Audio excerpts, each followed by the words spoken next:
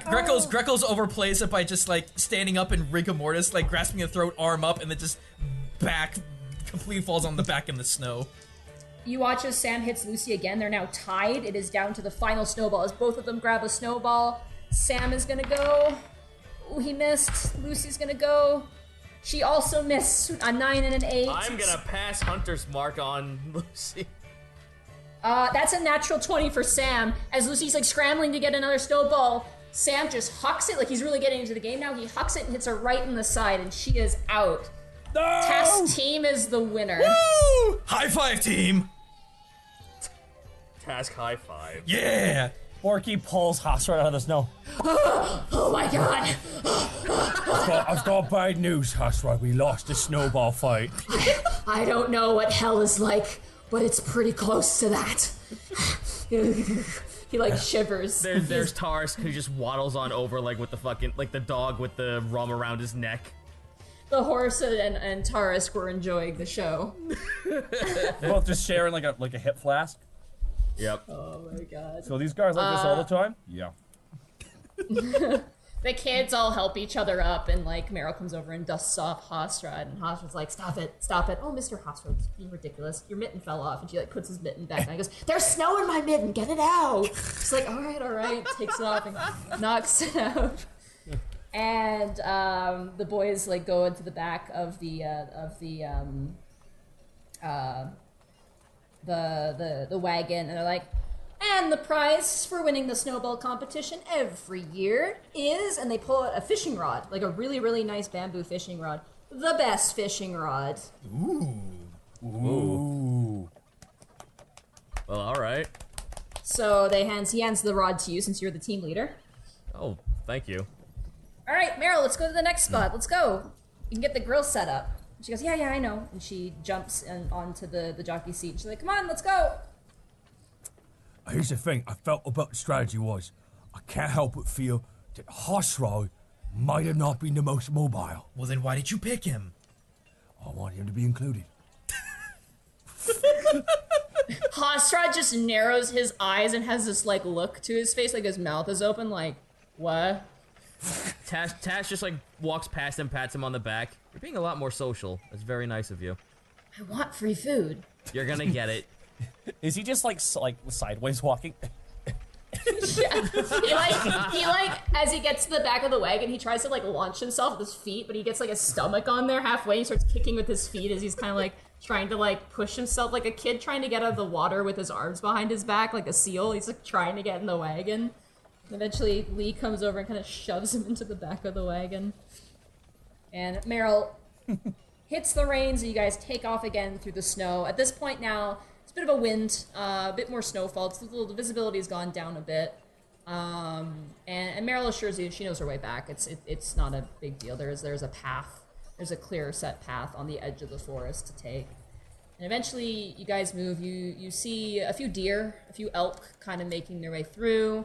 You see a moose, a singular moose. How tall is this? How tall is this? Then there's Tash just like, whole clutching onto like the hilt of his fucking bow, like.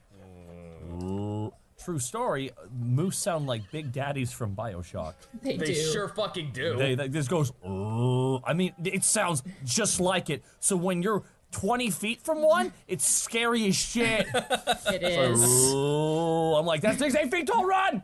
It can kill us.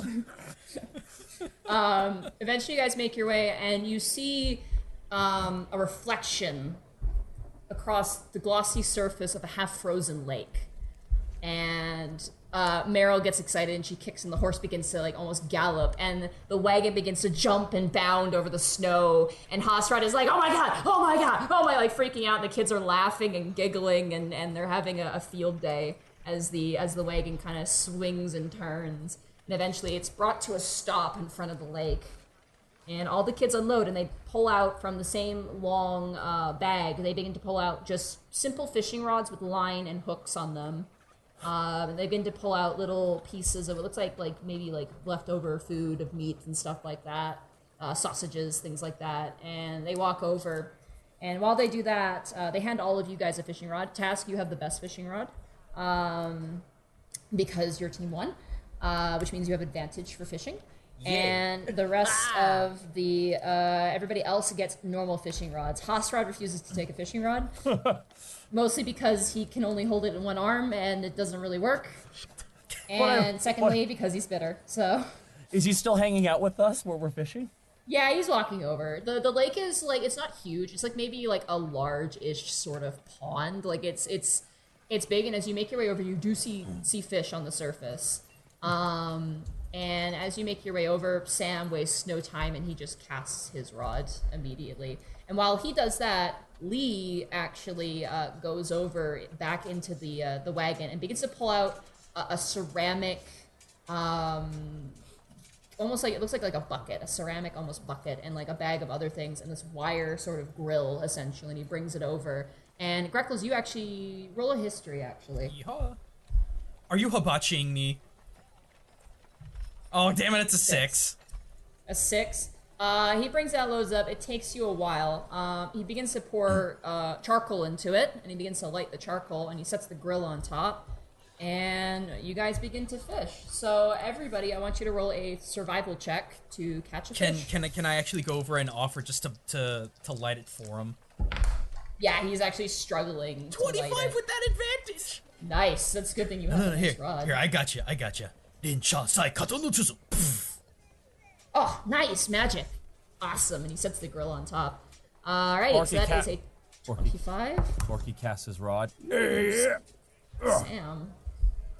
Oh god. Natural 20. Natural 20. 16 for Grex.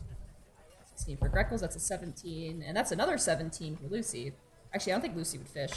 She doesn't like fishing. So as you guys cast your rods, I want Task, I want you to roll a 1d4. Oh, dear. here I go rolling the 1d4. A 4. Nice. You catch 4 small fish.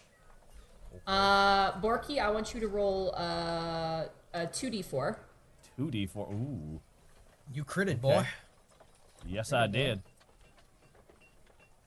And that's a 1 and a 2. Yeah, 1 and a 2. Okay.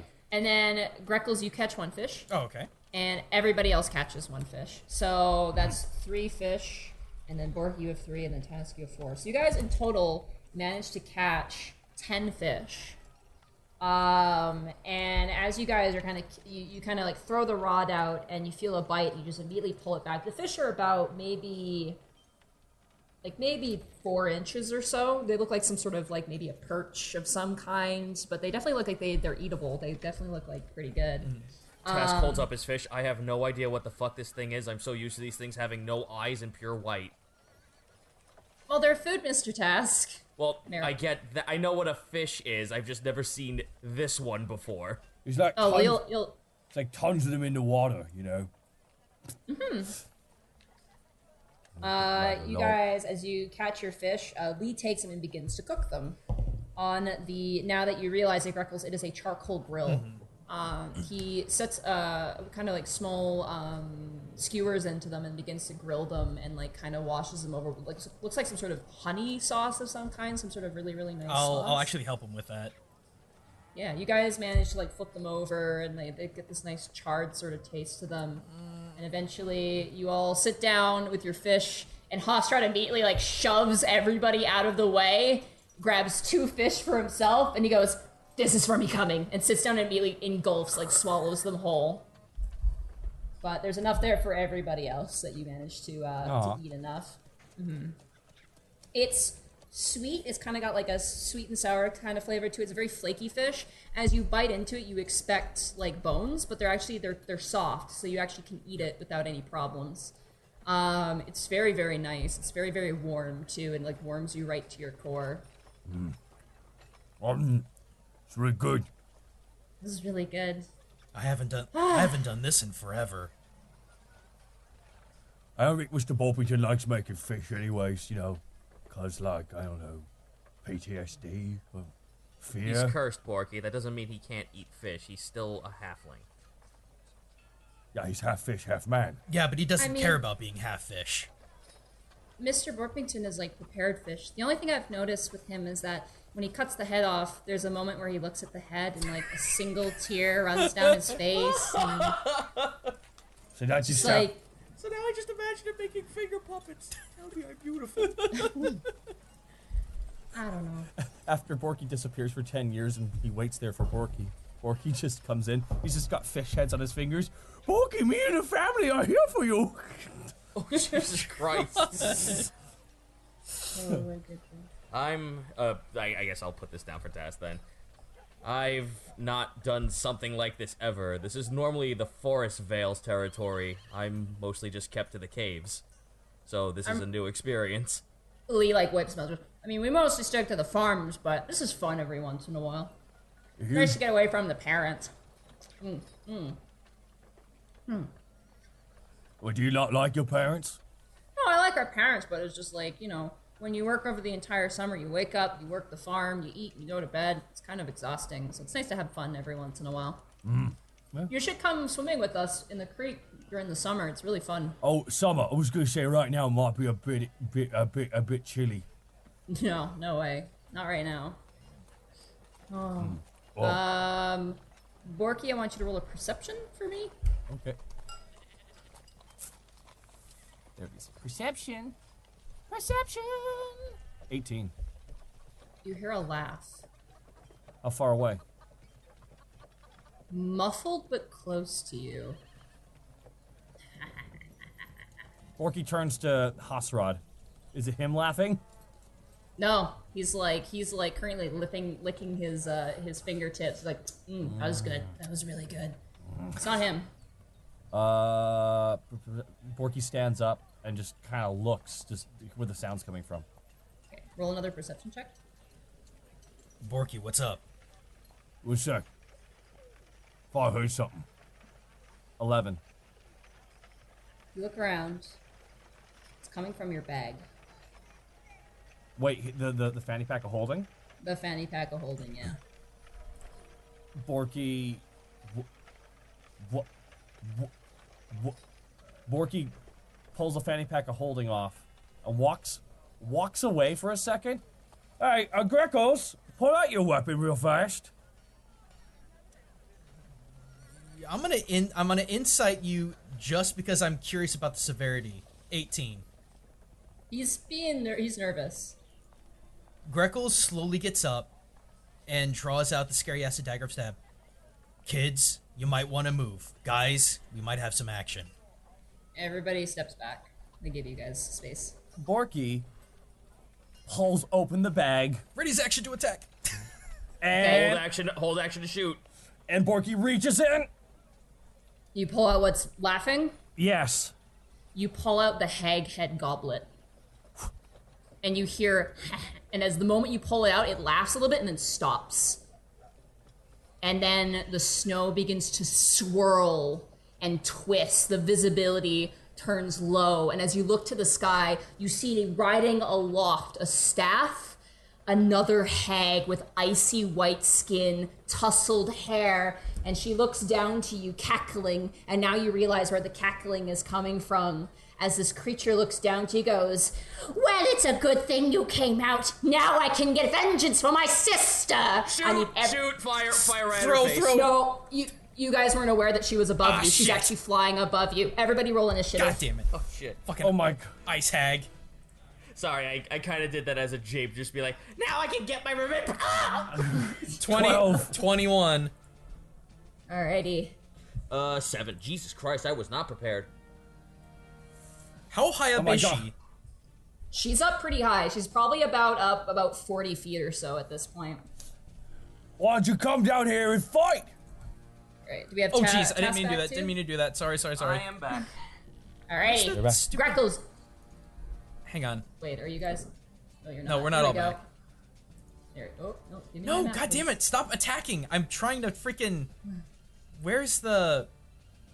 How can I click on Firebolt for the description and not attack? Go to your character Uh-huh. sheet with the sorry, I'm loading it up right now for you. Go to spells and then click the gear that is on the right side. Okay, there we and go. it'll show you. There we go. You scroll down. You can scroll down. You can read it. Oh, it scared me there for a minute. Oh. Oh. Well, ain't that delicious? Okay, didn't know that one. All right, Greckles, it is now your turn. You're up first as the hag is kind of kind of circling you guys like a vulture in the winter sky. Visibility is poor. If you're going to be attacking, it will be with disadvantage because the wind is howling and screeching. So, what are we seeing on the map really quick? Because there's a big gray thing going on here. There's the lake, which you guys were fishing out of.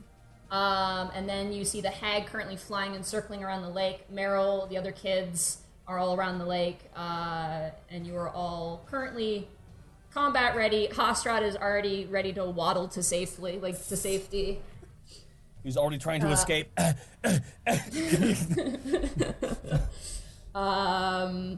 So yeah, basically you have the lake between you and the kids at the moment as you guys are fishing around it.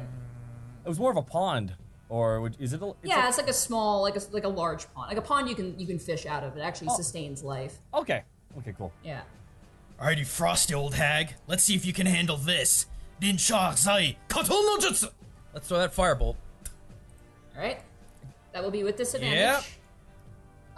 You miss. You throw it, and she actually swings. Why'd you roll a second one? I didn't. Those were the miss rolls, remember?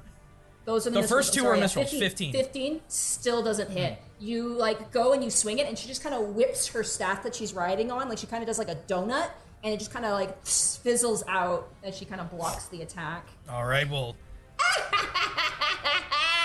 She kind of laughs. All right, then let's see about this. Yeah. That's a 17. Okay, that hits. That does hit. I darted. I chucked a dart out at her. So Right. you just do one damage because you're doing a bonus action. You throw it at her and you hit her in the chest. She goes, ah! Oh, that's the way you want to play, is it? Boys! And she begins to scream. It is now her turn. And as it is her turn, you watch as bounding over the snow, large, icy white wolves burst into the scene. They're almost, you can barely see them in the snow itself. Oh, jeez. Oh, God, that is massive. They're massive. They're absolutely huge. And they come barreling out, and one snarls and goes, man flesh. They talk, too. What? She is going to... Let's see, what is she going to do? Okay. Greckles, I need you to make a wisdom saving throw for me. Yeehaw. Let's get possessed. That's an 8. That's an 8. You are you go to grab another dart, and as you go to grab another dart, your entire body seizes up. You are currently paralyzed at the moment. As the witch kind of twists her hand, your body kind of snaps and tenses. And she is going to fly over here. Begins to kind of swirl and coalesce again. That ends their turn. This wolf basically leaps up. This is actually Lee right here. And the wolf snaps up towards Lee. Oh, shit. And he drops the fishing rod and he looks terrified. He goes for a dagger at his side. The wolves just have enough time to enter into the fray. They can't attack yet. It brings us down now to Borky. It is now your turn. Borky just stuffs the hag goblet back into his fanny pack, closes it. Borky's upset because he feels like he's to blame for this. Borky pulls out his axe, and Borky goes into a frenzied rage. Alrighty, frenzied rage. Borky goes into an orky rage. And Borky charges right at the wolf going for Lee. Okay. It's time to get Orky. It's time to get Borky. And Borky just runs. It goes into an orky frenzied rage.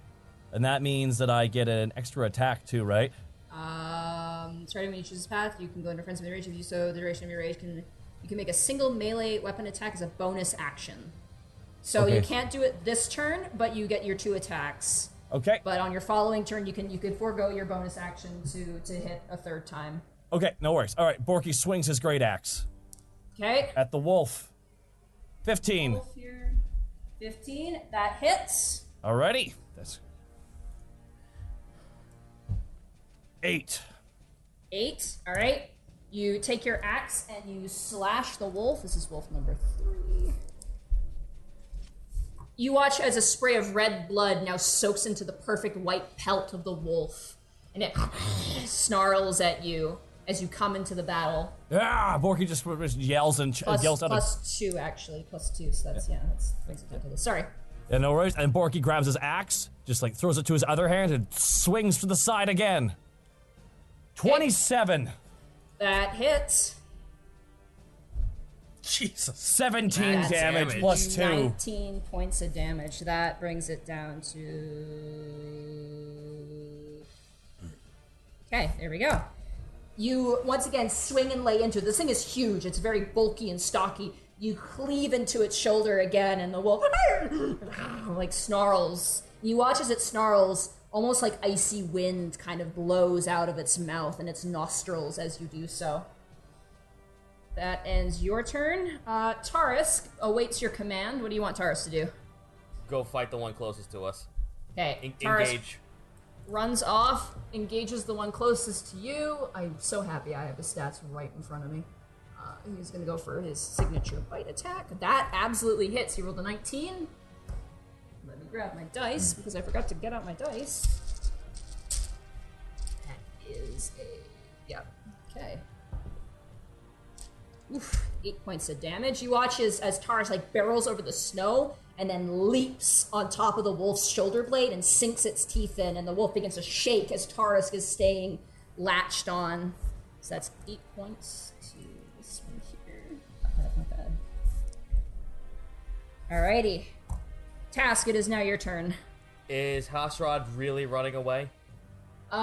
He's like, looks like he's ready to. He's looking a little freaked out, especially as the giant wolf is now like licking its chops and looking at Hasrod. I'm going to toss him my sickle and say, shed some skin and look alive. Alright, he will roll a reflex save or a dexterity check with disadvantage because he's still. That's I was a gonna throw, 6. not at him. I was gonna throw it like next to him. Okay, yeah, you easily do that well enough. You just kind of lob it, and it lands. He looks at it on the ground, looks up to you, goes, "Are you serious?" Either that or we all die. God damn it! He looks back to the wolf, and the wolf is just like slowly stalking towards him. You see him sweating. He's like, and he like kind of like is trying to lean over to grab it. That what else do you want to do in your turn? I told him. That's why I told him shed some skin. Yeah. Oh, let me see how intelligent he is. Oh no. He's very intelligent. That was an 18. Plus, I don't even need to look at his modifier. He's very smart. Alrighty. All right, He turn. kinda- He gets the picture. I will say that will take your bonus action to throw him the weapon. That's fine. I'm gonna take my shot at Wolf Boy, so I'll get my 2 hits in. Which one are you aiming for? The one that Borky is fighting or the one that Taurus is currently Tarisk fighting? is fighting. Okay. All right. And since he already took damage, I get Colossus Slayer on him. Yeah. Sick. All right, let me get my sheet up. Sorry, different computer. It's all good. Do that for computer. Whoop. Nat 20. Oh. Wow. Yo. Alrighty. Here we go. Oh god, all those dice. And then that one there. Jesus Christ. 26. And then no, you didn't Hunter's Mark. So Colossus did- Slayer. Yeah. I can't Hunter's Mark. No, yeah, you used it up. Alright. So No, I that's didn't- 26. Not that I used it up, I can't bonus action. Yeah, no. So that's 26 and then Colossus Slayer? Yep. That's the 7. Oh, that's a 7. Alright, yeah. Alright, so 26 points of damage. All right, Not bad. Now my second hit. For my next trick, 15. Okay. That does hit as well. That's a 13. 13. Alright. You lay into this thing 2 arrow shots, ching ching, into both shoulder blades, and the wolf buckles almost in agony. Alrighty. That brings us to the kids, including Hasrad. Yay. Alrighty.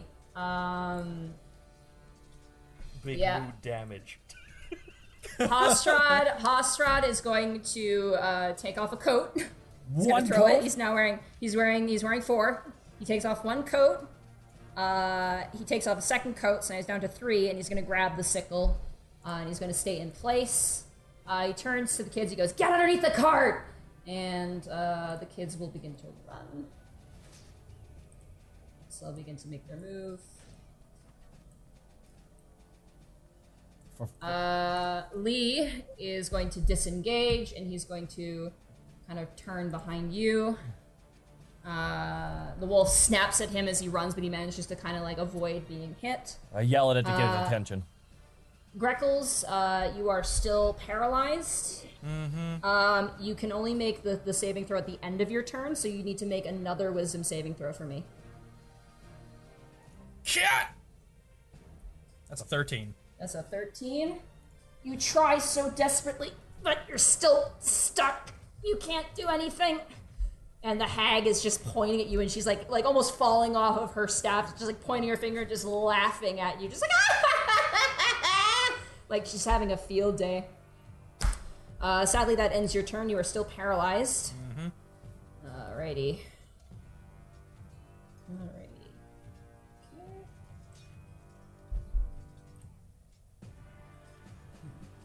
So she's gonna move.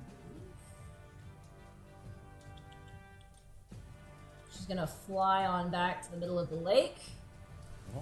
And I need to double check the paralyzed condition for you. Sorry, just gonna double check this real fast.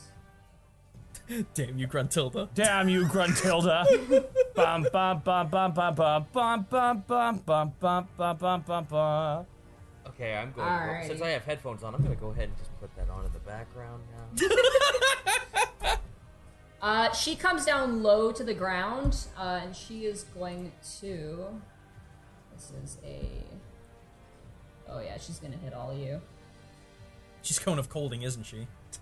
Yeah, she absolutely is. I need everybody to make a Greckles, Borky, and Lee, and the wolf. You guys need to make a Constitution saving throw. Oh boy. Here I go, being tough.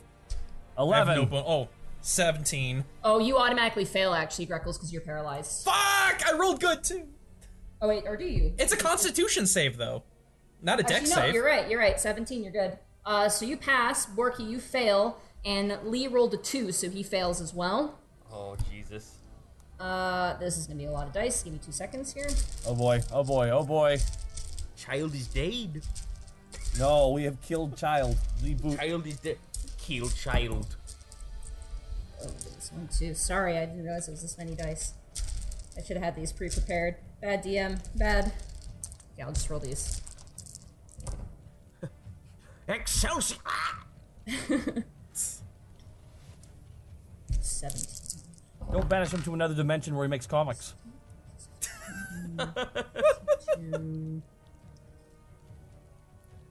Alright, Borky, you take 27 points of cold damage. No, I'm immune to cold. You're resistant to cold. Okay, what does that mean? It means you take half. You take half. So Greckles and Borky, you take 13 points of damage. Lee, with his 2 hit points, immediately gets hit with the spell and freezes instantaneously into a statue. Shit. Oh fuck! This kid's dead. No, We don't know. dead. No, we don't. We don't know that yet. She just said 2 hit points. He's fucking dead. No, he's technically bleeding out. No, he's frozen. He's frozen. That ends the hag's turn. She used her full movement. The wolf in front of you, Borky. He also takes damage. I didn't roll for him. Whoops. Oh yeah, he passes. That's a 19. Oh, for God's sake. Plus 2. Yeah, so it's 11. He's fine. He still takes half damage though. He takes 13 points. So that brings him down to. Okay. The wolf is going to attack you, Borky. That is 15 plus 6. That's a 21 to hit you. Yep. Okay. He's rolling really well. So that is 10 points of piercing damage, and I need you to make a DC 14 strength saving throw for me. I need you. Is now raged blocks half piercing, right? Yeah. So that is that's brought down to 5. Okay. And I need what save do you need me to make? Strength saving throw for me. A strength saving throw. Okay. And that is a natural 20. It tries to knock you over, but you manage to like chest bump it away, and it kind of staggers back. Can I use this natural 20 to disengage without any issue when I knock it back? Then. No, it's Dang. just like you stop its attempt essentially. Actually, you knock it prone. That'll be fun. Nice. So you knock it, you like it goes to leap you up, and you just chest bump it. It falls backwards. I love the snail. Yeah. The wolf in front of Tarisk. Let's see. It is going to go for a bite attack on Tarisk. That is a 14, which just hits its armor class. Even with his new duds? Even with his new duds, they're not technically armor. It's an insulated thing. It keeps them from Warm. it keeps them warm from like regular snow climate. All right. So that is 5. I just need to write down his health here. Is he fully healed? So that brings him down to that. Okay. Alrighty. The last wolf is going to go after Hasrad. That can move 50 feet, so it will reach Bite him, Hasrad, bite him! The wolf gallops towards Hasrad. Let me grab Hasrad's health real fast. You can't be a healthy boy. I gotta grab him. Oh, he's under employees. There he is. Okay. Oh, right, he leveled up. That's correct. He's been working. Alright. Has he? He's always working. The wolf leaps into the air to bite him. That's a natural 1. Nice. Yeah. As the wolf leaps up, Hasrad flips out an arm and goes, "Pocket snake!" And a snake just pops out and bites the wolf in the face. Excellent. Yes. Pocket Snake. Artists, please. You have your mission. Please, Pocket Snake. The wolf like lands on the ground and starts shaking and roaring as this tiny little corn snake is attached and is being whipped around like crazy. That ends their turn. It brings us back to Borky. It is now your turn. The wolf in front of you is prone at the moment. Now, can you disengage from a prone? You can just disengage from a prone It target. can't take an attack of opportunity from you. I don't believe. It's on its back. Now, if I want to essentially. grab 2 people and run with them, like, it's because like. Sorry, not to metagame here. I'm just trying to think of the situation. You here. can pick up a person. You would be basically half your movement. At that point. I just open myself up to attacks and stuff from her. This is. She can't attack you as a reaction. No. No, I'm just. It's like. I'm just worried that something's wrong with the kid. How low is to the ground is she right now? She is currently like just hovering above the water. She's technically on ground level at this point. Borky puts the axe away, and Borky pulls out the magical Fey sword. What was Okay. What was its name again? It's called The War Mage's Vengeance. the War Mage's Vengeance. Borky pulls out the sword and holds it up. Shing! Does she react at all? Let me acknowledge Arcana that. I don't think she'll know. I'll give her a disadvantage because I don't think she would know. Yeah, she has no idea. She kind of looks perplexed at the weapon. Doesn't seem to know what exactly it's for. And Borky disengages from the wolf and runs right at her. Okay, the wolf does get an attack of opportunity, but with disadvantage because it's prone. Okay. Oh, that's a 4. That's not going to hit you, even with its bonuses. Yeah, it's a 10. Borky runs right at her with the sword. He's still in his frenzy rage, so he gets his second attack. So he gets his You get 3 attacks technically. So what was the name of the sword? Now, how do the rules for the sword work again? Let's do this. I will do it for you. I will tell you. Okay. So you need to.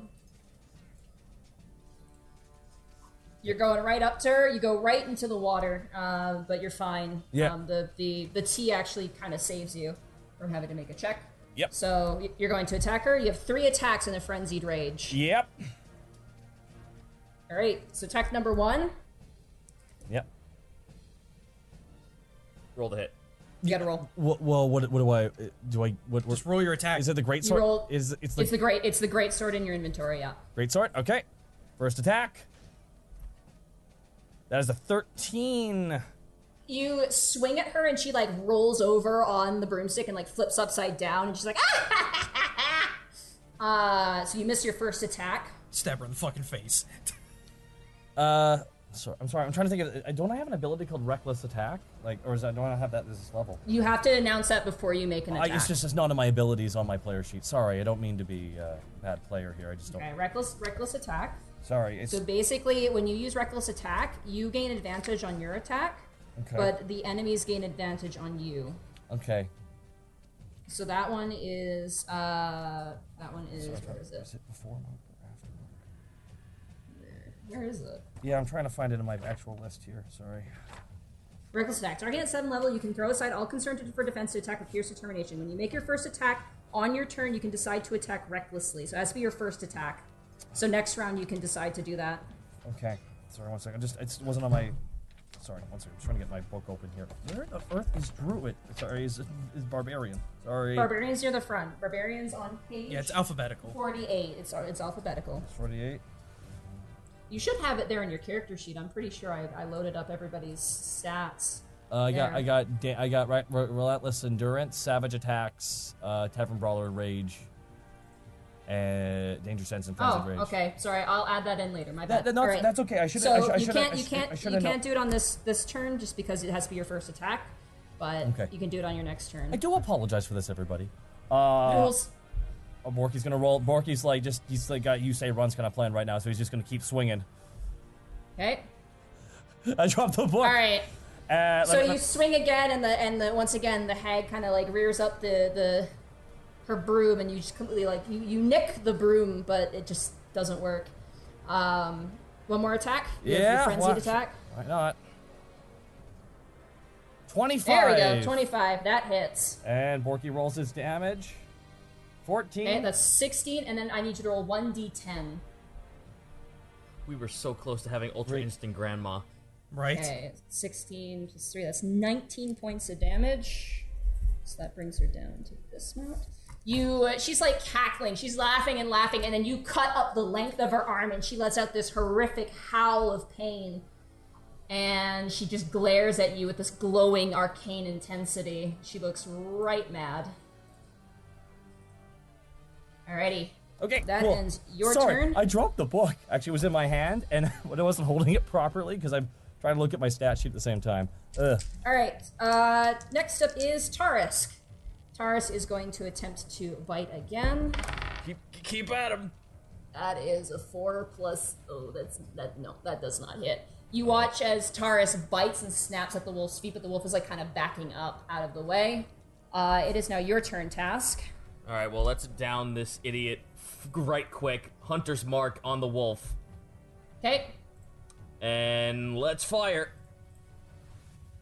God damn it, this thing. It's okay, you're on a weird computer. Yeah, pro tip, don't use Roll D20 on a MacBook Pro. Oh dear. It sucks. It fucking sucks.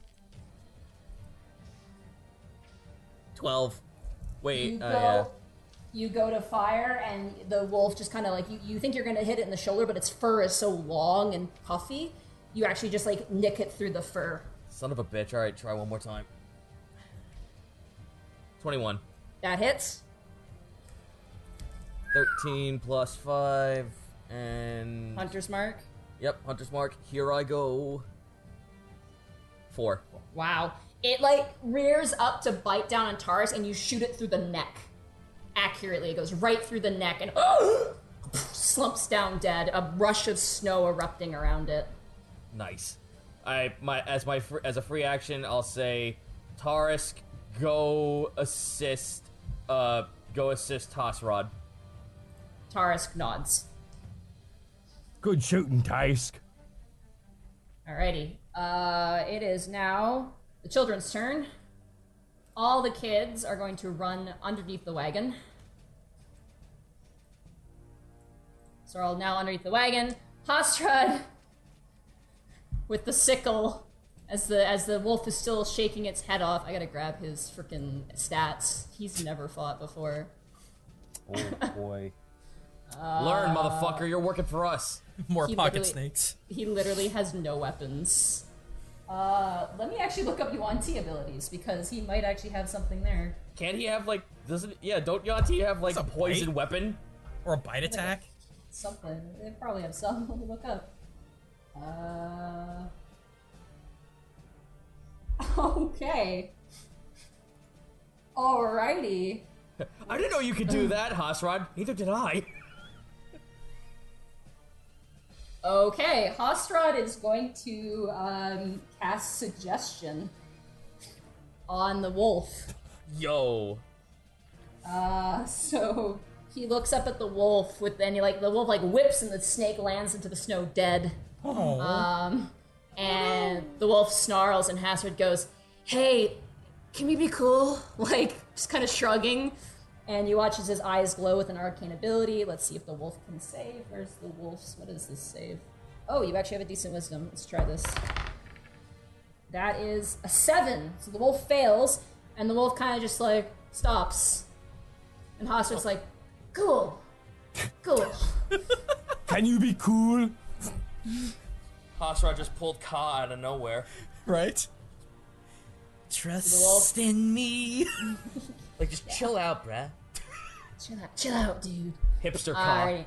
Now that's a sexier snake than Angelina Jolie snake. That ends Hostrad's turn. The wolf just kind of looks at him. It's got blood dripping out of its nose, but it's cool. It's fine. Alright, that brings us around back to Greckles. I need you to make another wisdom saving throw for me. Here we go. That's a 6. You're still frozen. You can't even talk. Oh god, he's going Grex. He's going, what is it? What do we call them? Geckles. Grackles? Geckles. Geckles. Yeah, he's going Geckles right now. Oh dear. Alrighty. It is now the hag's turn. She is going to...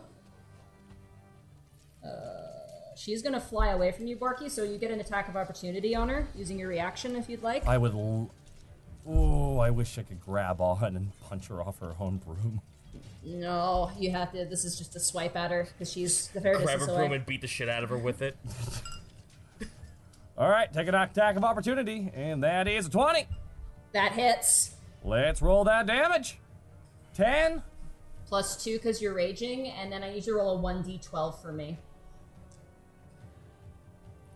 I'd love these rolls to be good for 16. You and me All both, right. buddy.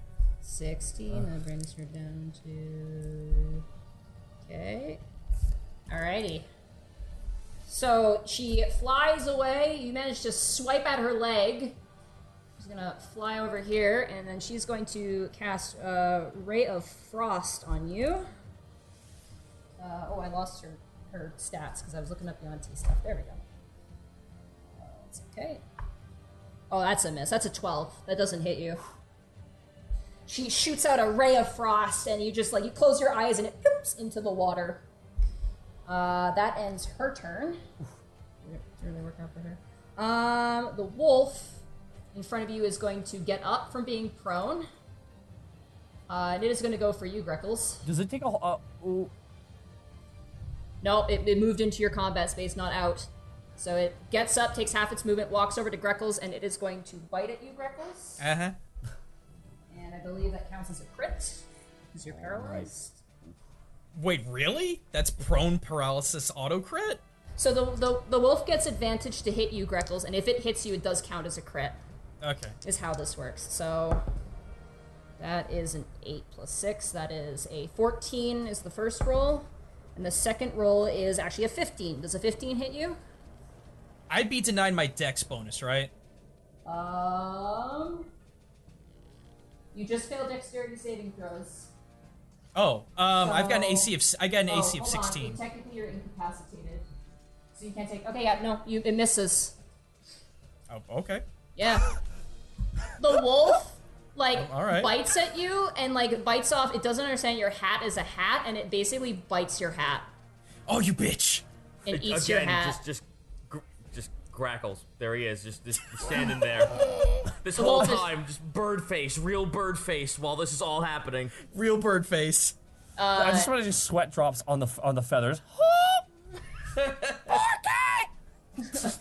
That ends that wolf's turn. The other wolf. Oh, okay. So if it gets damaged, it's out, but it can't. So it's just sitting there. You watch as Hosser's sit, and the wolf sits down. That ends its turn. It is now Borky. It is now your turn. The hag is still low to the ground. She hasn't actually gone up into the air yet. Borky looks over and sees that Greckles is like just staring at him with can only described as bloodshot eyes. If eyes could be pleading of, for the love of God, stop it. Borky turns, puts the holy blade, puts that beautiful, gorgeous blade away, pulls out his axe. Borky starts swinging home. He's still in his, and Borky's gonna go into a reckless attack too. Yeah, your on reckless this beast. attack. All right, so you have advantage. He's got frenzied rage and reckless attack. Borky is scared for his friends and the children because he sees that frozen child. And Borky's just mad as shit right now. Borky swings. That's 26. That hits. And that is 13 points of damage plus 2, 15. 15. Borky want me to keep going? Just keep going? 3. 1 second, I'm just calculating damage. All right. Do you get your 3 attacks, or is it just the 2 now? He's still got 3 attacks if he forgoes his bonus action. Okay. Unless, 1 second, is reckless attack? I don't think reckless. Oh my god, the power just flickered again. I'm scared. That hits. Alright, so alright, Borky keeps going. And 10 plus 2. That does it. You cleave the wolf's head clean off as it crashes to the ground. I still have an additional attack. Can I pull out another weapon and attack a different target, or am I stuck here? You can move as well. You can break up your attacks by moving. Oh, you can? I can break up my attacks by moving? Well, Borky... Wait. So I can move and then attack?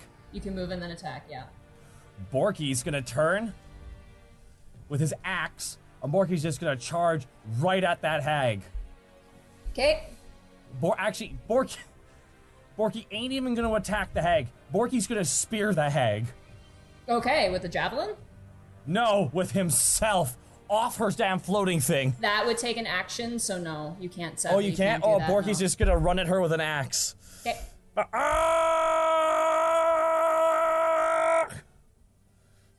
13. As you swing, she begins to rise into the air, and you just miss her.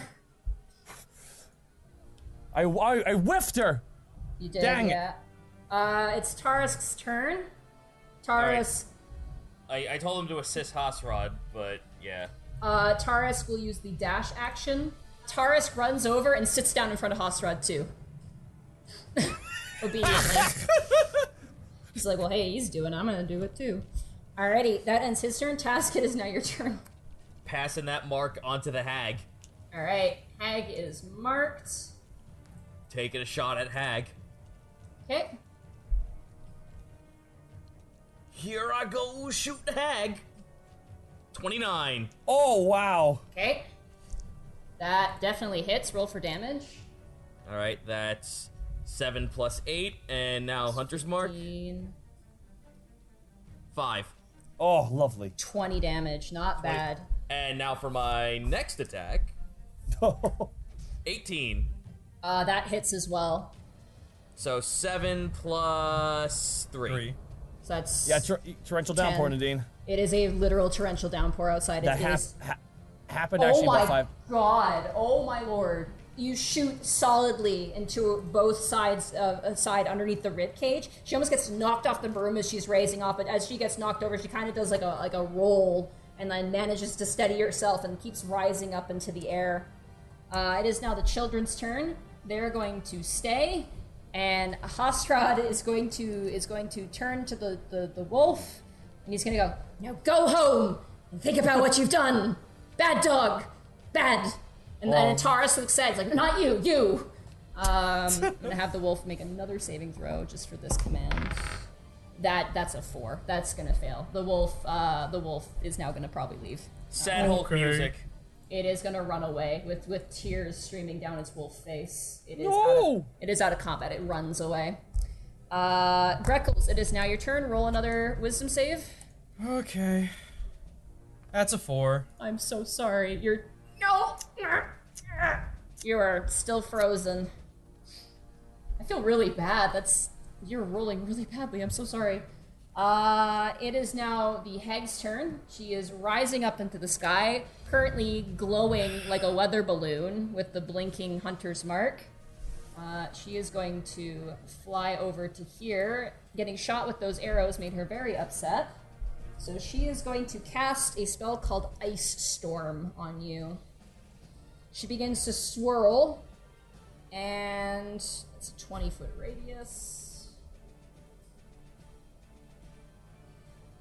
Alrighty, so it's gonna Oh, hit good. you. It's gonna hit the kids. They're, are under, the kids they're, under? under, they're under the Oh, wagon. okay. So I need you to make a dexterity saving throw. All right, dex save. Here I go. Not natural one. 22. 22. Alright, you save, so you take half damage. So let me just roll this damage here super fast.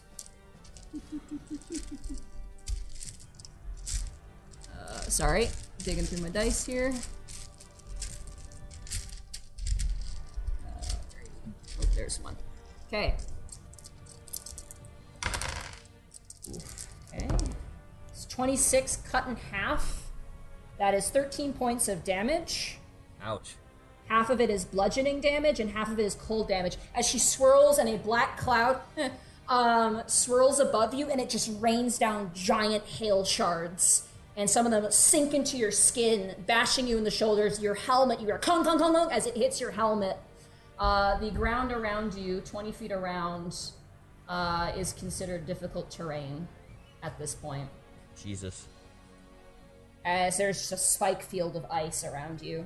That's okay, bitch. I don't need to move. That ends her turn. That brings it back to Borky. It is now your turn. Okay. Intimidation is a bonus action. Yeah. Borky's gonna bonus action and Borky's gonna pull out the goblet. Can you do that when you're in a rage? I don't know actually. I'm curious. Let me check up the rules for rage real fast here.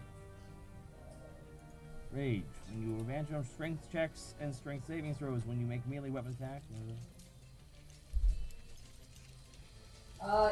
You can. You can attempt to intimidate. Okay. With morning action intimidate. Borky's gonna pull out. Borky goes, "Hey! You!" Screams. And She turns and looks to you. Borky's holding the actual goblet, the hag goblet. You know how she died? Do you really want to know? She doesn't It seem to was- care. It was hilarious, and the same is gonna happen to you. Roll. I'm gonna take you to a city you can't leave. Roll intimidation. Okay. Ooh. Yeah, not happening. 10. Yeah, she rolled a 19 plus one, Damn. so it's a 20. She just starts she starts laughing her head off as ice is descending down. The children are screaming underneath the wagon as it is being currently pulverized with shards of ice. Borky, okay. Like- I'd like to activate Gripples and throw it at her. You can't do that. He has to be on the ground. Damn. Okay. Yeah. Okay. No worries. All right. Well, Borky's gonna do then. He doesn't know what to do because he can't jump up that high. You still have 40 feet- attacks. So He's 40 feet in the air. she's about 30 or so. Actually, how high is she? Yeah, she's 40 feet in the air at the moment. There's no way Borky can get that high, so Borky's gonna pull out. Borky reaches in and grabs his javelins that he has a set amount of. Thank you. And Borky starts throwing the javelins. Javelin storm! Borky throws a javelin. Okay. And it hit. That hits. 19. What is the distance on your javelin, though? She's 40 feet away. 40 feet.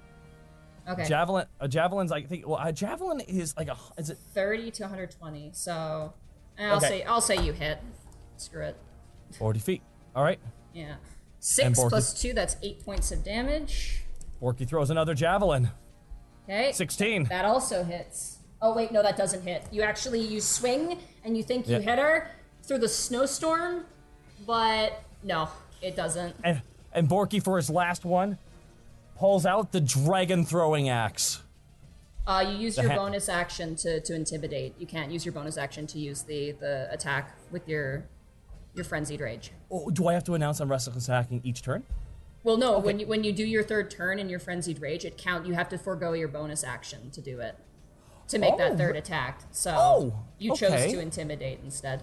So Oh, dang. That's okay. No worries. That's ignorance on my part. Okay, thank you. all right, it is Taurus' turn.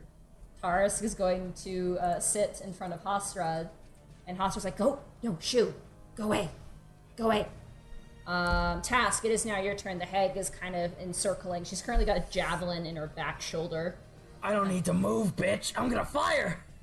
Okay. 28. That's a 24. All right. Roll for damage. That is 11, and then Hunter's Mark. Yep, let me add Hunter's Mark onto that. Shoot Five. her! 5. So that's Shoot her! 15. Not bad, not bad, not bad. Okay. Alright, still now I just wanted to use one basic attack. Now I wanted to forego Hunter's Mark to go into Hail of Thorns. Alrighty. I have to at least hit her, though. Yeah, you have to hit her. Alright. And she has to make a dexterity saving throw. That's a 17 to hit. That hits. That just barely hits. And she gets a dexterity saving throw as well. Alright. So that's 8, and then I gotta add Hail of Thorns onto that. Okay, well, she got a 6 with her dexterity throw, so she fails. So she takes full damage. So that is Let's see, 8. if you cast a spell using the spell slot, the damage increases by 1d10 higher. I need to save my last spell for healing, so I'm only gonna do level 1.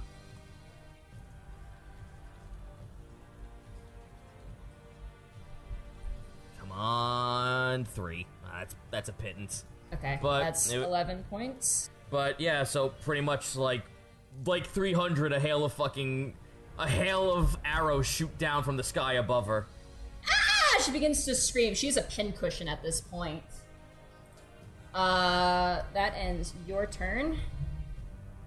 Ooh, Hasra, do you have anything? Let me just double check and see if he's got anything else up his sleeve. Boyo, buddy. Boyo, friendo. No, he's got Jack, unless he can throw the sickle. Let me double check and see if he can throw the sickle. It'd be hilarious if he can. Sickle. It's a light weapon. It is not thrown. So no, he can't throw the sickle at her. He just stays there. Actually, no, he already used it on the wolf. He's just gonna stay there and kind of like hugging Tarisk for dear life as this avalanche of snow continues to fall. That brings it to Grekel's saving throw. No. I Oh swear my to- god, are you kidding me? Go ahead. Grekel's has a bad day. I'm so sorry. He was frozen today.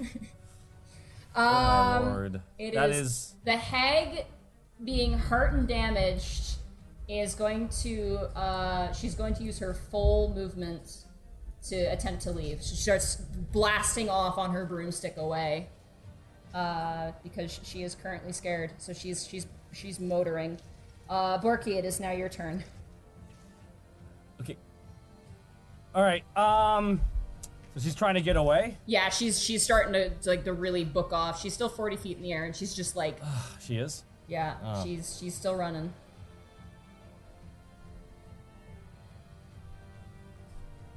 Is there a tree? Is there anything nearby that Borky can climb up? It is a clearing. It is the pond, and then there's like trees way off. I'm trying to think of what I can do in this scenario.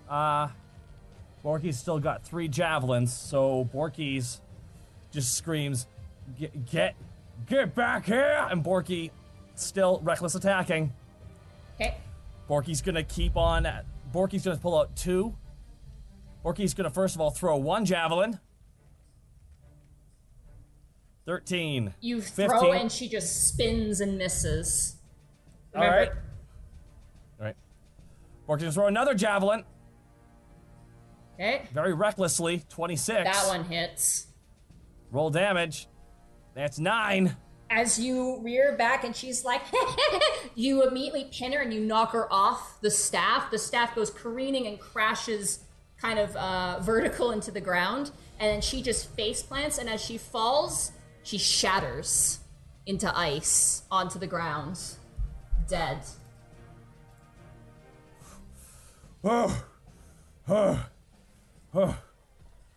Hasrod, check on the kids. The storm that's coalescing above just fizzles away. Oscar's like, yeah, Meryl, are you okay? And he runs over, and the kids are slap like, Greckles across the face. all right. Greckles, you eventually, it's numbing, but eventually you begin to loosen. Okay. Borky's gonna run and inspect the staff, not touch it, inspect the staff and like where she fell apart. All right. She's into shattered pieces. There is a satchel on her side. The staff itself appears to be kind of like fizzling, almost as if like the power is sort of leaving it at the moment.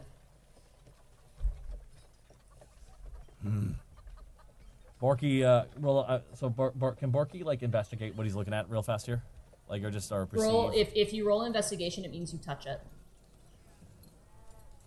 Borky's not gonna touch it. Okay.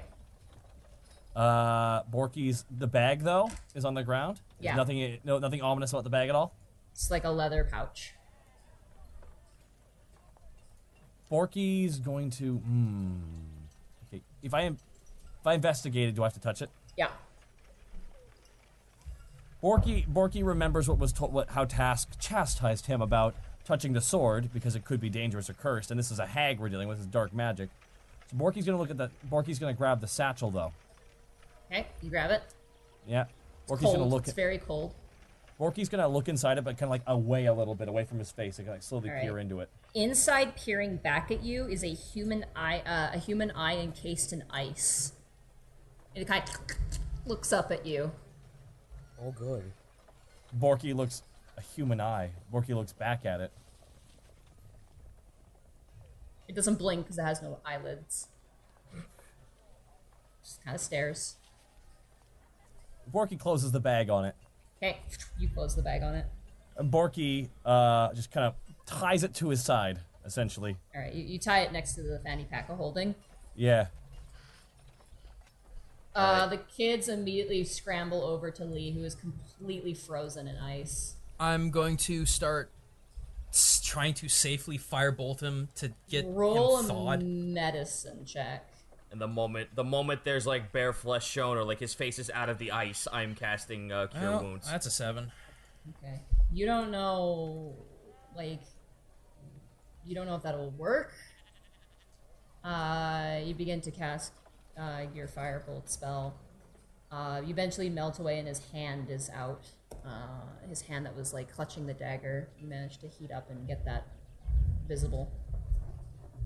All right, well, we need to get his head out in the open first before I can cast this Cure Wounds spell. How weak is the ice at this point? Because if it's weak enough, I'd rather just try to break it off.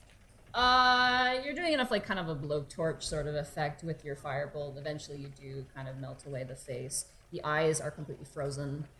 Okay, is that- here we go. Okay. Cure Wounds. Kid's getting 7 HP back. You touch him, he is frozen solid. Nothing happens. The energy itself doesn't even enter his body, it just dissipates.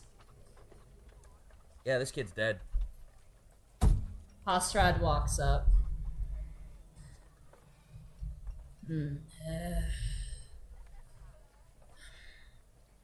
Blood. You need it? I need everyone to give me blood right now. Greckles holds out his talon.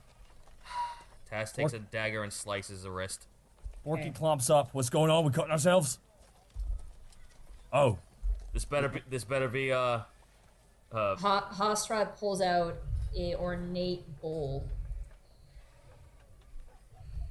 and he sets it on the ground and he sits cross-legged in front of it.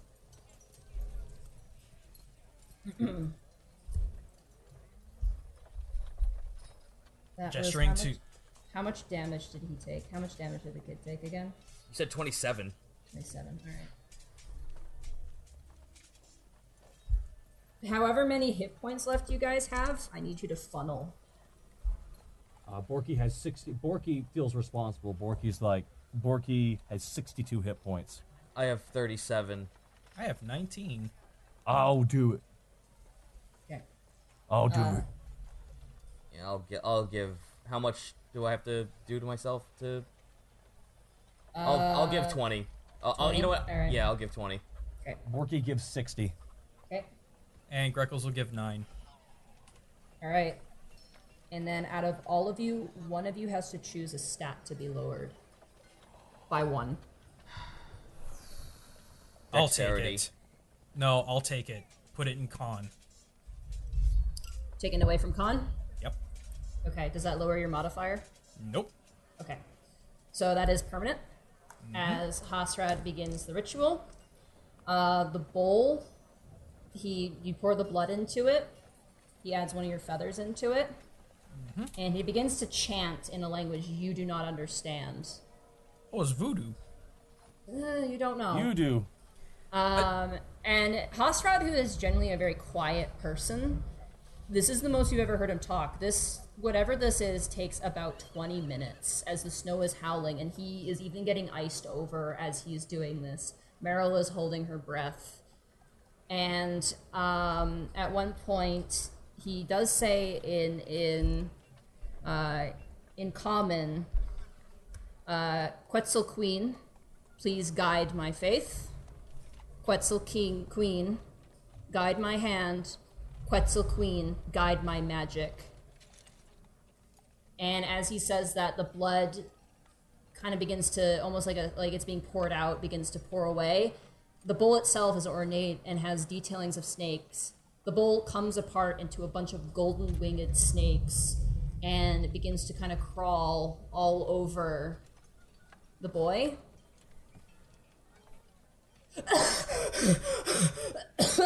He begins to cough as the ice breaks around him. Hasrad loses 2 to a stat as well. Give this kid a health potion. Yeah, you give him a health potion. Roll the health potion. What are you gonna lose, Hasrad? Alright, health potion. Ba-ba-da-ba-ba-da-ba. Sorry. He's gonna lose 2 to dexterity. Oh, he lost a modifier. All right. Christ. My 2d4 plus 4. Hold on a second. 2d4 plus... Blessed be Snack. Blessed be Hasrad.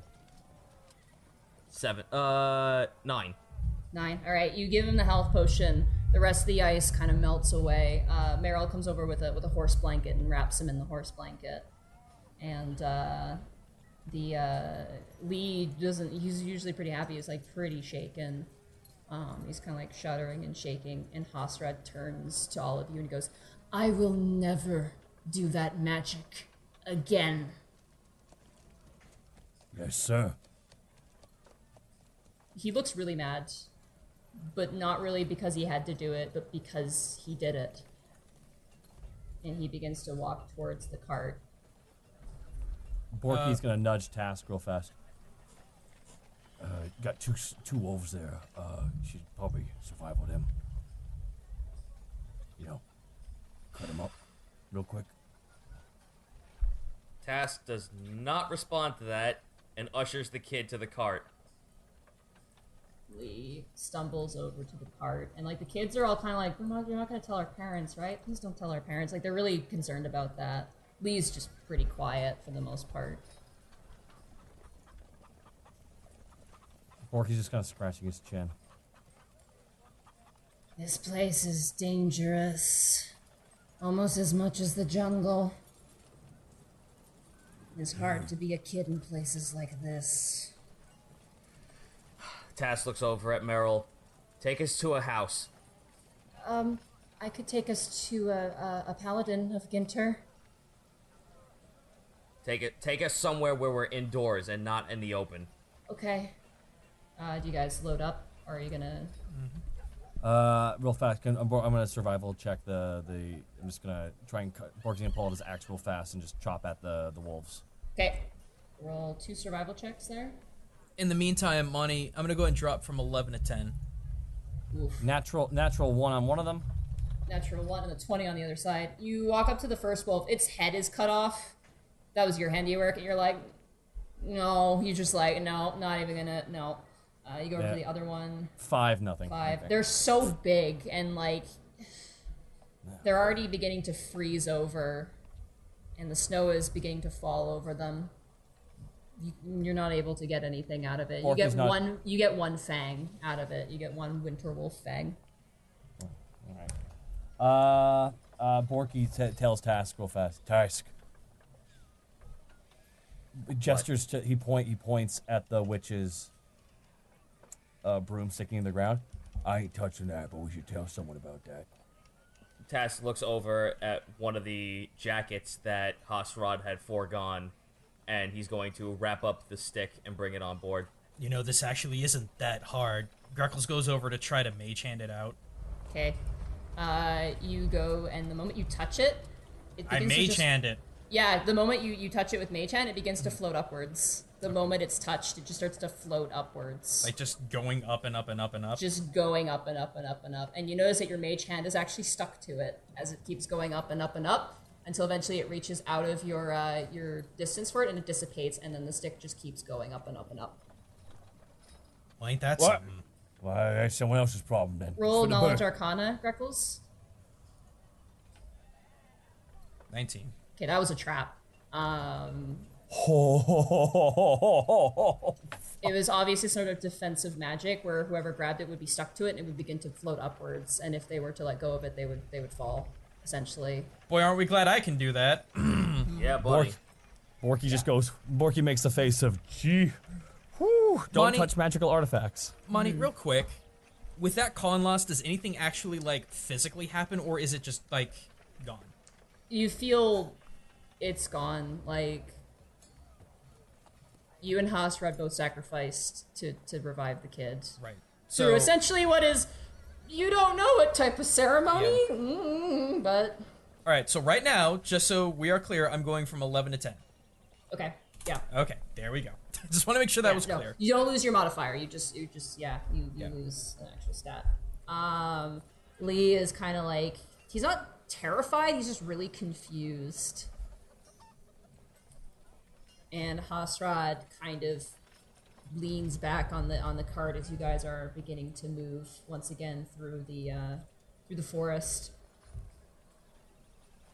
And Hasrad kind of turns, and he goes, "Look, I was just bad. out with I'm, us.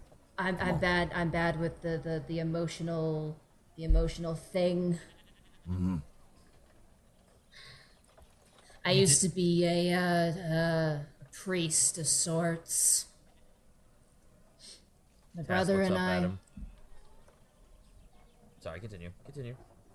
Hasrad, as you look at Hasrad kind of like narrow eyes looks back. We did a lot of human sacrificing.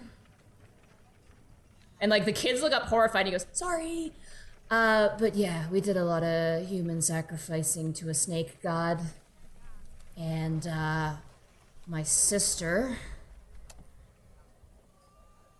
became the high priestess, wanted to summon that god into the material plane, and to do that would need to sacrifice all the priests. So my brother and I, well, we didn't like that so much. You said nah to that. Yeah, we kind of left, so that was the only thing I had left of her. You're welcome, kid. And Lee is just like shakily thumbs up, confused looking. For what it may or may not be worth, Hasrad, you did the right thing. Ugh, don't say that. Ugh. Would you Really? rather So it's say like- you did? Would you rather I say you did the wrong thing? Yes! All right, gonna- Hasrad, you did the wrong thing. Oh, thank you. I feel so much better about myself. Oh, sorry, I've never seen someone do something so wrong in my life. Tass does not respond to anything. He just looks. He looks in front of him with his like hands to his mouth, kind of like Ikari posing at this whole entire like discussion. Eventually, you guys make your way past the tree. And as you make your way past the tree that had fallen, the stump where the tree used to be attached, there's now a sprout coming out of it. Oh. And you notice as you look up a shadow disappear into another tree. Appears to be another nymph. Hey, wait! I'm calling out to it. I don't care. Do you speak Sylvan? No, but I figured I might as well try. Like I'm getting up and waving arms at it. It went into a tree, so you're currently waving your arms at a tree. God damn it! Do you speak Elven? Nope. Sorry, let me double check. It's I'm a gutter bird. I don't speak anything. Gutter bird. Gutter bird. yeah, no. It's Meryl kind of looks up to you. Greckles goes, "Sorry, they're a bit shy." That's all right. Hasrad, Mr. Hasrad? Hasrad kind of turns, like, he's got that look on his face, like, what? What are you gonna say? Say it. She kind of looks and goes, "Thanks." Yeah, it's not the first time I revived someone. No, thanks for coming. Yeah. Part where I fell into the snow was great. It was perfect. It's just what I wanted to do, spending my afternoon. You got free food out of it. I did. You did fulfill that promise, so 10 out of 10. There you go. There you go. Let's get home. I'm cold. And You for the and sake I are of gonna have words. me, Yes, you. You and I Why? are gonna have words. the words can come out right now.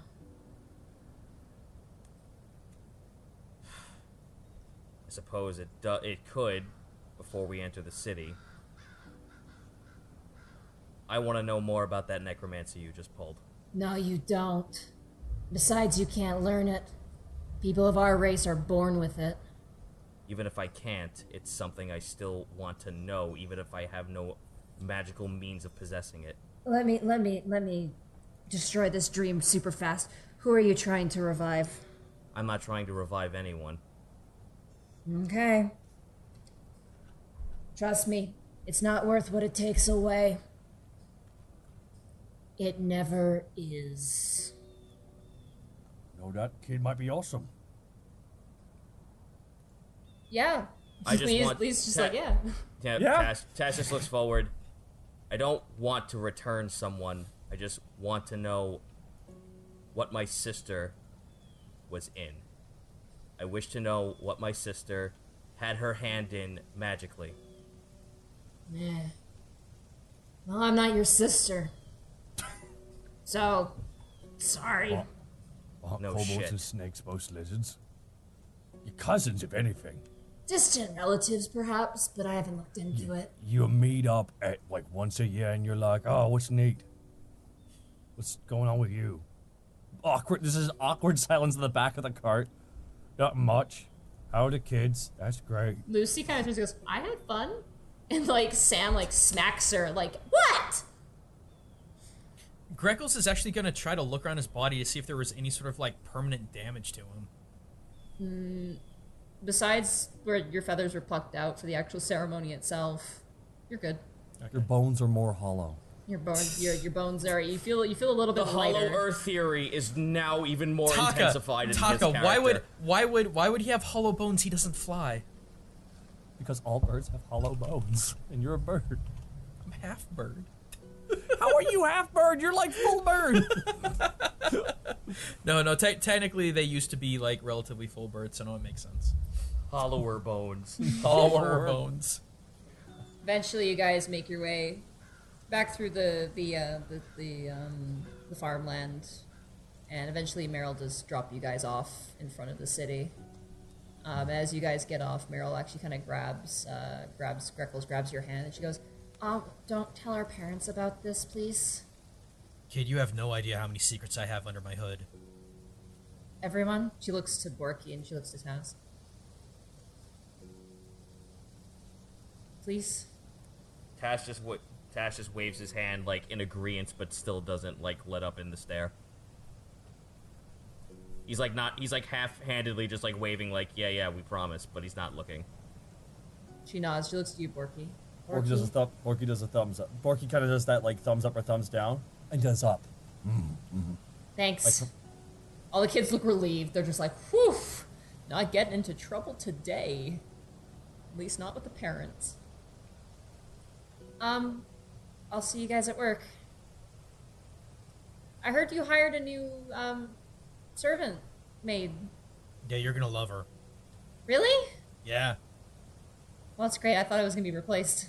Oh. No, if you died, then maybe. Borky, let's What? let's Meryl You actually wanna- starts to laugh. Oh.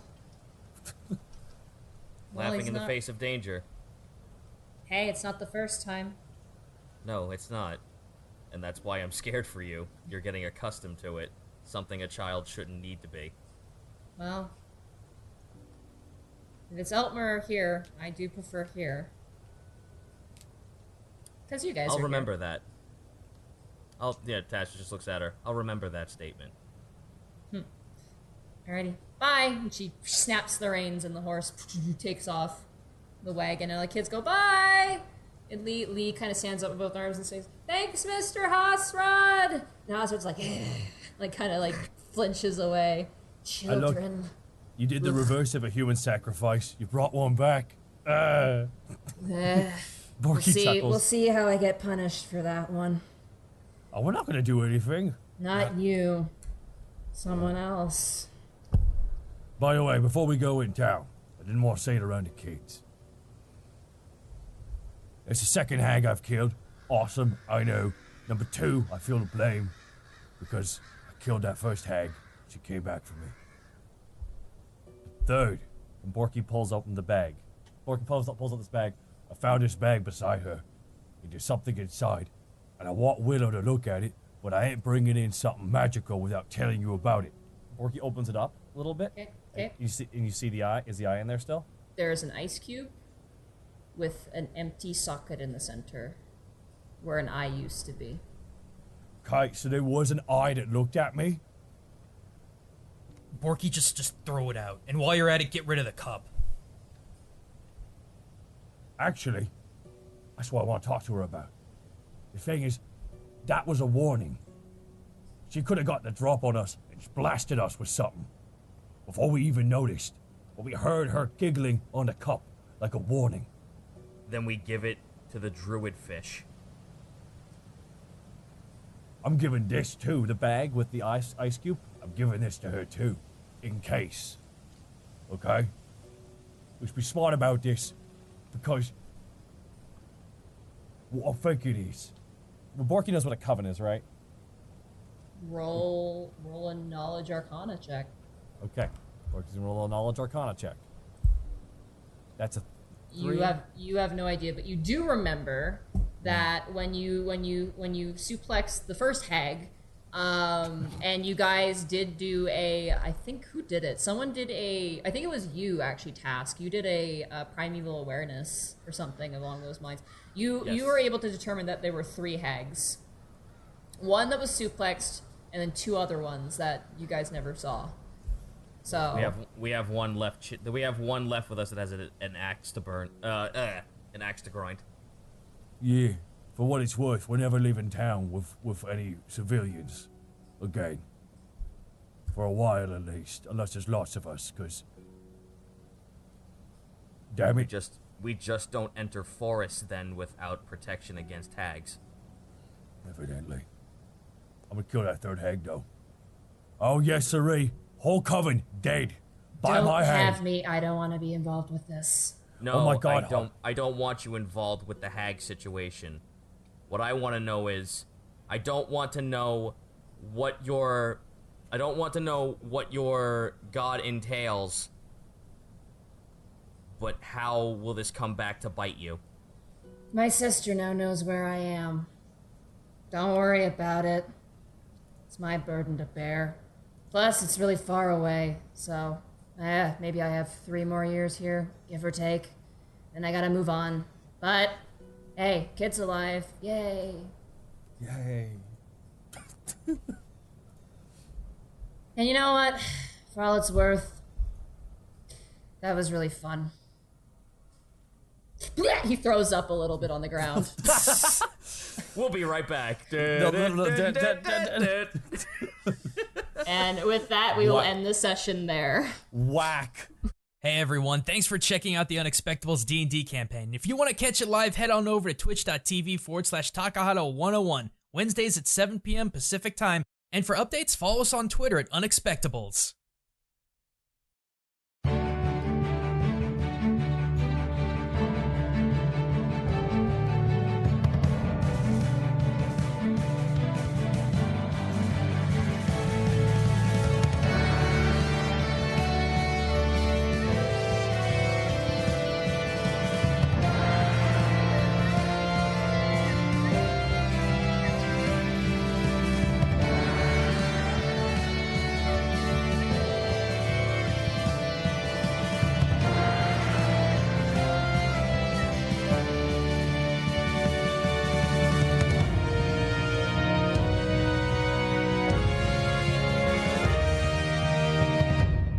When last we left our heroes, Task the Cobalt Ranger, Greckles the Kenku Rogue, Panic the Tiefling Barg, and Borky the Orc Barbarian sat down for tea and crumpets with Solly the Azamar Heartthrob and Brork the Orc Brosidon, Lord of the Broshen. After milling about the city, Panic decided to be Panic, while the rest of the party fought some giant wolves or something. But if you're here to be told the next chapter in the tale of Alavast and the Unexpectables, you have clearly not heard the news. No longer does the immigrant city of Alavast stand tall in the face of fire giants. No, dear friends, travel now to a land ravaged by war, death, and corruption. The city of Carol has long stood as a symbol of endurance throughout the lands, having survived 2 great wars in less than a decade. The first was the Great Beastman War. Warriors of fur and claw poured from the southern mountain ranges and soon began to decimate villages and cities of all kinds. The Wood Elves were nearly completely wiped out. The High Elves' pristine architecture was burned to the ground. Orc and Dwarven territories destroyed as all manner of creature fled the wrath of the Beastmen and towards the city of Carol. With its walls stretching as high as the eye can see, none penetrated their defenses. It was then that it happened. The ground shook, the energies of the arcane shifted, all manner of beast and man, including the entire city of Carol, were teleported to another realm entirely. After a constant siege upon the city, the Beastmen retreated seemingly out of nowhere. Soon after, the dead began to rise from their graves. Slain men and women of the war returned to lay siege upon Carol and the forests that housed the Beastmen. Soon they too were forced to march to Carol's walls, joining with their former enemy to beat back the invasion from hell itself. Thus, the Realm War had begun. The war with the devils was as epic as it was tragic. To make matters worse, a dragon that would come to be known as the World Eater appeared to lay siege to Carol. Many gave their lives so that the demonic beasts may be sent back from whence they came. An infamous blood mage named Hyromir, wanted throughout the land, helped slay the dragon and beat back the devils, but used the dragon's blood to escape Carol and into the unknown. Heroes from Carol, the Beastmen, and the realms beyond have joined together to put an end to the source of these conflicts. It's been over 2 years since that last great war, and still the heroes have not returned. But just as civilization had begun to rebuild itself, dark clouds began to form over the northern barbarian villages. Scout teams sent to investigate have not returned. Now, Carol must once again live by the creed of its king. We will endure. And endure they must, as must their Beastmen counterpart, against an enemy that has yet to reveal itself. The Age of Heroes has come to an end. Welcome to the Age of Beasts. Welcome to the Shadow War. And with that, we start our story with Lyric. Okay. The war with the devils brought you many conflicting thoughts and dreams. You could feel the familiar presence of a demonic entity that was summoned to your residence only a few months prior, scratching and clawing at your mind. Whispers of deeds it wished done threatened to overtake your will as the dreams became more vivid. However, just before the devil invasion of Carol, you were befriended by an imp that offered to help keep you safe from the coming conflict. In exchange, the creature asked to remain with you for protection. He had escaped hell and would be caught if he could not remain somewhere far from their clutches, and there would be no better place than Carol. The two of you hunkered down in the Owl's Branch, outlasting the conflict as over time the dreams ceased, while the devils retreated deep into the layers of hell. Your powers even began dwindling. Hostilities in the city of Carol started to lessen for a time being. Sir Roderick, head of the district's ruling family, has ensured your safety over the years, as well as helping to quell your visions. It's been nearly 2 years since you last recall having the nightmares. Despite your curse, things have begun to turn in your favor, until all of Carol began to get word of those dark clouds encasing the villages to the north. You find yourself snuggled into bed one evening, the rather cozy abode Roderick had arranged for you, more than enough room for you and your friend. Your companion, who has since affectionately been named Flinch, seems to already be fast asleep, but you notice something odd about him. He begins to twitch and spasm in his sleep. Flinch's body seems to radiate with a massive amount of warmth. Scared whimpers and almost terrified flinching, a trademark of his, begin to overtake him as a similar warmth starts to invade your body. Your flesh begins to burn, almost as if it's being scorched from the inside. Your vision starts to fade to a darkish red hue, an unnatural power starting to flow through your body. Please give me a wisdom save. Wisdom save. Oh, shit. Oh goodness. Okay, I'm shooting up and dead too. If I You will can. have to not in the game yet, so you'll have to shout out your rolls. Indeed. All right, I am going to roll my wisdom save. Good, I'm proficient in that. That's a natural 1 to start. Oh, goody! And it begins. This is gonna be a good game. Oh, I'm excited. No, That could not have gone better. Wow. Oh, here we go. okay. All right. You feel your fear beginning to turn to a resolute anger that doesn't seem to be completely your own. The burning no longer hurts. Your sense of feeling almost completely numb. As a red, hazy outline starts to overtake you, you can see a familiar face. His sword is drawn as he stabs it into the floor before him. You recognize him as Virum. You hear the chanting of a familiar summoning spell in Infernal before your vision is overtaken in red. As the haze begins to clear, you seem to be suspended in midair as you can clearly see the overlay of the city of Carroll, almost like you're hovering over it. A carriage seems to be speeding down the King's Roadway towards the southern exit of the city. You again feel your vision overtaken by a crimson red, as please give me another wisdom save. Oh, Jesus, okay. The carriage was heading towards the southern exit? Yes, of it the was going down the King's Road towards the southern exit of the city. exit of the city down King's Row. Yes. Okay. Oh, my lord. I'm not Yup! having a good night. Down King's Road. Okay. I have to take notes now. This is new. I know, right? Welcome. Wisdom save. Please, Welcome. not another one. Okay. A 14. Oh, this good. time. That's slightly better than a 1. That's got a 4 behind it. You hear the sounds of birds chirping and a gust of wind swirling around your head, and they begin to fill your senses despite your sight still being impaired. You can smell plant life all around you, yet you see nothing but the same dark red. The horrific screams of men and women echo in your head as bones and tendons pop, snap, and tear. The screams soon fade into almost moans as your mind again flashes and you force your eyes open, the burning sensation now returning to your skin, but feeling more like the pleasant warmth of a fire instead of something that would be incinerating you. Before you stands Sir Roderick, his eyes wide as he attempts to keep his blades up defensively at you. You can feel your hands beginning to channel infernal power as they move to cast something. Please give me another wisdom save. Can I speak at all? No, you feel like you don't even have control of your body. Okay. 21. 21? You feel your hands freeze as you gain a moment of control back. However, you see Roderick instantly drop his swords as he rushes towards you, wrapping you up in a firm bear hug. Instantly, you get a sense of calm for just a moment as you hear him speak. It'll be all right. Just then, you feel your body jut out of your bed, your breathing hastened, hands gripping the sheet as you recognize the interior of your bedroom. Flinch! Flinch! I You shake my imp away. You demons! Demons! Leary, are you okay? I'm okay. Did you say the same thing I did? I saw Roderick. We almost killed him. I almost killed him. Okay. I'm gonna get out of bed and I'm gonna get dressed immediately. I look outside the window. What time is it? You see it's the middle of the night. You see Flinch kind of scurry out of bed and just kind of run back and forth, just kind of jittery and not sure what to do. All right. Okay, we have to figure this out. Okay, it's between. We should Flinch. Yes. Flinch. We should see Roderick. Rod, oh, you know he would know. Yes. he would know. Is he awake at this hour? We don't have a choice. Well, we need to see him. This is important. I think we should go. Gather my things if you wouldn't mind. An extra pair of clothes just in case as well. Of course, please. I'll pack a bag. Of course. You see him kind of scurry about and go into your drawer and begin pulling out clothes, stashing them into a bag, wrapping them up, and handing them up to you.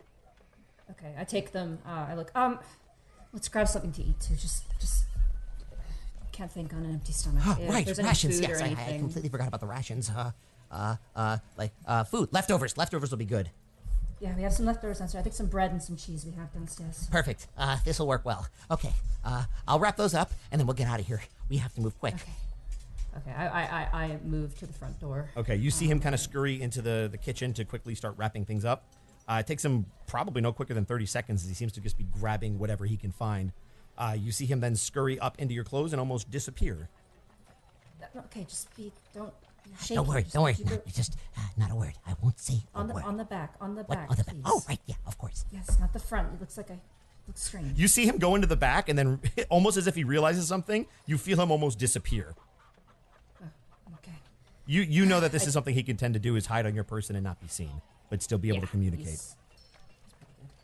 All right, I go to my front door and I open the door. As you open it, you notice the streets are eerily quiet. You don't hear much outside of just the faint hustle and bustle of a couple of merchants beginning to set up for the morning. And as you scurry out, you begin to make your way towards Vower Keep, where you know Roderick does most of his work. And we're going to pause you there. Curtis! You ready, my friend? So, Loading Curtis, up roll 20. I'm going to give you a little bit of something. It's been nearly a year since you retired from active competition. During that time, you've wandered the streets trying your hand at being a mercenary for hire, but nothing has seemed to replace the thrill of competition, nor the pain of loss that's haunted you all these years. Nothing except the bottom of ale mugs. You find yourself sitting on a chair inside of a large room decorated by paintings and completely surrounded by men in golden armor, which you know to be members of the Gold Swords. Your many nights of drinking seem to have gotten you in trouble once more, though this time you can see many other individuals have been rounded up in the same location, though you know not for what. It seems rather odd to you that the Gold Swords would be rounding people up, especially someone of your stature. You see men and women being ushered in and out for the better part of a half hour before you finally hear one of the Gold Swords call out, Maximilian Kingston, Yeah. come with me. And who am I seeing right now? Oh, you'll see. You see the armored man immediately move you and begin to escort you towards a large set of double doors, assuming you move with him. No, yeah, I do. 2 more guards stand on either side of the door, and it seemingly opens without anyone laying a finger on it. Inside, you see an older gentleman clad in similar armor. Bookshelves line the walls as a fine silk carpet is laid across the wooden floor. The man seems to have various books, texts, and scrolls open and floating around him just magically. As he skims through them, you enter.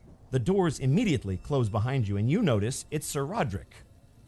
It's been some time since you've seen him, but Roderick has always been a supporter of your competitive career and is the man who first introduced you to your wife, Clara. While you consider him a friend, you haven't seen Roderick in probably close to a year. He's often buried in work. He turns to face you behind a large desk, and you can see a look of concern on his face, which is very different for him. Oh, Max, it said. It's been some time. I apologize we could not speak under more amicable circumstances, but Such is life. You see him motion with his hand as a chair levitates from one side of the room and touches down in front of his desk. please, have a seat. No, okay. It's been a long time, Roderick. Indeed it has. And I don't go by Maximilian anymore. Oh? Yeah, it doesn't do anything for me anymore. Then what do they call the Hawk these days? They don't. I At all. see.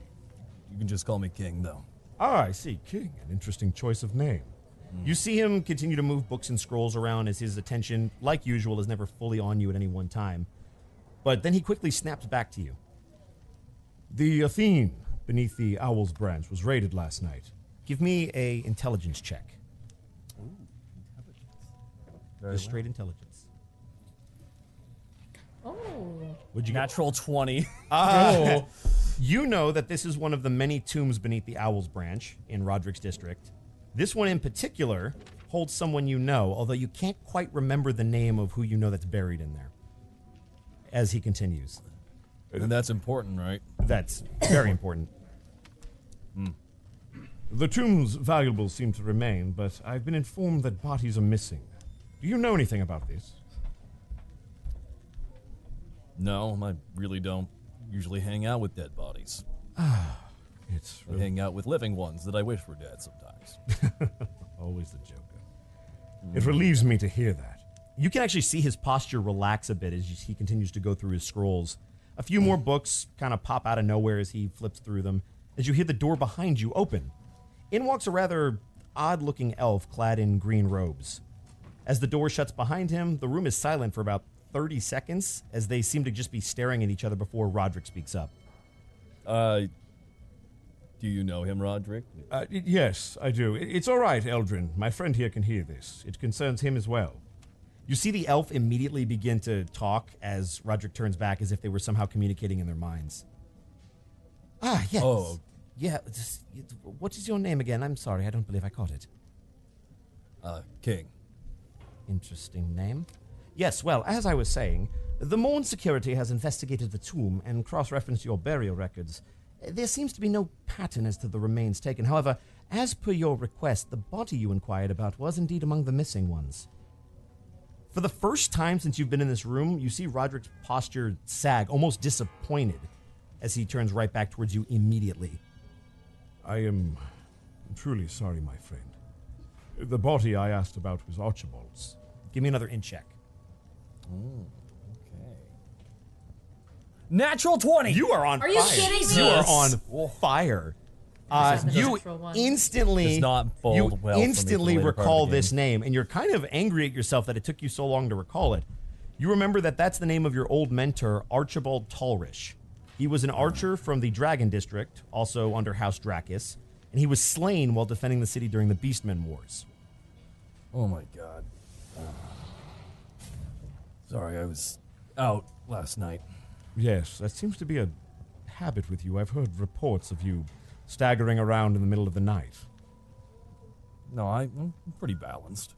I don't know where I'm going usually, but Not quite what I meant, old friend. Give me a perception why? check. Okay. Perception check. Yep. Let's proceed. If you get another 20, I'm just gonna leave. 24. Natural 23. No. What'd you get? 24. got 20. Well, got did he? 24. Oh, I didn't even look. All right. He didn't get a natural 20 though this Oh, okay, time. fair enough. You hear a loud commotion coming from behind the doors as you see Roderick kind of flick his wrist, and all of a sudden you see two armed guards kind of blocking the path of a rather odd-looking girl. Lyric, if you would like to describe what you look like. I am a tiefling. I have sort of red skin, sort of brimstone features, a set of horns, small horns kind of running past down my head. I have kind of smoky gray hair, cut very, very short. My shoulders actually have some jagged sort of scaling to them, almost like brimstone. And I have a long tail that trails behind me. I'm wearing kind of a simple leather armor sort of outfit, just kind of casual wear. And I carry a couple daggers on a side belt and like a scythe on my back. And King, if you can describe what you look like. King is 6'2", 30, 35-ish, slightly graying at the temples due to stress, or possibly due to poor health sometimes. Fair of skin, and just, decked out in regular leather armor with a bow and sword over his back. All right. And he has medium length black hair with a little tiny shock of white. And a beard And a fanny pack. Not You know, no fanny pack. no fanny, but and a beard not really super kempt, but rather done so because to shave is work. Yes, and to work is to not want to do work. You do resistance training. You're resistance to training. Yeah, exactly. Exactly. You know what's up. So, Lyric, you having rushed over here pretty much as quickly as you can, find the guards kind of blocking your path as they appear to be trying to keep you from interrupting some kind of meeting. I need to see him right now, please. I don't think you understand me, my dear. He's in a meeting. As you see Roderick immediately cut them off. Let her in. Roderick can see almost like the sheer panic on your face as he moves from behind the desk, the texts and books kind of following him. What's wrong, my dear? I look to the guards and I just go, sorry, and I kind of bow my head and step inside. I look at the strange man with the bow and the sword, who I don't know. You also see an elf in green robes that you don't quite know. I don't quite know them either. No. Okay, I look to the both if of them. If you then. would like, you can try to identify the robes. I'd like to identify the robes. What would that Okay, require? that would probably be a history check. History check? Okay. Yep. That's another natural one. King, you may also do the same, and you can have advantage because he did mention where he was before, or where he was from. Okay. If you get a natural 20, I'm going to be so salty. Is this a history? This would be a history History. check, but you have advantage on it. 20. 20. Natural or soft? Just a soft. Soft. Okay, cool. Not only do you know where the elf is from, it suddenly clicks what all this has to do with each other. The elf is part of the Morn Security Force, and Roderick is the leader of the Gold Swords. To best explain it in real-world terms, think FBI and CIA. They kind of work together on magical means and investigate things throughout the city. So he's obviously a representative of the Morn Security, while Roderick is the head of the Gold Swords. Okay, Roderick, please explain to me what's going on properly. Please please, if you wouldn't mind, Roderick. Yes, go ahead, my dear. I'm having those nightmares again. You saw something then? I did. Yes, I did. Do you remember it? I do. I saw a lot of red. I felt like I was on fire. Do you remember that when I set the curtains on fire when that one really bad? I'm sorry. Yes, we had to wake you up and douse you in ice. Yeah, that was not fun. I saw a carriage heading south to down the King's Road, down south, exiting the city, and I was in the sky and I was watching as it was going, and then I hurt you, Roderick. I think I hurt you in that. No, my dear. I assure you, you did not hurt me. But you said the King's Road, south. The King's Road south, yes. When did you have this vision? Just a few hours, like not even an hour ago. I rushed here immediately. I thought it was important, so I got Flinch and I came right away. Flinch, I think it's safe to come out. Oh, yeah. Hi. What the fuck? Yeah, you see this, like, him just start crawling out from underneath her shoulder and her robes. He's perfectly safe, I promise. The worst that he can do is scare cats and steal pies. I could scare a dog. Yeah, that went really well for you, didn't it, last time? Also, the humans wanted to talk. Look at his beard. Shush. I'm Oh, sorry. I'm sorry. It's just he's kind of just has like the eyebrows go up face. Fuck, what did you just say? As soon as you raise your eyebrows, you see him kind of flinch back. And, Sorry. I do that sometimes. Roderick, does this mean what I think it does? Because I'm really scared about him being present again. I understand, my dear. It's hard to know, but it does seem that the two of you are linked in all of this. If your vision does indeed align with the events from last night, then it confirms our suspicions. Carol has sent word to the Beastmen camp, alerting them of our situation. The Athene tomb was robbed last night. It's a tomb. Indeed. Many nobles are buried there. As you are both aware, relations are still quite uneasy with the Beastmen, rather. But they've offered to help us investigate. you see Roderick take a long look at you, King, and then take a glance back towards Lyric as he kind of tucks his chin, thinking about something. He then eyes you both up and begins to speak once more. I believe this is the perfect opportunity for you both, actually. Carol cannot send military forces after Verum, who I believe might be at the heart of all this. You remember him, my dear? Yes, I do. Indeed. Anyway, I just kind of look down to the floor and just kind of like grip my hands together. Anyway, if we send military forces, it'll look like we're mobilizing for something. It's not something we quite want to do in this troubling time. Not to mention, our resources are quite sparse. However, the two of you are unencumbered. And I can assure you both, the people of Carol will know of your service, should you choose to accept this task, I should say. You want me to do something for you? Indeed. Absolutely, Roderick. I'll do anything for you. And you, King? I won't do everything for you, but how much is this paying? I'll give you the friend. I'll give you the friend fee. I will make sure you are taken care of. However, I would like to remind you they have your mentor's body. And I need not remind you about the undead problem we've had in years past. I hear you. Eldrin! I haven't seen Archibald in a long time, and the last time I saw him, it didn't, end well. So. Well, then I hope you can catch up with the dead body. A dead body's a dead body. He's gone. Eldrin, I'll need you to accompany them as well. Morn should see this through to the end, don't you think? Yes, Sir Roderick. I will inform Morn Security at once. You see his face has kind of been very stoic, and he hasn't shown much emotion at all. You guys can both most likely assume that this is probably part of his training. You see Roderick quickly pull a few more papers off his desk and then levitate them around his person.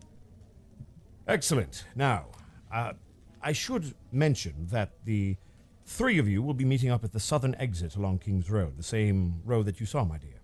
I nod. From there, you'll be heading southwest. You see him kind of fling a scroll towards Eldrin.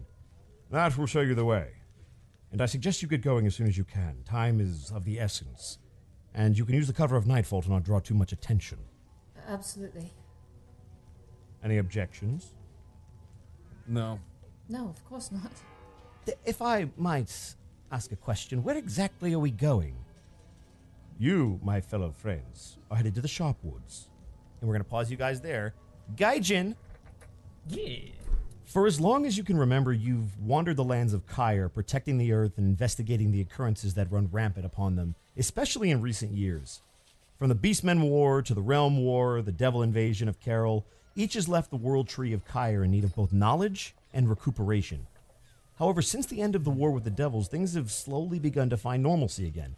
The vegetation that has once been destroyed over the years has begun to be resettled and regrown. Yet recently, the areas to the north have seemingly been encased by a swirl of dark clouds. It has prompted a vision from the World Tree. You get the sense that there is some kind of disturbance coming from a very dark forested area, though not much more than that. Feelings of urgency and panic kind of flood your senses as you awake one morning to the first vestiges of sunlight. You find yourself to the south of the large city of Carol, the wind slowly picking up and seeming to blow rather specifically towards the west.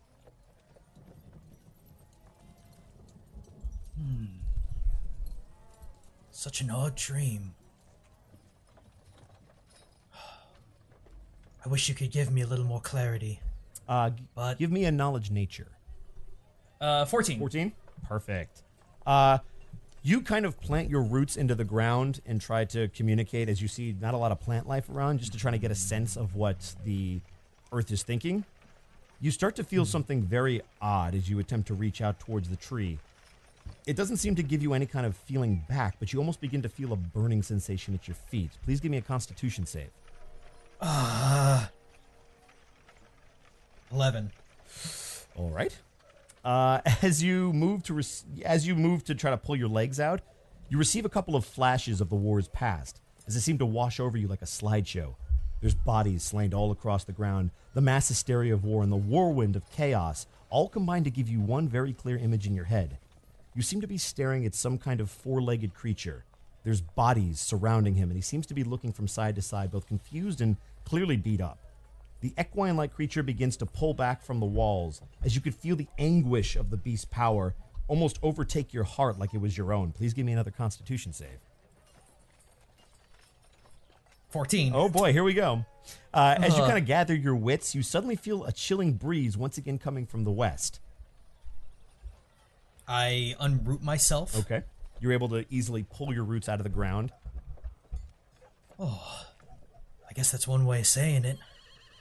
And I just slowly start making my way as the wind pushes me. Okay. Give me a perception check as you start to walk. Nat 20. Ooh, snap. Nice. Oh boy. A quick scan of your surroundings allows you to take in that you're walking along the grounds that were once part of the wars between Carol and both the Beastmen and the Devils. You can kind of even see the city off in the distance as you see the towering walls kind of rising up. You know you're quite a ways away, but that's just the sheer size of the city. While your mind has but a moment to notice that chilling wind that was almost inviting you before, now it's seeming to bite and snap at the bark of your skin. Maybe this isn't the right way to go. Give me another knowledge nature.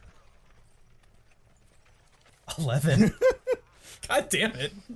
It's still kind of hard to focus, which is actually rather annoying because you've never really had this much trouble before. However, you still feel like you're going in the right direction. You still feel that pull to the west. It's just not as friendly on the receiving end of the wind anymore. Well, the road that I need to travel is not always friendly. I guess I don't have much of a choice. He slightly smiles and his eyes relax as he continues to walk despite the flashes of war and spite and confusion and anger. Just one foot in front of the other. Your bark skin also kind of helps lessen the chill as you kind of get used to it, and it just kind of feels more like somebody poking you now than it does like sharp needles in your skin. It takes you the better part of the day to reach where you were being drawn, and before you lies the Sharpwoods. You spot the darkened, twisted bark that the forest is known for. You kind of hear the sounds of crickets and toads easily echo through the dimly lit groves as you feel the dirty water of a cooling swamp kind of cling to your wooden skin. I slowly place a hand upon one of the trees at the outskirts of the forest, and I close my eyes. Give me a knowledge nature.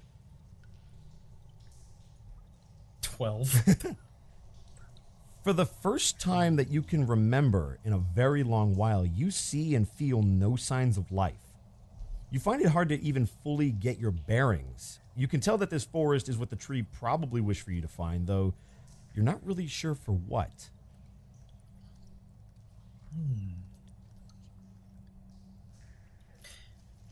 I'd like to check the trees to see if they're even alive.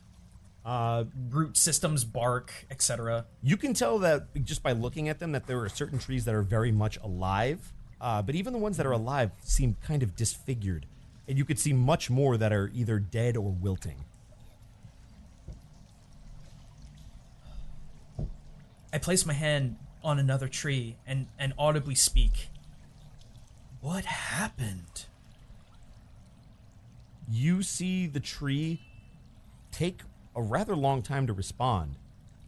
And you would normally find yourself at home among so many trees, but everything about this forest seems to unsettle you, especially when you touch this tree. You almost feel an explosion of pain kind of run up your arm as you can quickly pull it away if you would like. Yes. Okay.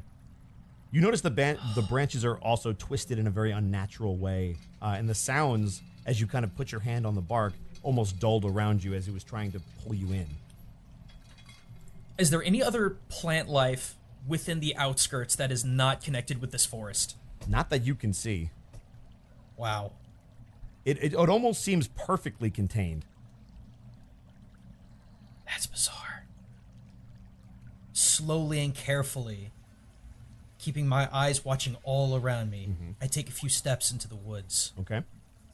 As you attempt to kind of find your way and find some kind of direction, you feel another gust of wind seem to blow past you, except this time it hits you head on and it almost is trying to push you to leave as every step you take gets just a tiny bit harder. I'm going to look for... I'd like to look for any tree that I can distinguish as being alive. Okay, give me a nature check. Will do. God damn it, another 11. I am Don't you have, like, rolling a plus so 7 to low that? tonight. That's like your best Yeah. skill, my goodness. All right. I know! I'm rolling 3s and 4s. No, you're good. You can feel one of the trees kind of reaching out to you as opposed to you reaching out to it. Normally, you would get some sense of a color or a feeling, but this seems to be completely devoid of any kind of color. You simply see black as you attempt to connect with it. You get the sense it's attempting to bring you towards it, but just then, seemingly one right after the other, another tree tries to do the exact same thing as you get that same devoid of color kind of in your head. But now there's these two pulling forces of go towards this tree or go towards that tree. Oh, what does it all mean? Okay. I'm actually going to cast Speak with Plants. All right. Perfect. I drag my hands along the ground. Okay. As a pale green energy begins to erupt around me, and in a 30-foot radius, small beams begin to emit out and give semi-sentient life to the plant life around me. Okay. Give me a Constitution save. Oh, 13. All right. You feel something trying to push you out as if it doesn't want you to investigate further, but you manage to focus in on your spell as you've done this countless times, and you reach out to one of the trees very specifically as you get back very specific feelings of pain, hurt, and death, and then you hear in your head, Run. Not safe here. Why? What happened?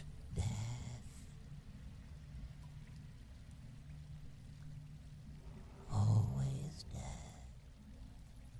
you can almost feel the anguish in every word that it speaks, as if it's almost clinging to life itself. This isn't right. Can you tell me who did this? You feel it try to speak as something almost is sucking the air out of its lungs, or at least that's what it sounds like. All right. I know what I need to do. Just hang on. Help will be coming. I begin to exit the woods. It's at this point when you kind of look around to figure out where the exit is, it doesn't seem to be the same as when you walked in, and you've kind of lost track just how deep into the woods you've gone. Okay. And as you attempt to kind of look around for any sense of your bearings, you don't even find a discernible landmark. It just seems to be tree after bush after shrub after foliage.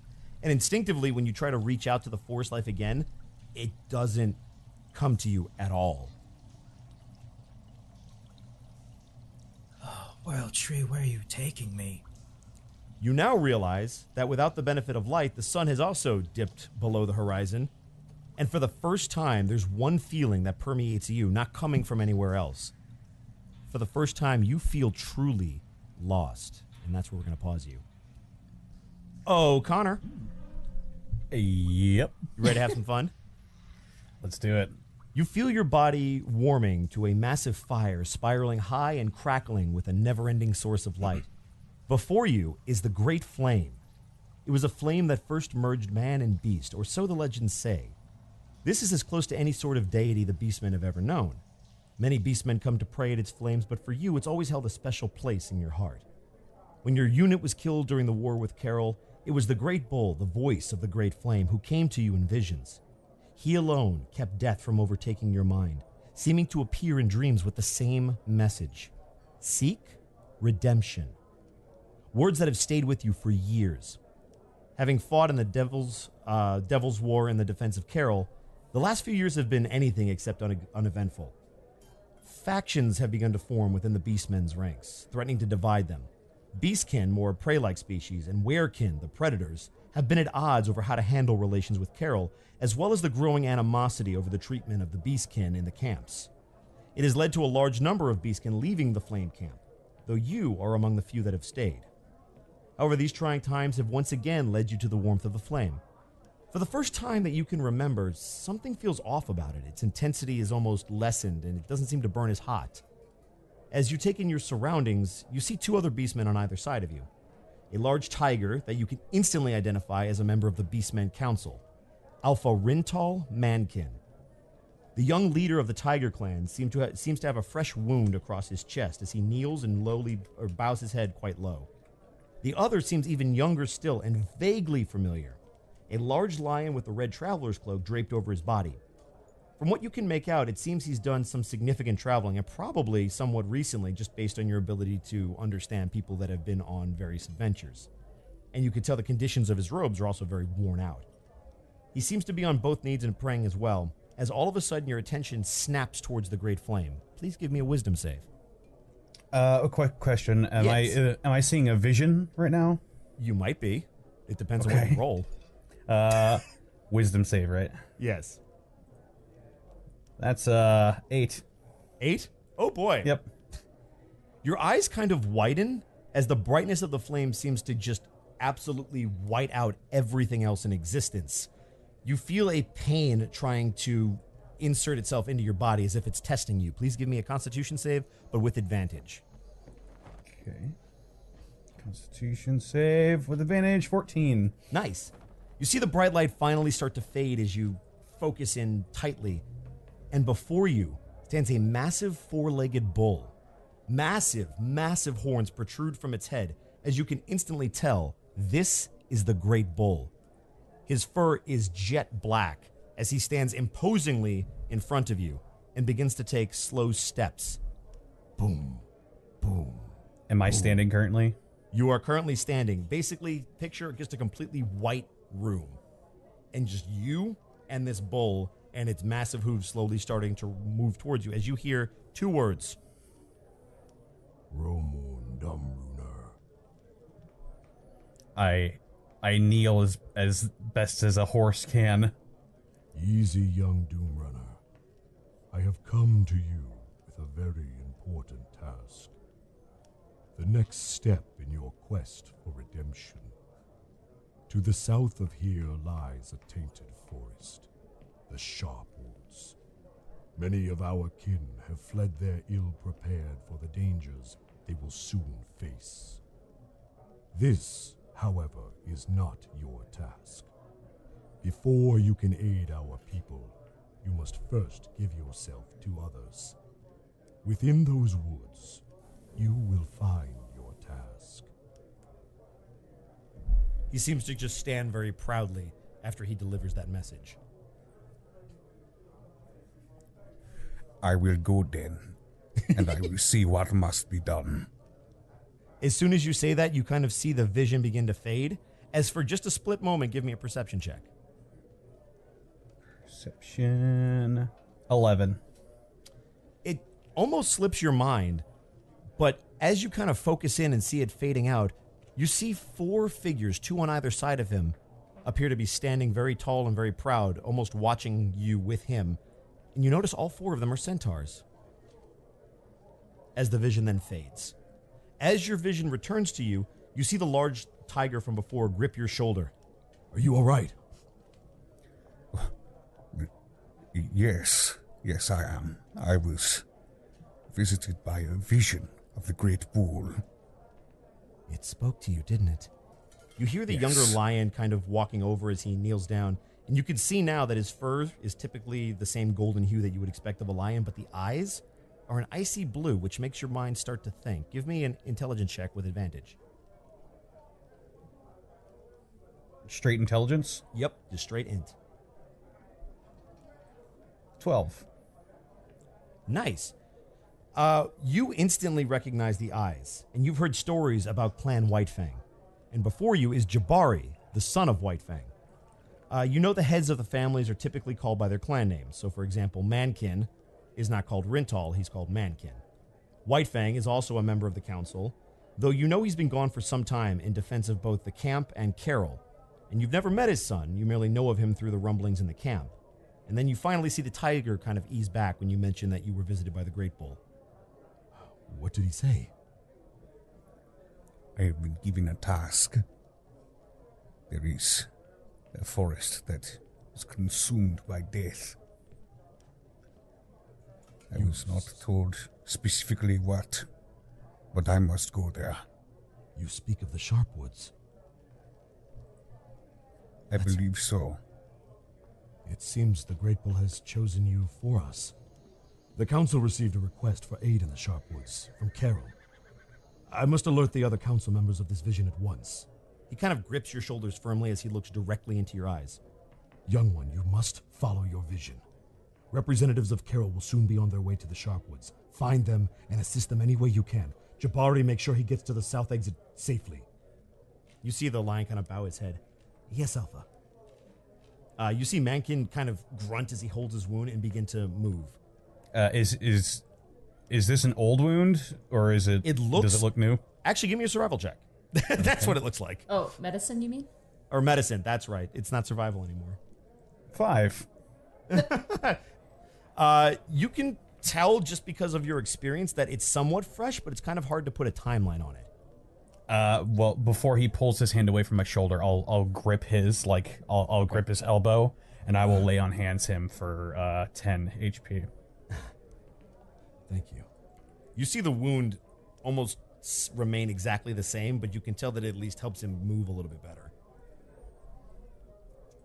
Go forward then, with pride and honor, as I will. Same to you, young centaur. You see him immediately start moving as fast as he can with that wound.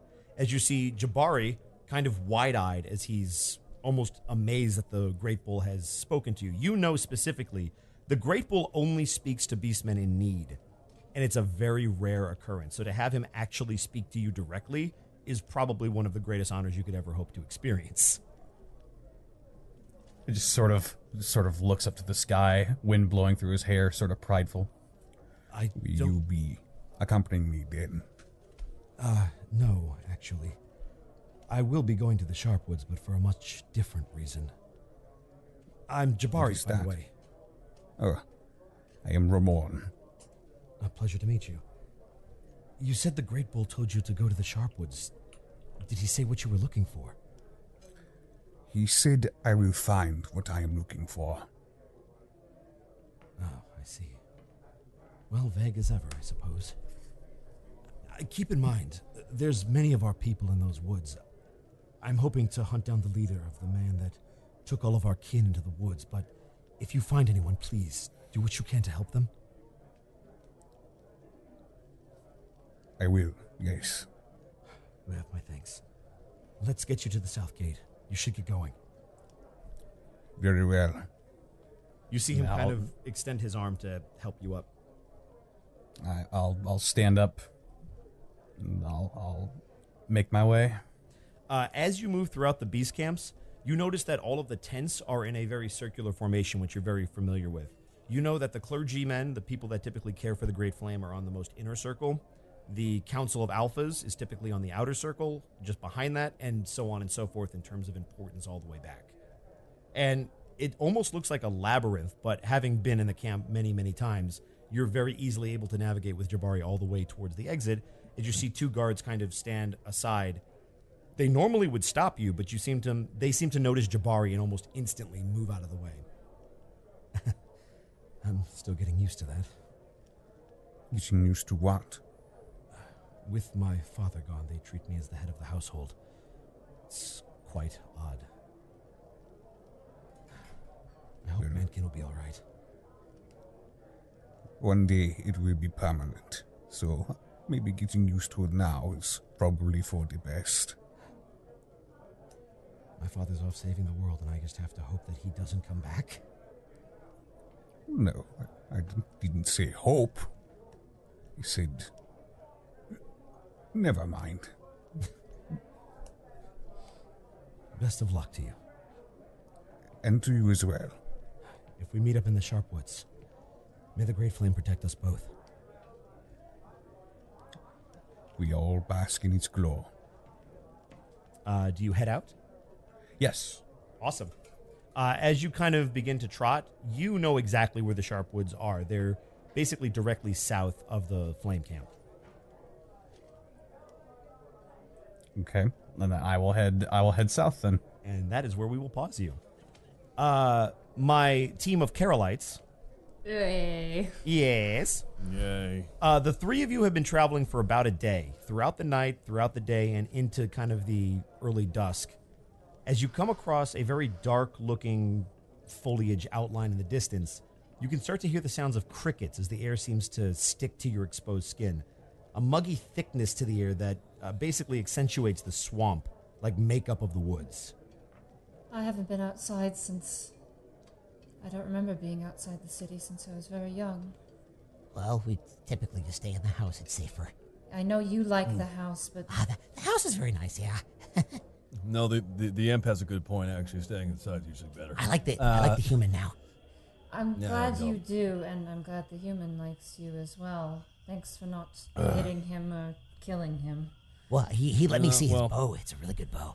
Don't touch it. But I want to touch the. What about the arrows? He smacks the hand away. No. No. He's also got a bottle in his hand. I mean, I can't hate a demon. We all have our own. What? That was awfully profound and deep and dark and brooding and. Yep. Okay. Yep. All right. Yep. It's a well that never stops giving. Yeah, like Do the you bottle. ever not do the bottle thing? When I have a cup. Flinch. Sorry, I didn't mean to laugh. Oh, my Flinch. goodness. Flinch. I kind of take Flinch aside. Yes. He's a bit of a drunkard. Oh, that's the thing that the humans do when they're sad, right? Yeah, you know the one no, you I- tripped him in the alleyway? There was one you did that too. Oh yeah, He's like- the accident. Yeah, the accident. Let's not have another accident, please. Oh wait, an actual accident or like that I actually tripped him on purpose? That actually, that you tripped him on purpose, thank Oh you. yeah. Okay, cool. I can do that. So, how do you know Roderick? How do I? You know, Roderick introduced you to your wife. All right. And he tried to look out for you as best he could, and you, for a short time, lived with your wife in his district. You cut out again. Oh, sure, Can you, yeah. jump Yep, back in. gotcha. Better. There we go. All right, Yes, cool. there we go. So he introduced you to your wife. He's always tried to look out for you. He's a big fan of you in the competitions, and you and your wife and your son all lived in his district.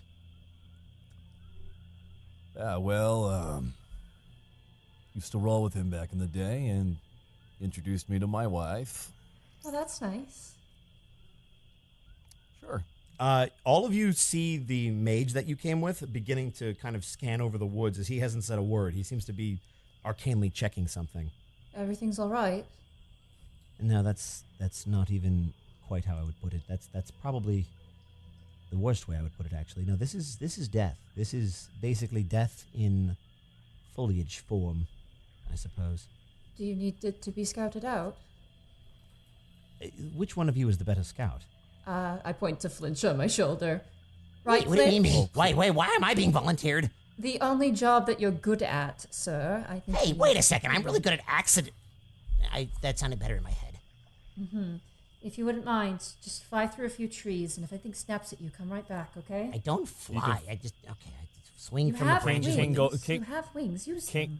He has wings. What? Look, okay, look. You can't show it does. everything on the first date, is all I'm saying. Well, too bad you're not dating anyone. Please, the wings. And I'm Oh, going to look. Yes, I know. I'm sorry. I'm going to look through you. Mr. King, I'm going to put my hand on your shoulder, all right? And I'm going to kind of trance out. I'm going to be okay, but I'm going to be looking through Flinch at the moment. Do you understand? What? Not really. What do you need me to do? Just, I'm going to hold your arm, okay?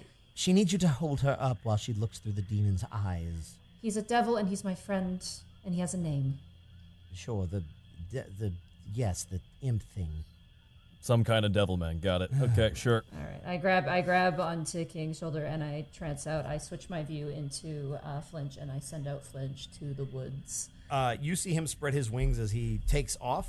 Give me a perception check with advantage. I will have to use his perception because Indeed. His. So let me see if he's got any perception +1. So I will roll a d20 +1. Okay, go. That's a 16 from him. Nice, not bad. He does have dark vision as well, so. Oh, perfect. Yeah. You could see him kind of easily navigating between the trees. However, as you start to kind of focus in on the trees, you notice they're all very twisted in a very unnatural manner. The bark is much darker than it normally would be. The leaves on the trees that seem to be alive are also much darker. You can't see a single, truly green tree anywhere. And as he continues to fly, all of a sudden you see his vision cut out as you hear, No! Flinch! It's got my leg! I snap him out. I send him to his pocket dimension. you see him, you hear him kind of stop screaming as it just goes deathly silent. Oh, okay. Oh, then he's probably too far away. Okay, shoot. Uh-oh. I start, smacking the shoulder of King like I'm panicking. What? Something's got him. What? Something's got him. Something took him. I don't see anything. I don't see anything at all. No, give me a perception check, King. Oh boy. Okay, hold on. All right, a perception check. Okay. 15. You kind of squint your eyes, and it's a very narrow spot, but you can kind of almost see him struggling with a branch that seems to have him by the leg. And you kind of think you have a shot if you've still got one in you. Okay, 1 second. Pulls out the bow. I can't see what he's doing. What are you doing? You're not going to kill him, are you? Oh, hopefully not. He is an archer of great renown. The hawk, if I recall, yes? No. Okay, I shoot the bow at the root. Give me 21. 21. Yeah. Lyric, you and the mage see the arrow strike true into the branch as it almost nicks your companion, but it is so precise it seems like it was almost done perfectly in the right spot to cut through the branch at its weakest point. Okay, immediately I want to look through Flinch when he's freed. Yeah. Oh boy. Can you hear him while you're in Yeah, that? we Okay, cool. can communicate telepathically. Okay. Thanks, Lyric. I appreciate it. I don't know where you got an arrow. But Don't thank me. That was the human man who you weirdly are flirting with. what? I'm not. I didn't say that. You said something about dates earlier. Am I hearing this? I am. out I'm loud? right next to Yeah, you. she's just kind of talking. It's like a one-way conversation. Just okay. He just looks over like what? Flinch, those, did it like, grab you? Did the wow. trees grab you? Yeah, the branch. It was the branch. Oh, it's always the branch. The branch? You flew into the branch, or the branch grabbed you? It grabbed me on the ankle, and then I fought it off. I was very brave. I was totally brave. Yes, I'm very proud of you. Come back, please. I don't want to lose you. Yeah. Okay, I'm gonna do that because this is terrible. Why did I do this? Why was I volunteered? You see him kind of just I grumbling. told you to do it. You see him kind of grumbling in his head as he just kind of walks back. I drop the shared sight and I turn up to King and goes, thank you. No worries. Perhaps we should What's- investigate further. This is not going to help us out here. I don't know if I want to get too close to this. It seems really dangerous. Yes, well, we didn't exactly sign up for the easy job. So, if both of you would accompany me, yes? Absolutely. Flinch. I scoop up Flinch like a wounded cat, and I take him in my arms. I'm just gonna Okay. sleep now. Yeah, just sleep for a little bit, but I will need you later, okay? I swear if that branch ever touches me again, I'll rip it apart. I'll set it on fire. Oh, we'll both set it on fire. I like fire. Oh, look, we're having fun. Okay. All of you give me perception checks. I assume all of you enter the woods. Yeah. Yeah. All of you give me perception checks. 11. 17. 17 also. Okay. Oh, all of us. Yes, all of us. Okay. 16. Okay. The Carolites, the group of 3 with the imp, you guys hear the sounds of hooves moving to your left. As you, Redwood, hear the sounds of 3 sets of footsteps. I immediately grab a dagger. I would be familiar with this noise with my history, right? You would be familiar that the hooves are probably nothing human. I'm gonna pull out the dagger just cautiously. Mm-hmm. We got cavalry coming in. Wait, we have who's got the horse? I Pull actually out a bow and knock it. Ready in action. Okay. I'm gonna hide behind King. I'm like, I'm actually gonna jump behind a tree until I can figure out what's coming. Okay, cool. Do you want to get closer to the sound, or are you just gonna stay where you are? I kind of want to stay where I am until I can discern whether or not it's louder or it keeps the same consistency. Then I can move forward. Okay, sounds good. And for you, my centaur friend, you hear the sound of a bow being knocked. Sort of narrow my gaze, and I try to pinpoint where exactly it's coming from. The sound. With your ability to kind of see in very highly wooded areas, as this is not your first time in the woods, you are able to kind of make out the visage of somebody holding a bow and pointing an arrow in your direction, though you're not really sure who it is. All right, I'm gonna put on my shield and be ready to block any incoming projectiles as I keep moving forward. Okay. Curtis, you and your party hear it getting closer. You can't quite see it in the woods, but you hear it getting closer. Can I get?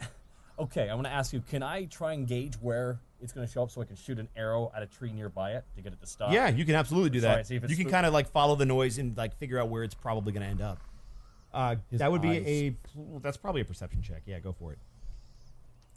Eye squints and he goes for a shot and aims it. 24. Oh my goodness. You are able to kind of plot out a pattern of where you think he's going to go, and you find a tree that's going to be right in his path. Okay. Are you going to let loose the arrow? Yeah, I do. Oh man. 18. Connor, Connor, you see an arrow strike true right in front of the tree that you're about to pass, almost as if it's a warning shot. You instantly know it's a warning shot. All right, I turn in the direction the arrow was fired from. Are you bandits? You guys hear a voice coming from the trees. Everybody give me perception checks, except for Gaijin. I respond with, I don't know, are you bandits? we're not bandits, and it talks. It has hooves and it talks. I can assure you, sir, nobody here's bandits. 17. Perception. 6. I'm hiding. I don't see things. I am literally facing the opposite direction, holding the dagger to just closely, ah. And of course, I dropped my d20 on the ground. Great. All right. Yay! There you go. Hey! Yay! Now you're a real GM. I knew that was going to happen too as soon as I rolled it. Whatever. I'll look for it later. I will get it later. That's fine. What did everybody get? Sorry. I got a 6. A 6? 17. A 17. So the the woodland creature seems to be some kind of centaur, Curtis, or centaur. He's half man, half horse, with a shield out.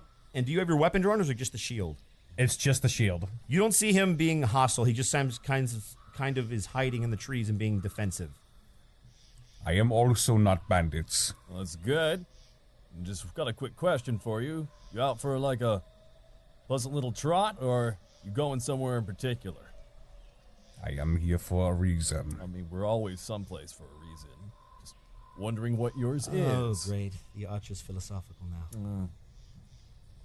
Just kind of looks over at the guy with the boat like, no. Like, I'm gonna peek out between like the arm of the archer. Do I also see the centaur? As you kind of focus where he's looking, you do indeed see this person. It's a beastman. Indeed it is. You wouldn't by any chance have been sent here by Yokam. No. It was sent here by a greater power. oh my god. They're Oh, both he- philosophical. Great. All right. No, I'm going to assume literally. this is the one. They're always fanatical and weird about the way they speak. Look, you know the forest, yes? You're good at that? You're good at foresting, yes? Well, I hope someone Somewhat. here is. Look, Am I what? am I able to hear this conversation? You can at hear all of this. You're just not close enough to see anybody. I'll start moving closer to see if I can identify who's talking. As you I'm not- as you kind of move closer, you see kind of like in a little clearing where they've all kind of gathered, a human male, a elf in green robes, a tiefling-looking creature with a little imp on her shoulder, and a giant centaur man. Redwood takes a few steps forward. Well, and here I thought I was alone in No, here. knock an arrow, It's pulls a an tree. arrow. Oh, put it away. I don't mean you any harm. No, you startled me. I apologize. You see the elf for the first time bow his head. The tree's talking. The tree's talking. Is this a tree? Ma'am. Very strange. I do rather appreciate the compliment, but I am no tree, I assure you. Although you could say I was born of one. Everybody give me a history check if you would like on this tree thing. I'm gonna. I think I'm gonna fail on 13. 14. 13. 7. Yay! Yay! So Connor and Curtis, you know about the stories of a tree person that helped save the world of Carol, or the town of Carol, whose name was Axiom. So these things are kind of revered all over the place as ambassadors of good. Monty, it's a tree. The tree's talking. Like its mouth is moving, and it's No, actually wait. speaking. I know this one. Hang on. Wait. He's no, he's a no, it's gonna come to me. King whispers to the Give it- corner of his give it mouth. time. Is this the tree who attacked you? Wait, yes. Wait, hold on. Flinch, is this the tree that attacked you? What? Redwood just smiles and rolls his eyes. I don't. It looks like a tree, but it's not. No. Oh wait, no. The color's different. Color's off. Yeah, color's off. Okay. Oh, good. Yeah, no. I would have punched him in the face. Yeah. No, don't do that. What? No. Okay. First of all, good elf, please rise. There's no need to bow to me. Of course. As for the rest of you, again, I mean you no harm, although you are quite a collection if I've ever seen one. Thanks. You'll have to forgive my presence. You'll have to forgive my presence here. I'm actually very distraught. You actually see a few tears start to well up in Redwood's eyes. Are they as sappy his usual tears? Are they sappy? they are sappy tears. Oh. As most of his demeanor has been like very kind of lazy-eyed and happy, they turn ever so briefly to sadness. Everything here is it's dying. Everything. And I have no idea why. From what we've been able to gather, there's a lot of unnatural means polluting this area. Have you run into anything strange? I've tried speaking with them, but they're short of breath. If one could say a tree could have breath. So it sounds like choked out. But Something's they're suffocating, and I can't reach into their roots. What could be doing this? This may be the creature you saw in your vision. me. Yes, you said you saw someone coming this direction. It might be their doing, or they might be meeting up with someone. It seems I rather saw- specific that they would flee here. I saw a carriage, but I didn't see anyone in it. But of course, someone had to be driving it. Yes, I should inform you that we have a lead on who that might have been. I believe you know him quite well. Me. Yes. Oh, you'll see, I'm sure. King. I look You see- visibly very nervous. You right see, now. you see him kind of trying to strategize and plot out a course. King looks at he doesn't know his name yet, but looks up at Snake's character, the mighty The mighty The mighty Minotaur. The mighty Minotaur. Centaur. Centaur. Dang it. The centaur. All right, what's your name? I am Ramon Doomrunner. Did he say Doom Runner? Yes. Do I recognize the Doom Runner name? Not off the top of your head. Okay, that's good. There's a lot of beastmen with a lot of names. Okay. You fought in the war, though, then, I'm guessing. That is correct, yes. You know that you fought in both wars. It's both wars, actually. Including the devil one. Yes. Well, fear not. I mean you no harm, tiefling. Gaijin, you remember that you had a small camp set up not too far from here because you have been lost for what seems like forever, and these are the first vestiges of life outside of these somewhat decaying trees that you have seen. I do have a camp nearby. What? We should... I do have a... Sorry, I'm nervous. Shut up. I do have a camp nearby. If you would all follow me, maybe we could work something out. Okay, as we walk, I kind of like look up to... sorry, what was your character's name again? Ramorn. Ramorn. I look up to Ramorn, and as he says, like, I'll do no harm to you. I'm going to walk by him and say, I'm not worried about you doing harm to me. You've already done enough. And I just keep walking forward. Oh, indeed. All right, that was... Oh, you're a lovely bunch, aren't you? You'll forgive her. There's still some tensions in Carol over the previous events. No. She is right. Yes, well, this is... You said you had a camp. I do. I like it seems like it's been forever since I've run into anyone, but come this way. You all begin to notice the sun starting to now dip below the horizon as you see nightfall starting to creep in. How spooky does it look? The darker this place gets, the much spookier it looks. Oh boy, this place is getting spooky. Are we at maximum spoops? No, but if the sun goes all the way down, you might be at max spooks. Maximum spooks is when Terror Time Again from the Scooby-Doo Zombie Island movie starts playing. That is when it's the scariest. Jesus. Oh, jeez. All right. I follow the tree, kind of. That's always a good call.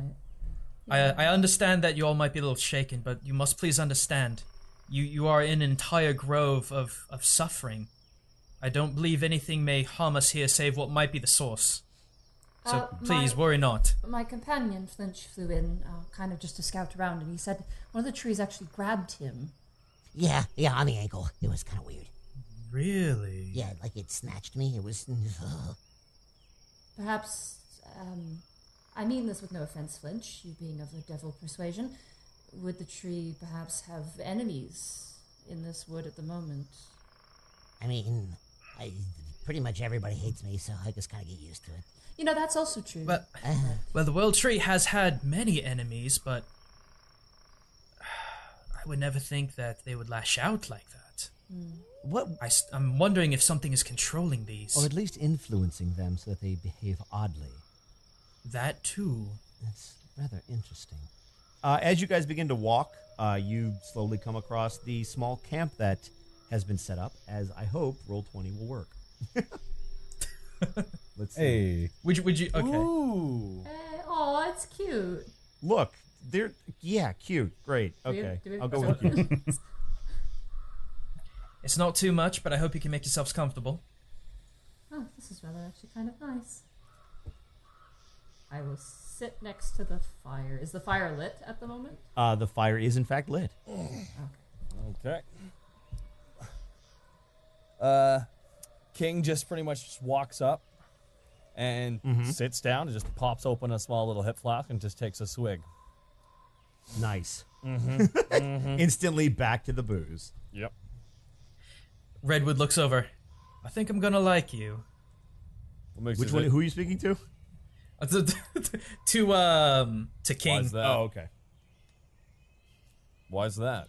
I've seen a lot of your kind pop in those bottles, and you all turn into a right good bunch. Some of us. Until you,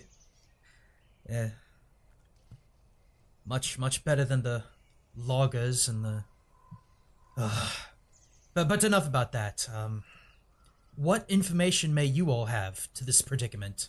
Us in particular, we were warned that, I believe catacombs, very important catacombs in our city were actually raided, and some bodies of some awful people, and I'm going to cast thaumaturgy and make the fire flare up. Oh.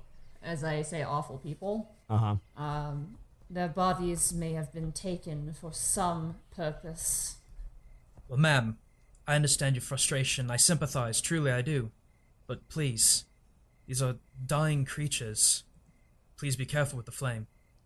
I'll try my I best. do know. I do know While you that, guys are talking, everybody except the tree, give me constitutions. Saves, yes. 19. 19. Okay.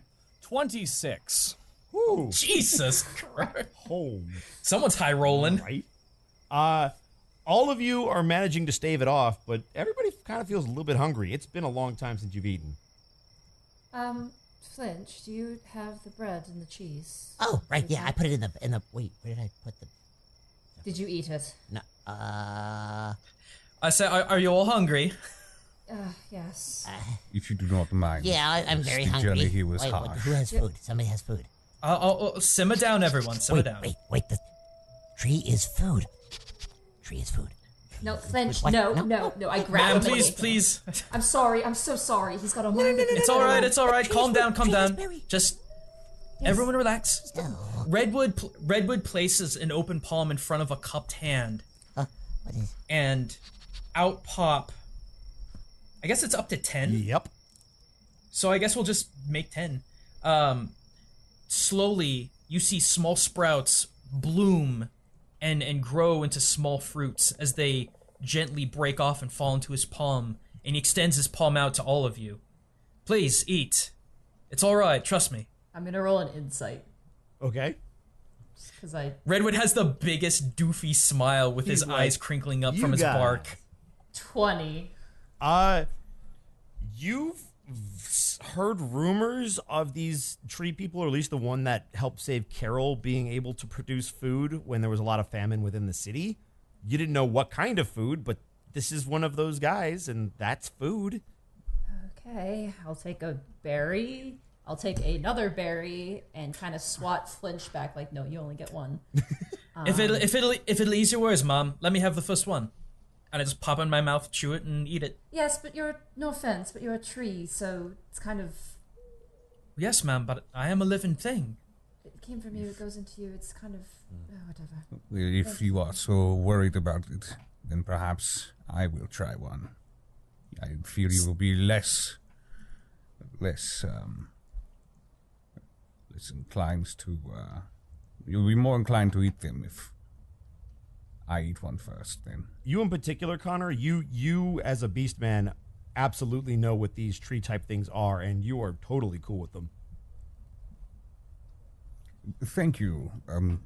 What was your name again? Oh, I don't have any use for names, but y'all can call me Redwood. So your name's Redwood. Redwood. You called your Redwood is the Nice. name. give you that name. Nice, Someone name a nice tree to after meet a you. tree. Really interesting. I am Ramon. I take one of the berries and I pop it in my mouth. Ramon, it's an absolute pleasure. It is surprisingly delicious and filling for a simple berry. I eat mine as well. Oh, when in Carol. When in Carol. When in Carol. When in Carol. He just takes one, pops in his mouth. So how many do we have left? Flinch is also going to eat one because there's no way I could stop him. So we have 2, 3, You might eat 4, all of them 5, if you 6. don't So stop them. I know, I'm making sure to watch him. I actually offer one over to the elf as well. Very nice. Very nice. It's nice. This is a nice. So I will pocket those 3 berries because they last for another 24 hours. Nice. So, what now? What do we do? We can't just sit here. Everybody notices that it is getting quite dark. And you specifically, having been in these woods for a while, Connor and Gaijin, it is not easy, even for you guys, to get around at night. I suppose if nothing else, we should at least get some sleep, take some rotations. I still don't know what's in this forest. I Okay. like that idea. I must admit I'm a little tired. Though we elves don't sleep, I could definitely use some meditation. Would you like to meditate with me? Oh, I didn't realize it. Yes, that would be quite nice. Well, let's figure out who's going to take the shifts then. Preferably someone with a fancy weapon. I see a few of you know how to fight. I'll go first. Oh, good, yes. Let the Appreciate- drunkard go first, of course. Well, before he gets drunk. Are you sure he's not already? No. He says very, you know what? King just kind of stands up, takes a big swig from his bottle. Didn't bring enough to get drunk. I'm on a job. So, I'll take first watch. And just kind of mumbles and walks away over to a tree. Before he gets away, Redwood's going to stand up and follow him and try to place a splintered hand on his shoulder. What are you doing? What the? What are you doing? No, he just kind of keeps walking. What are you doing? What? No, stop it. Whatever. No, Sir. No, no touchy. No touchy. He just walks around a tree. What? What do you want? I simply want to ask your name. It's King. Sure it is. King? King, it is a pleasure. And I appreciate you taking first watch. Please let us know if anything happens. Okay. Kind of looks like that. You know that anime blush of like, geez, okay, fine, geez, be nice to me then. Redwood walks back over. I'm sorry, Master Elf, what is your name? Eldrin. Eldrin. Yes. Eldrin, please understand that regardless of what kind of man he may be, he's still a man. And just as all living things deserves respect. Yes, he's certainly garnered enough respect. Well, where I come from, respect is earned. That's why lineage is so important, you know. He used to have it. Oh, I could tell you stories. He's infamous in Carol. Elrin, we all come from the world tree. We are all equal. Ah, yes, you're right. Thank you. Now then, I believe we should begin our meditation. And you see Redwood as he stands, of all things. You see roots growing from his legs and up to his hip as they kind of dig into the dirt carefully, considering what happened last time. As he begins to chant lowly. I just kind of stare at the tree and just kind of blink and just kind of mumble under my breath. I really wish I could have become one of those. And then I'm going to sleep as far away from the beastman as possible. To be fair, Monty, you could have been one of those. True. I guess. Yeah, I'm gonna like completely like be as far away from Ramona as possible. Okay. And I'm even gonna do like the I'm watching you like kind of hand gesture with the eyes. Before And she then I'm walks gonna, away, like, he's watching Ramorn's going to yell as she walks away. What is your name? My name is Lyric. Lyric. Very well. I am Ramorn. It is nice to meet you. Though I feel the sentiment is not shared. Not really. I go to sleep bitterly. Are you sleeping out in the My woods? arms are crossed. I'm like on my side. Is the sleeping bag all zipped up just to the head? Yeah. with the whole I'm gonna flinch, like perch on top, like a cat, like he's kind of curled up on top. Ramorn's just gonna is just gonna sit next to the fire and just stare into it, his arms folded in front of his chest. King kind of like pokes his head up from behind another tree. Like, do you want to do second watch? Very well. Cool. Just leans back over. Don't worry, I'm sure if the tree meditates as we elves do, I'll be somewhat awake. Just shake me if you need me. Actually, don't shake me. It's rather annoying when they do. What should I do then? Simply place your hand in front of me and kneel, as odd as that sounds. Very well. I am capable of the kneeling. You see him. The knee. I am capable of taking a knee. You're just gonna get fined. Sorry, that was a football joke that nobody's gonna get. All right. No, it's okay. I got it. I just didn't want to get political. Yeah. All right. So nobody's sleeping in the tent, really. Oh, if there's a tent, I'm in there. There's definitely I'm a city I was like, slicker. so everybody's just sleeping on the ground, are they? I'm gonna earthworm my way over there in my Earthworm bitter, lyric. Nice. angry sleeping bag. I guess out of respect for her, he will sit at the opposite side of the fire, farthest away from the tent. As the elf and I are meditating, I slowly just try to fake it and try to lull myself into sleep, still rooted in the ground. Just be like, all right, have fun. Have fun. You do that. I'm just gonna. When you root yourself into the ground, give me a nature check. Gotcha. Let me get back to my core. Please, good roll. Thank you, 21. Nice. Ooh, nice. You feel that the ground, much like before when you tried to root yourself into the ground near Carol, doesn't feel very good. It's very unnatural, and you feel like while you can definitely stay like this, there's both potential benefits and harms. I'll slowly unroot myself and look over at the elf, just like slightly head turn with eyeballs turning just at the elf to see what he's doing. He seems to be lost in like a trance-like state. Slowly, I like on knees, slowly get up and start creeping, just like going in a semicircle behind him while staring at him, and slowly making my way to the tent. He doesn't seem to move at all. Ding, ding, ding, ding. Can I roll to notice this? Huh? Can I roll to notice this? If you're not asleep, it's right in front of you. I guess King is still doing his watch. I guess I am sleeping now. It's up to you. You can see, because this is literally minutes perception apart. check to see. Perception check from Sure, King give to me a see- perception to see if you hear it. 25. You hear the shit out of that. King He's just going into the tent. The tree is creeping back towards the tent. Hey. Okay. And there's a light whistle from King. Is that where you're posted, by the way? Yeah, by the tree. Perfect. He just I just whistle like.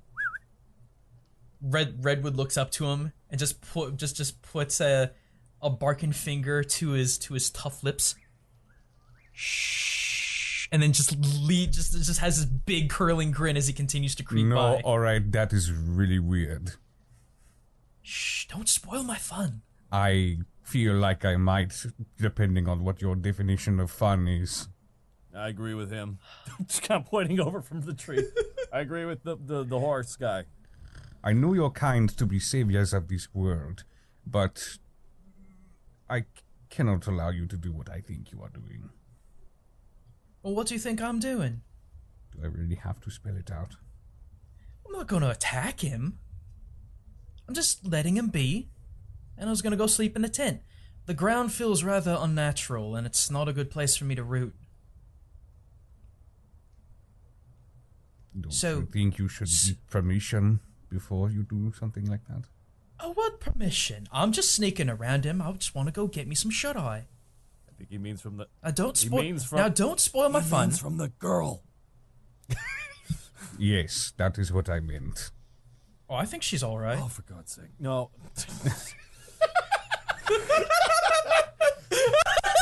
I am just. You're asleep. This is weird. Yeah. All right, just like keep an eye on him. We have to do 2 watches tonight. Just Oh my goodness, you are quite a lot. Yeah. if she starts screaming, I will kick you into a tree.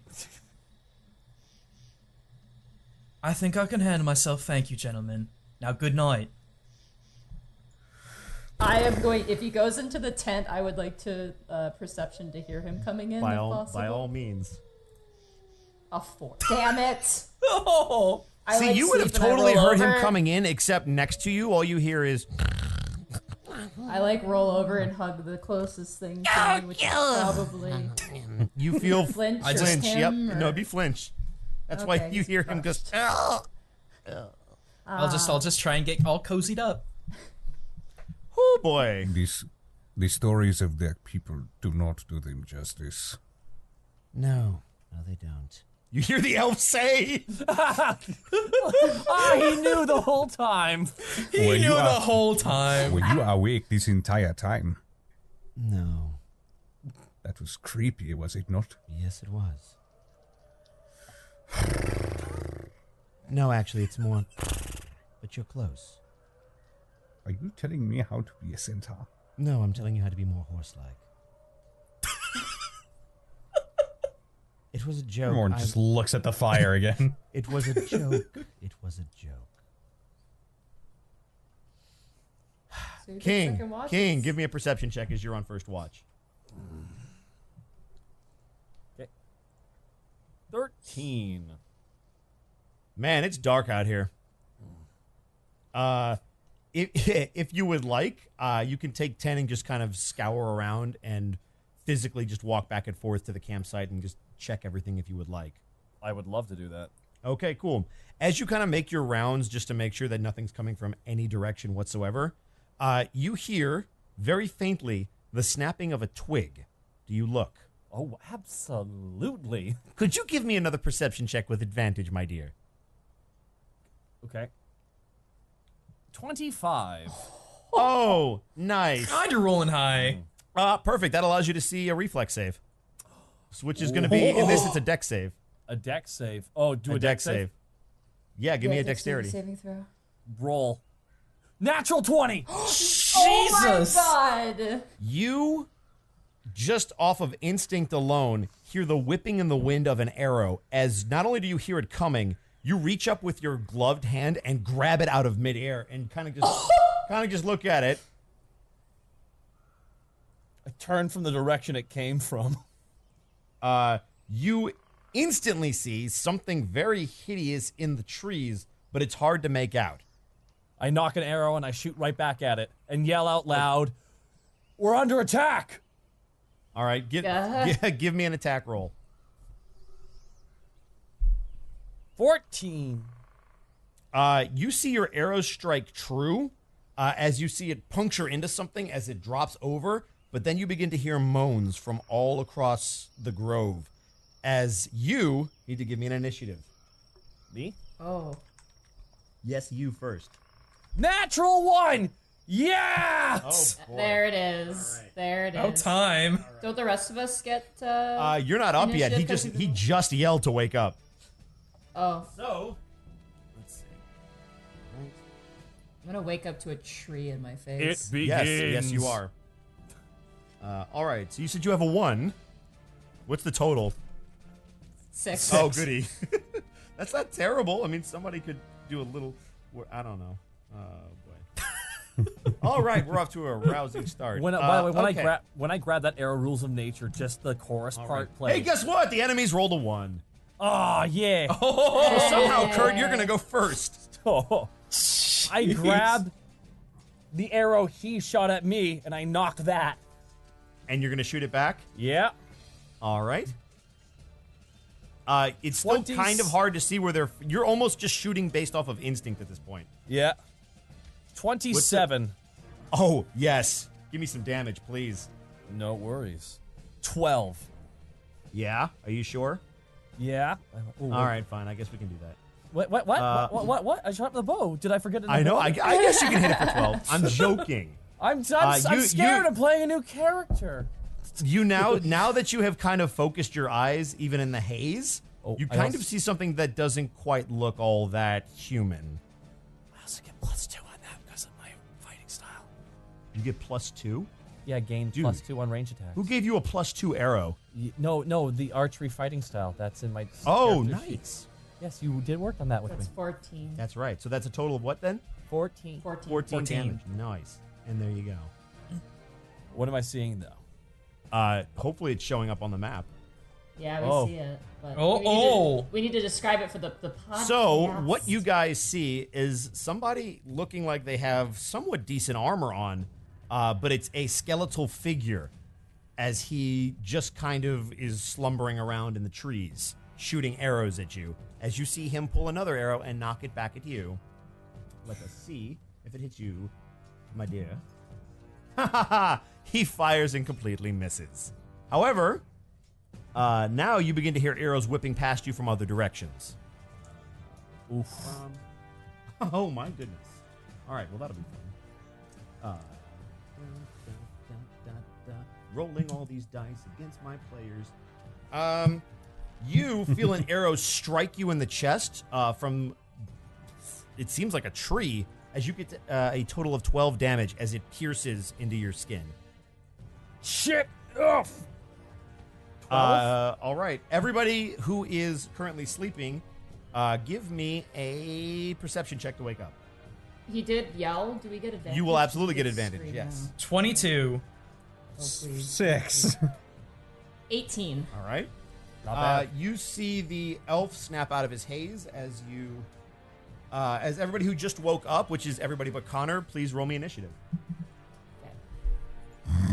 Ooh, that's a big 9. 9. Who has better dex? I have. You both have the same 14. decks. I have 14 as well. So do you want to go first? Do you want me to go first? Both I'll- of you roll a d20 for me, and the higher number goes. All right. Phew. 17. 5. All right, So I'll so go. 9 is going to be Tree. And then we're going to have Red Girl. All right, you see Avari beginning to stir. This is where I get to move. And he's going to move over here. Ba-ba-da-ba, and he's going to do mage things. While I'm doing mage things, Red Girl, you're next. All right. Oh, I'm next. Yes, so, Right but up. if you want to tell me what you're doing, I can do two things at once. I think we're going to figure it out. All right. Lyric is going to, first of all, wake up to a tree and scream immediately. Okay. Shh. Just Keep it down. Ah! Oh, my God. Can I get another perception to wake up because I heard her scream? Yeah, I'll give that to you. 6. You man, The you are. sleep. This is the best sleep you've gotten in a long time, man. Oh man, this fire is warm. You really like fire. I'm I like am- gasping with an arrow. Ah! Oh. You see King, since you're outside and awake, a blast of fire go into the one that you hit. All right. And you see the skeleton kind of be able to shake it off a little bit as it takes a little bit of damage. But you see the tree start to catch on fire. Ooh. Uh-oh. Eyebrows up. I'm gonna get out of my sleeping bag. I'm going to move 30 feet. Actually, 1 second. Can I slap the horse on my way moving forward? Right in the butt. Like, just slap him in the butt? Slap the horse? Yeah, on your well, way? Yeah. Yeah, I'll tell you what, I'll give him uh, another perception check with Ramon. advantage now, because you're physically trying to wake him up. Okay, I'm slapping that horse on my way Double forward. that one. Double that one. Double that one. I swear to God. I'm 10. Slap. Sorry, what was Slapped him. He got 10. a 10. Oh. Because you actually were physically hit, you start to kind of wake up, and at the end of your turn, you will be part of the battle. So go ahead and roll initiative for me. Huh, what? You were being distant and now you are being too forward. I would never. I would absolutely. Get up! We're under attack, you I'm being idiot! shot, goddammit! Sorry, by the way, for yelling at you. And I'm gonna turn to the enemy nearest to us. This has been a while, and I am. You said the tree is on fire. It's starting to catch fire because the mage threw a fire attack at it. Okay, well, I'm like, well, it's already on fire. Flint, you're gonna need to help me with this. I've never used this with combat. I'm gonna cast create bonfire Okay, at the base of the tree.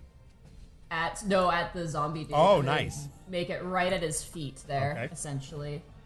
So I'm gonna click this. There we go. So you need to make a DC 16 dexterity saving throw. Okay, otherwise what happens? Does he burn to death? He takes damage if he. Okay.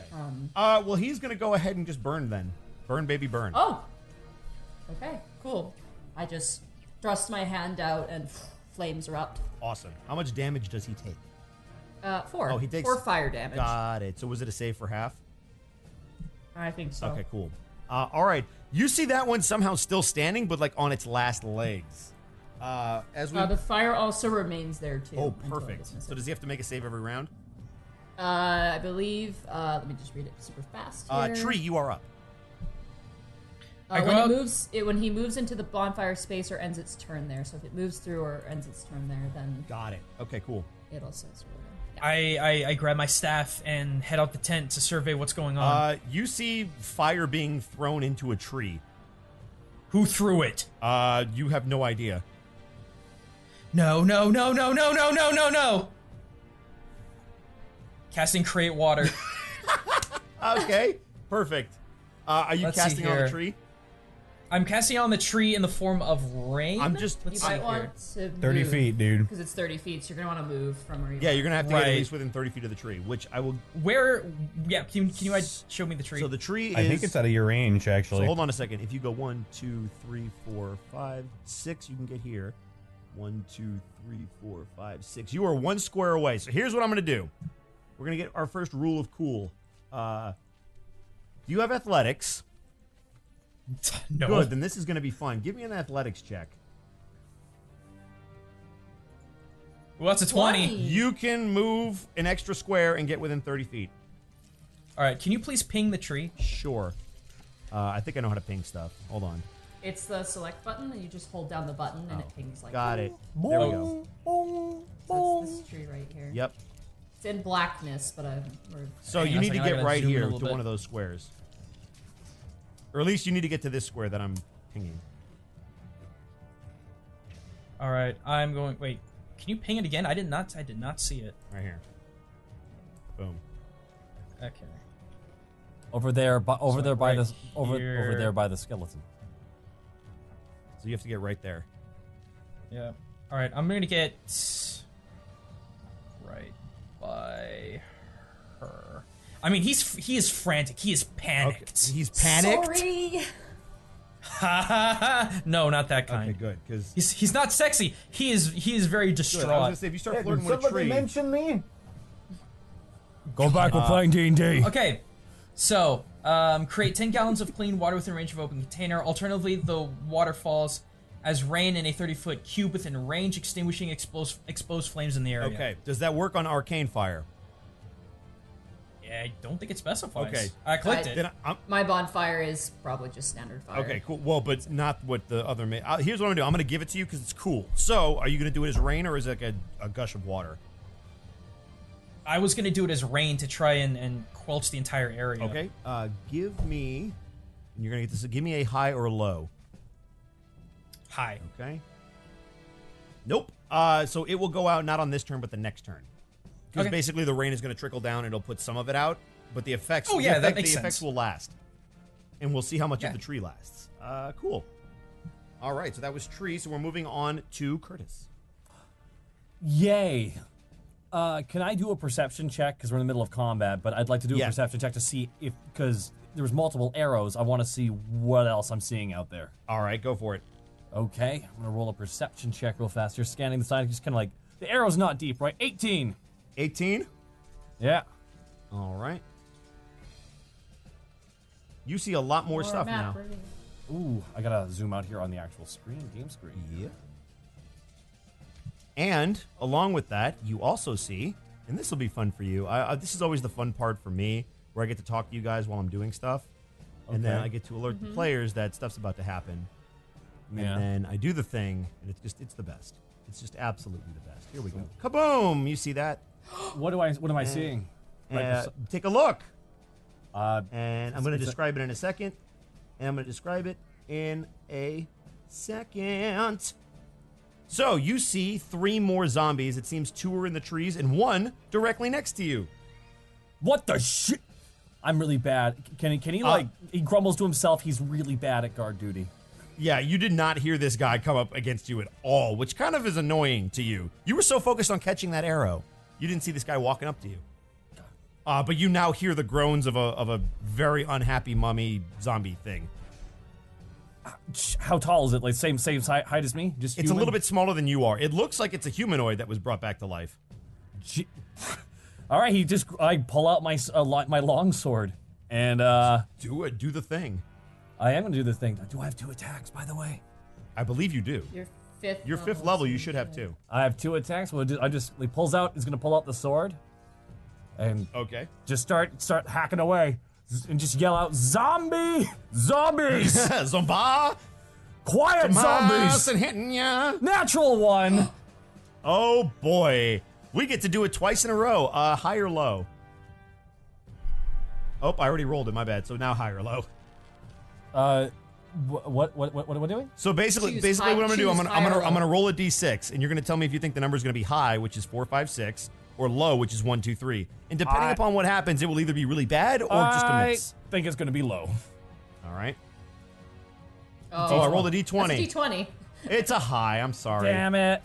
So as you swing, this zombie kind of like stumbles out of the way as you hit the bark of the tree, and your sword gets stuck. Shit. So you can you can use your next attack to try to pull it out. He just said, "Nah, fuck it, just let's go to the store and runs." Nah. We're gonna do punch it. I'm just gonna kick it. Can I just kick it back? You can move away and shoot it with an arrow. I do that.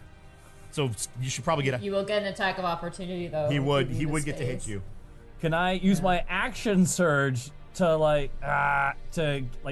surge that action up and like get away? Yeah, you can use that to use your disengage with your action surge. Yes. And then I'm gonna do an action surge and try and grab. He's like thinking about it. No, keeps pulling the sword.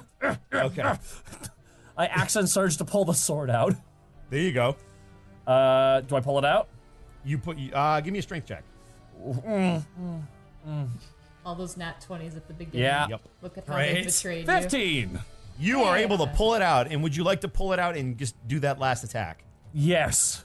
I pull it out, All right. and with the momentum, I swing my sword and try and chop its head. 22. Yeah, give me some damage. I get stuck in the tree again. Fuck! Damn it! 11.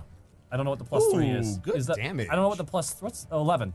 1d10. Oh, it's for alternative. It's a versatile weapon. Okay. So if you use it with one hand, it's a d8, and if you use it with two hands, it's a d10. Correct. So am I two-handing it right now? What would you say? So technically, you just got 6 damage, not 11, from your 10 roll if you're using it. But I'd assume if you yanked it out, you're using it with one All hand. right, and so I'd say go we're with at the bottom of the initiative order. By the way, Connor, what did you roll for your initiative? Can you say that again? Oh, Connor, what did you roll for your initiative? 19. Oh, good. Well, look at that. 19 for Horseman. Got it. All right. And it looks like it's the Eminie's turn. So as you swing and hit this thing, it kind of looks at you really pissed off. As you notice, it doesn't have an arrow anymore, or a bow anymore. It has a sword, and it's gonna try to swing at you. Ha ha! Give me another high or low. Me? Yeah, you, Curtis. Oh, it's swinging no! at you. Oh no, it might have been on you. High or low? Low! So he rolled a nat 1. It's just a miss. Oh! If you, God, don't basically- do that to me! You horrible man. If you had guessed it right, I probably would have let you hit him back. So he swings at you, and he's going to try to swing again. And he's going to miss you again. This thing is just knocked off its rocker. However, the other 3 are going to take aim at the tree that has now appeared, and the nice little lady over here. Uh-oh is correct. Oh dear, ACs. I think I have these marked down, so this will be really easy. I don't have to tell you if I hit you. Just gonna roll some damage. All right. Tree Man.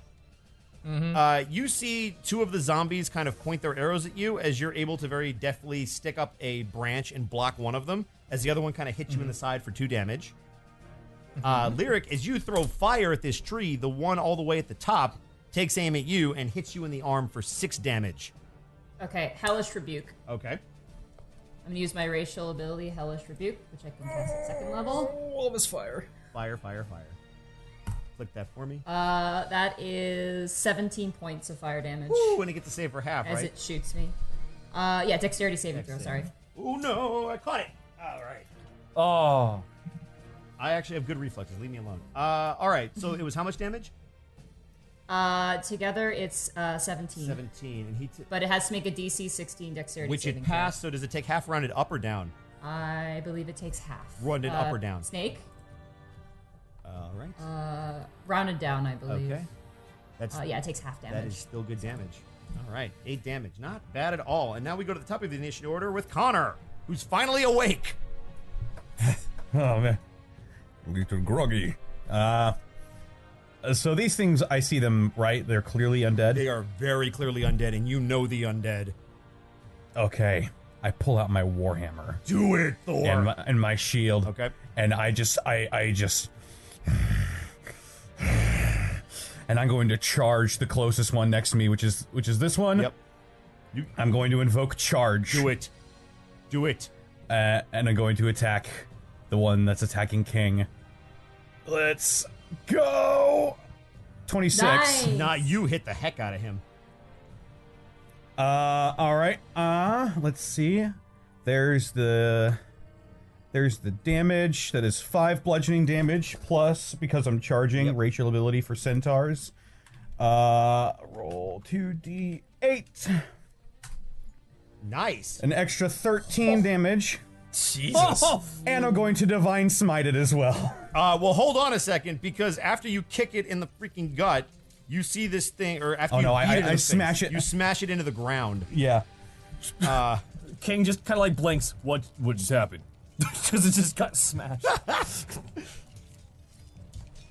He is very much dead. You have done it. As he falls to the ground. Life. All right. What else can I do? So that was, does your charge take up both your attacks?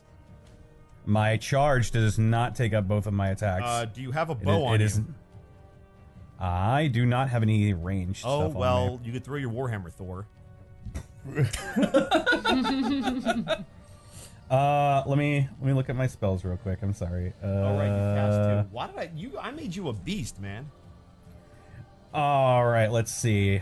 Is there anything within range that is within 30 feet of me? No. Almost. All right, my turn's done. All right, ally's turn. And now I get to cast another thing, because I'm playing a mage, which I've never done in real life. It's DM's life. All right, which one of these do I like? You guys see the, oh no, that one won't work. Let's do, ooh. Nice. Okay. You guys see yet another fire blast directed towards the dead tree in the corner, where one of the zombies seems to have appeared. As he does, how much damage? I must roll. Oh, not a lot of damage at all. You see it hit this zombie as the flames kind of explode onto its body and just kind of dissipate. As you hear him in the background, lyric, "Dad, come, zombies." All right. This magic thing's hard to figure out. Don't be so hard on yourself. I think I'd learn by now. Speaking of which, the zombie ended its turn in the fire. Yes, it did, and now it's going to pay for that. Oh, but whoops! I accidentally clicked. What? I accidentally. Oh no, you're clicked good. it. I just want to see. So it took half damage. So this thing is somehow still alive, but barely. As you see it start to go in your fire, as you, Tree Man, see the flame starting to die out as your rain overtakes it. And with huge sigh of relief. And with that, it is Red Girl. Okay. I have a name. It's Lyric. Oh, I know. I've just written all of your names down as things that I want to call you. Oh, but we have Redwood. Yes. No, he's Tree. Oh, he's Oh, Tree. and Tree, get it right. Come on. You are what I say you are. Seeing the distressed tree fellow next to me and feeling really, really guilty, I think, can I dismiss it? I don't know if I actually can. You see his flames beginning to put it out, or his water beginning to put it out anyway. Okay, so it's probably put out Correct. anyway. All right, then I am going to step forward. All right. Oh, actually, this is really, really long range. No, that's your I'm gonna step whole forward turn. You can again. only step forward. Sorry. Oh my god! No! I'm gonna kind of like just kind of take a deep breath and go. It's just like the targets. It's just like the targets, right? Right, Flitch? Just like the targets. Wait, what targets? The ones we set up in my backyard. Shoot the zombie! I'm trying. I will Eldritch Blast the one that's been standing in my fire with my first one. That's a 12. Is that a to hit spell, or is it instant? That's to hit. So 12. I shoot out like shaking, scared. I shoot out. Trying to hit this you thing. shoot where this thing should be, but you see because it's so damaged, it just kind of is started to like fumble over, and it goes right over his head. Okay, second Eldritch Aim Blast. for the It's like- body. I'm trying, okay? Try better. 23. Try 23. That will absolutely hit. Okay, and I have one of my invocations is that I have Agonizing Blast, so that makes me apply my Charisma bonus. So it should automatically apply it when I click the button. So that's 10 force damage. You see this thing cry out in agony as it begins to just dishevel and crumble to the ground, and it dies. Okay, I killed it. I killed it, Flinch. I think you killed it. Okay, that ends my turn. Oh, wait, can you kill things that are dead? I don't know. Oh, this is getting really confusing. Just hear King yell, "Yes, you can." Believe me, I've done it twice. Three times, actually. All right, after that, it is now Tree. You see Redwood just gritting his teeth, utterly just infuriated. As quick flashes of mystic green light emanate from his eyes as he roots his hands into the ground and he says, "Ashen Oak, hear my call, bind these shambling undead thralls!" Ooh. And then I like it. Entangle. Ooh. We are casting Entangle. Yep. It is up to 90 feet, 20 foot, so it should hit both of these boys. They need to make a strength save of 16 or be all tangled up. Strength save of 16. All right, which one are you hitting first? I believe it hits simultaneous because it's an area. Okay, cool. You see the one on the bottom kind of cut through your vines as he's able to break free, as the top one does not. Okay. Hang on a second. For the duration, these plants turn the ground of the area into difficult Right, terrain. so if they try to move out of it, it's double movement. Right. Perfect. So even though you missed the other guy, he's still going to have to move through it. Yep. I have not cast spells of offensive ability in a long time in 5th Ed. Do you only have one spell per turn? It's an action. Correct. So look at your spell Entangle, it says it's an action. So you've used your action unless you have... Well, can you attack twice? No. So Spellcasters don't. So unless you have something you can cast that's considered a bonus action or a free action, then you're done. Target 1 duration. And Curtis, you were up next if you want to plan your strategy. Yeah. I don't. Where would it say bonus? It would say the casting. See how it says casting time 1 action? It would say there.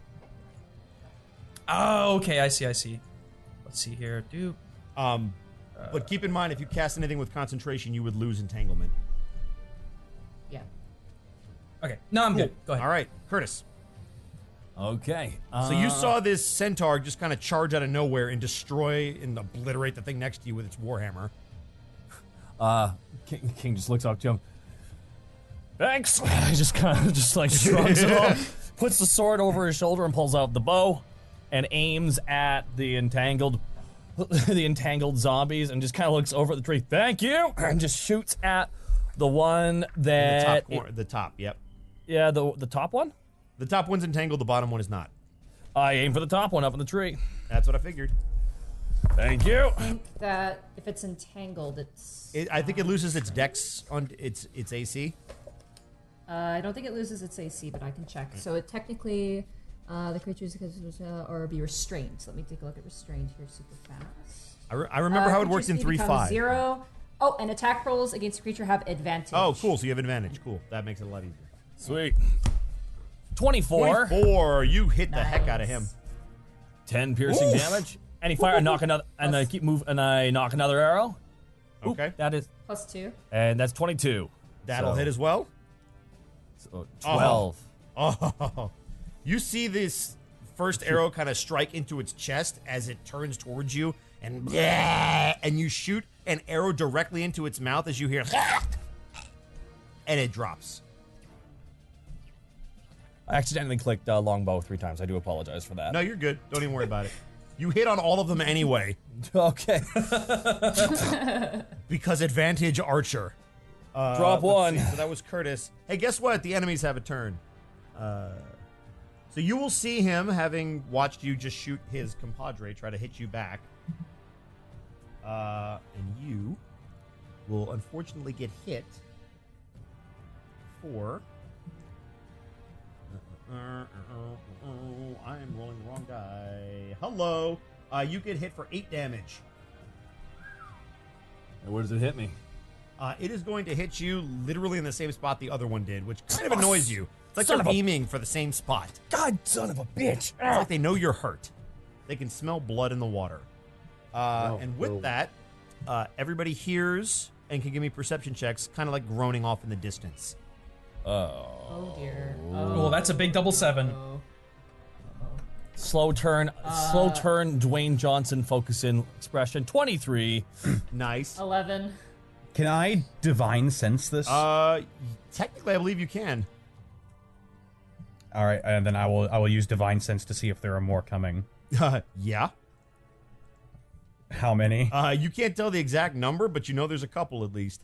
Which direction are they coming from? You would know that they're coming tell? from north, which would be the upper right-hand corner.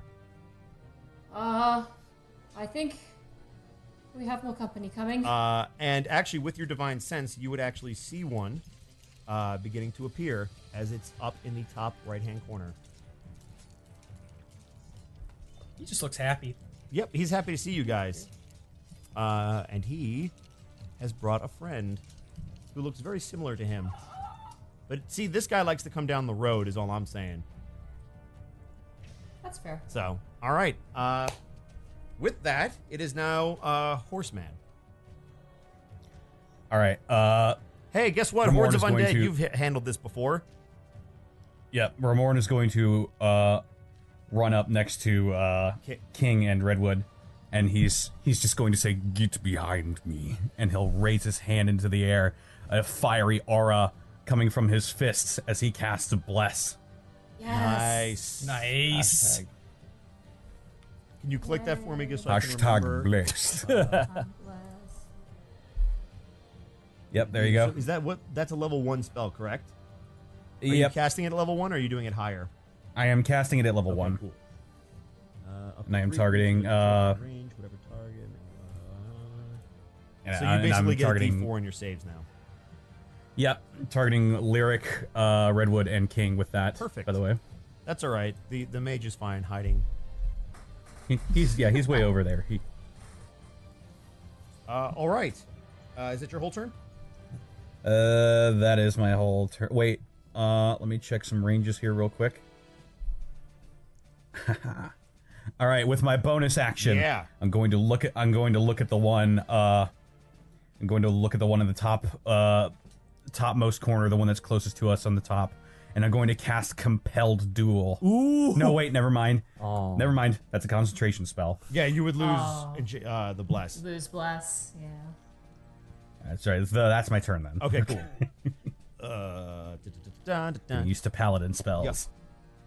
Welcome to concentration checks. It is the allies' turn. You guys see the mage Eldrin turn around behind him as he seems to have noticed something and throw a massive fireball, almost like a wall of fire, just back behind him as you hear the screaming of corpses essentially erupting into fire.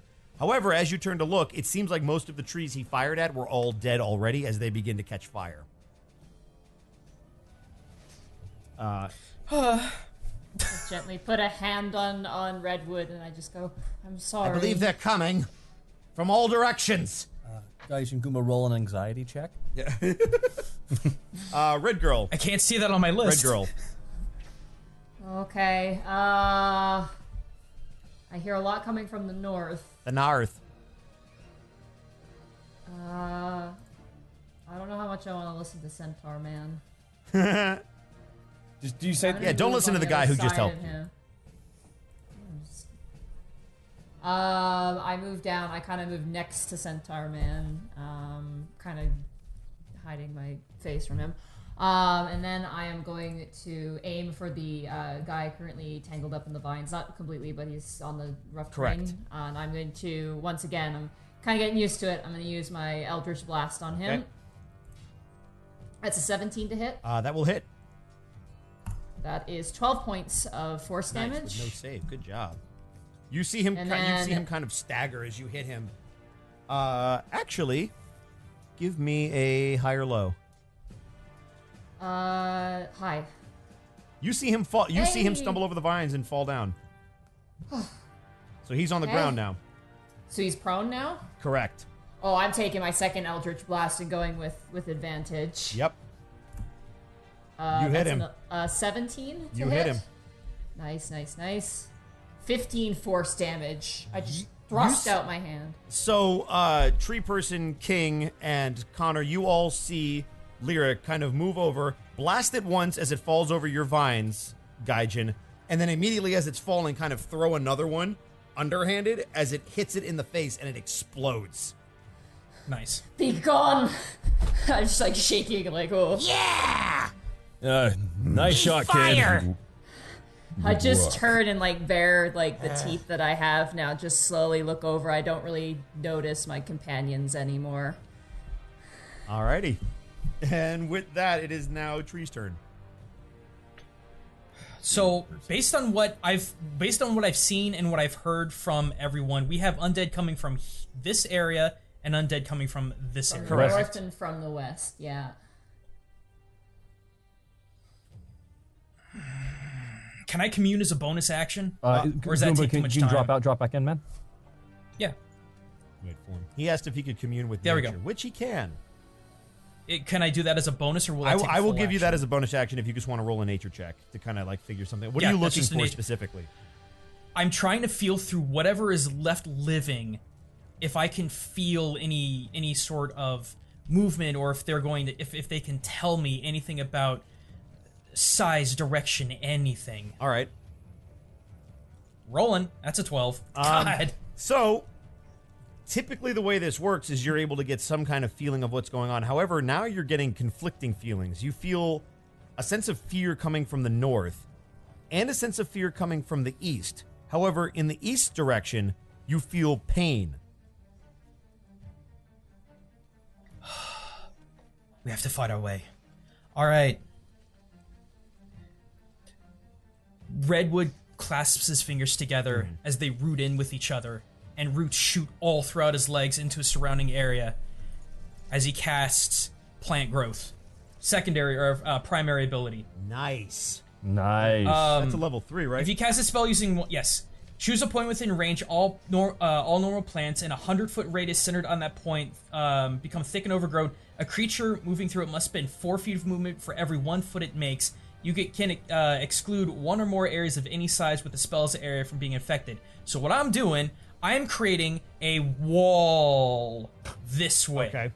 150 feet, right? And it's 100 feet from. I'm gonna have it be my person, just all through here, so that the you said the pain was coming from the west or the east. The east.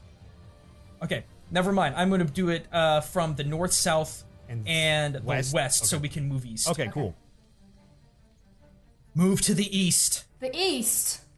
Move to the east. Okay. All right.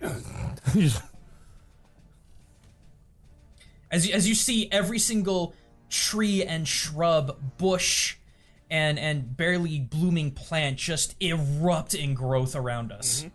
Very nice. That's freaking pretty cool. Because you basically just made a wall of, like, thorns.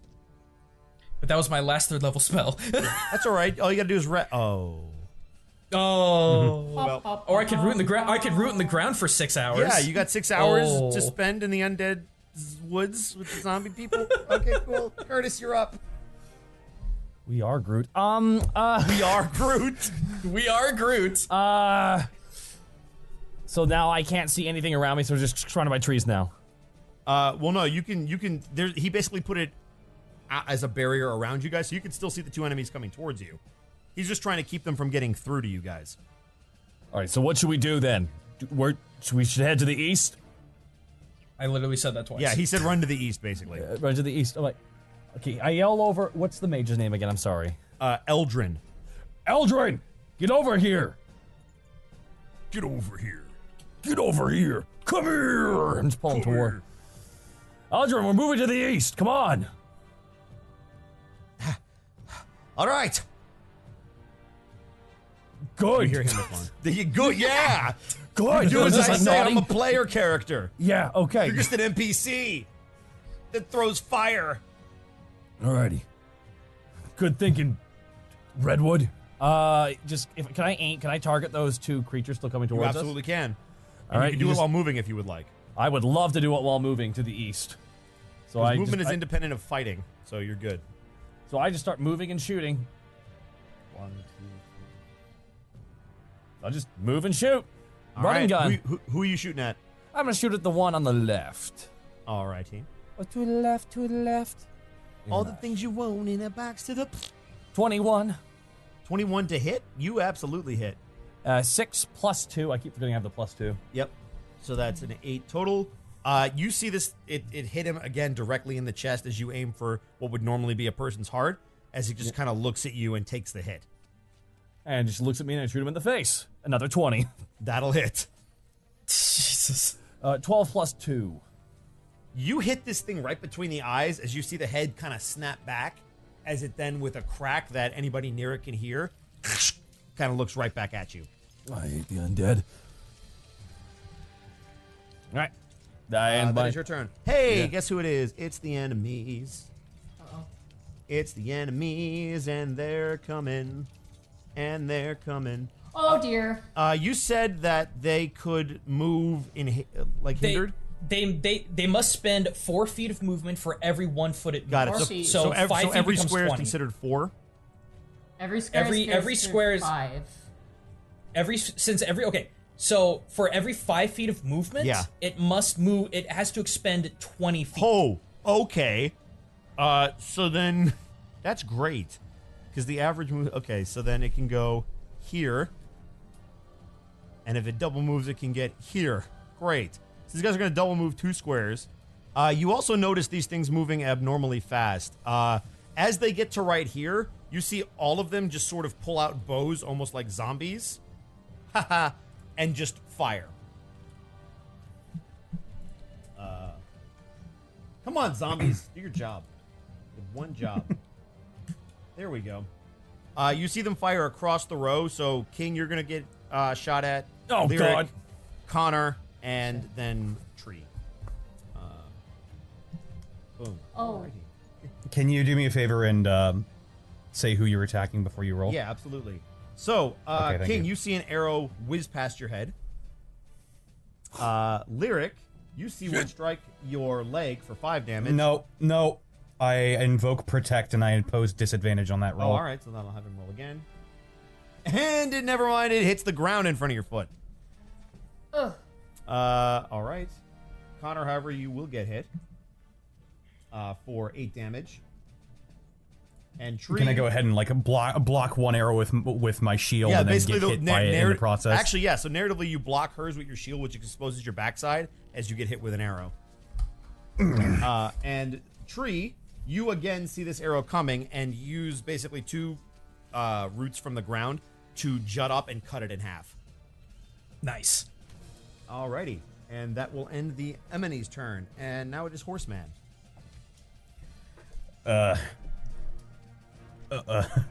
Ramorn looks to the arrow in his backside and just yanks it out, and he reaches his hand out to Lyric. I need you to trust me. Get on my back. Oh no. Oh no. That's Oh, me. no. That's me and What? out of Character development? No. East, he says. I'm gonna roll to see if I trust him, I guess. If you would like. Let's insight. Let me insight Okay. this. Get on my back. Do you mean your face? 4. It's a horse. You can ride horses. Fine. I just take his hand. I don't know. All right. I lift her up onto my backside and plant her in the saddle. All right. And I look to Redwood. Let's go. And I just take off with Lyric on my back. Are you gonna double move? I I'm cannot like move my grabbing token. on for dear life as this is happening. I'm yelling the gonna whole time. I'm gonna double move. All right, Yes. cool. So then you will move all the way off the map. Woohoo! Runs past. What the shit? Goodbye. Nani? Nani? All right, so that was Horseman. Let's go, King. You see him like panting as he tries to run. You can tell he's not the most athletic elf. I got like I'm yanking the 2 arrows out. Okay, let's get going. Unlike us, unlike them, we don't get a centaur to ride out of here. It's hot ass centaur, Jesus. Come on, Tree, Jesus. With Red Girl gone, it is now your turn, Tree. Double movement out. All right. 30 and 30 going that way down the road. All right. I would like to say I would like to ready a spell action if they start to get close. I'm gonna ready spike growth in case they start getting they start catching up to us. All right. And next it is King. He just runs off. He runs away. He's gone. Off screen. He's just like. Sees the zombies just keep since moving. all of you guys ran away and it's the enemy's turn, they only have 1 target. Oh no! So here we go. Let's see how the pincushion does. Oh, that's an interesting roll. Oh dear. All right. Well, here we go. Let's start with the. All right. Here's what I'm gonna do. Literally anybody, give me a high or low. High. I heard high. Oh boy. Oh. Damn it, Goomba! You killed him. I killed him. He was so. He was throwing fire around. He deserves it. Wow. Wow. That's Wow. That's really mean, actually. Now that you've done Yanks her collar and sweats like, yeah, fire. Oh yeah, fire. Oh boy. Oh boy, don't you know? I I tell have ya. to check this dude's HP real quick. Give me just 2 seconds. No. Uh-oh. Well, I just want to make sure that I do the math correctly. Oh, good. What? I mean, this is what happens in zombie movies. Someone gets left behind and eaten. Well, that's what you always have to run faster than the slowest person. That's how It's the zombie true. movies work. Exactly. That's what my dad taught me. All right. You see. Nobody sees this. Oh, dear. All right. You hear screams of pain. Oh no! Oh, baby. As he does manage to limp up to you guys, you see 2 arrows in his chest and arm as he is bleeding from both wounds, as he kind of stumbles towards you guys as you have made your way, and initiative is over. Lay on hands. Alrighty. Don't beat me to it. How much are you giving him? I'm giving him 10. 10? Oh, good. Alrighty. Is anyone? Redwood looks around to see if anyone else is severely injured. Survival check's still working this, right? Or is it medicine now? Medicine for wounds. Got it. Do you have survival, Gaijin? Is it higher than your medicine? Survival is much higher. I'm going to than give you medicine. survival because you're a tree. Yay. We're going to go 3-5 for a minute. 15. All right. Everybody, if you want to say your health, you are more than welcome to. I'm good. I'm for. Wait, how much health we have? I have now more. Yes, health if you than need when we healing, started. you're allowed to say what your health is at. I'm at 46. Oh, how much damage did that arrow do to me, by the way? The arrow did 8.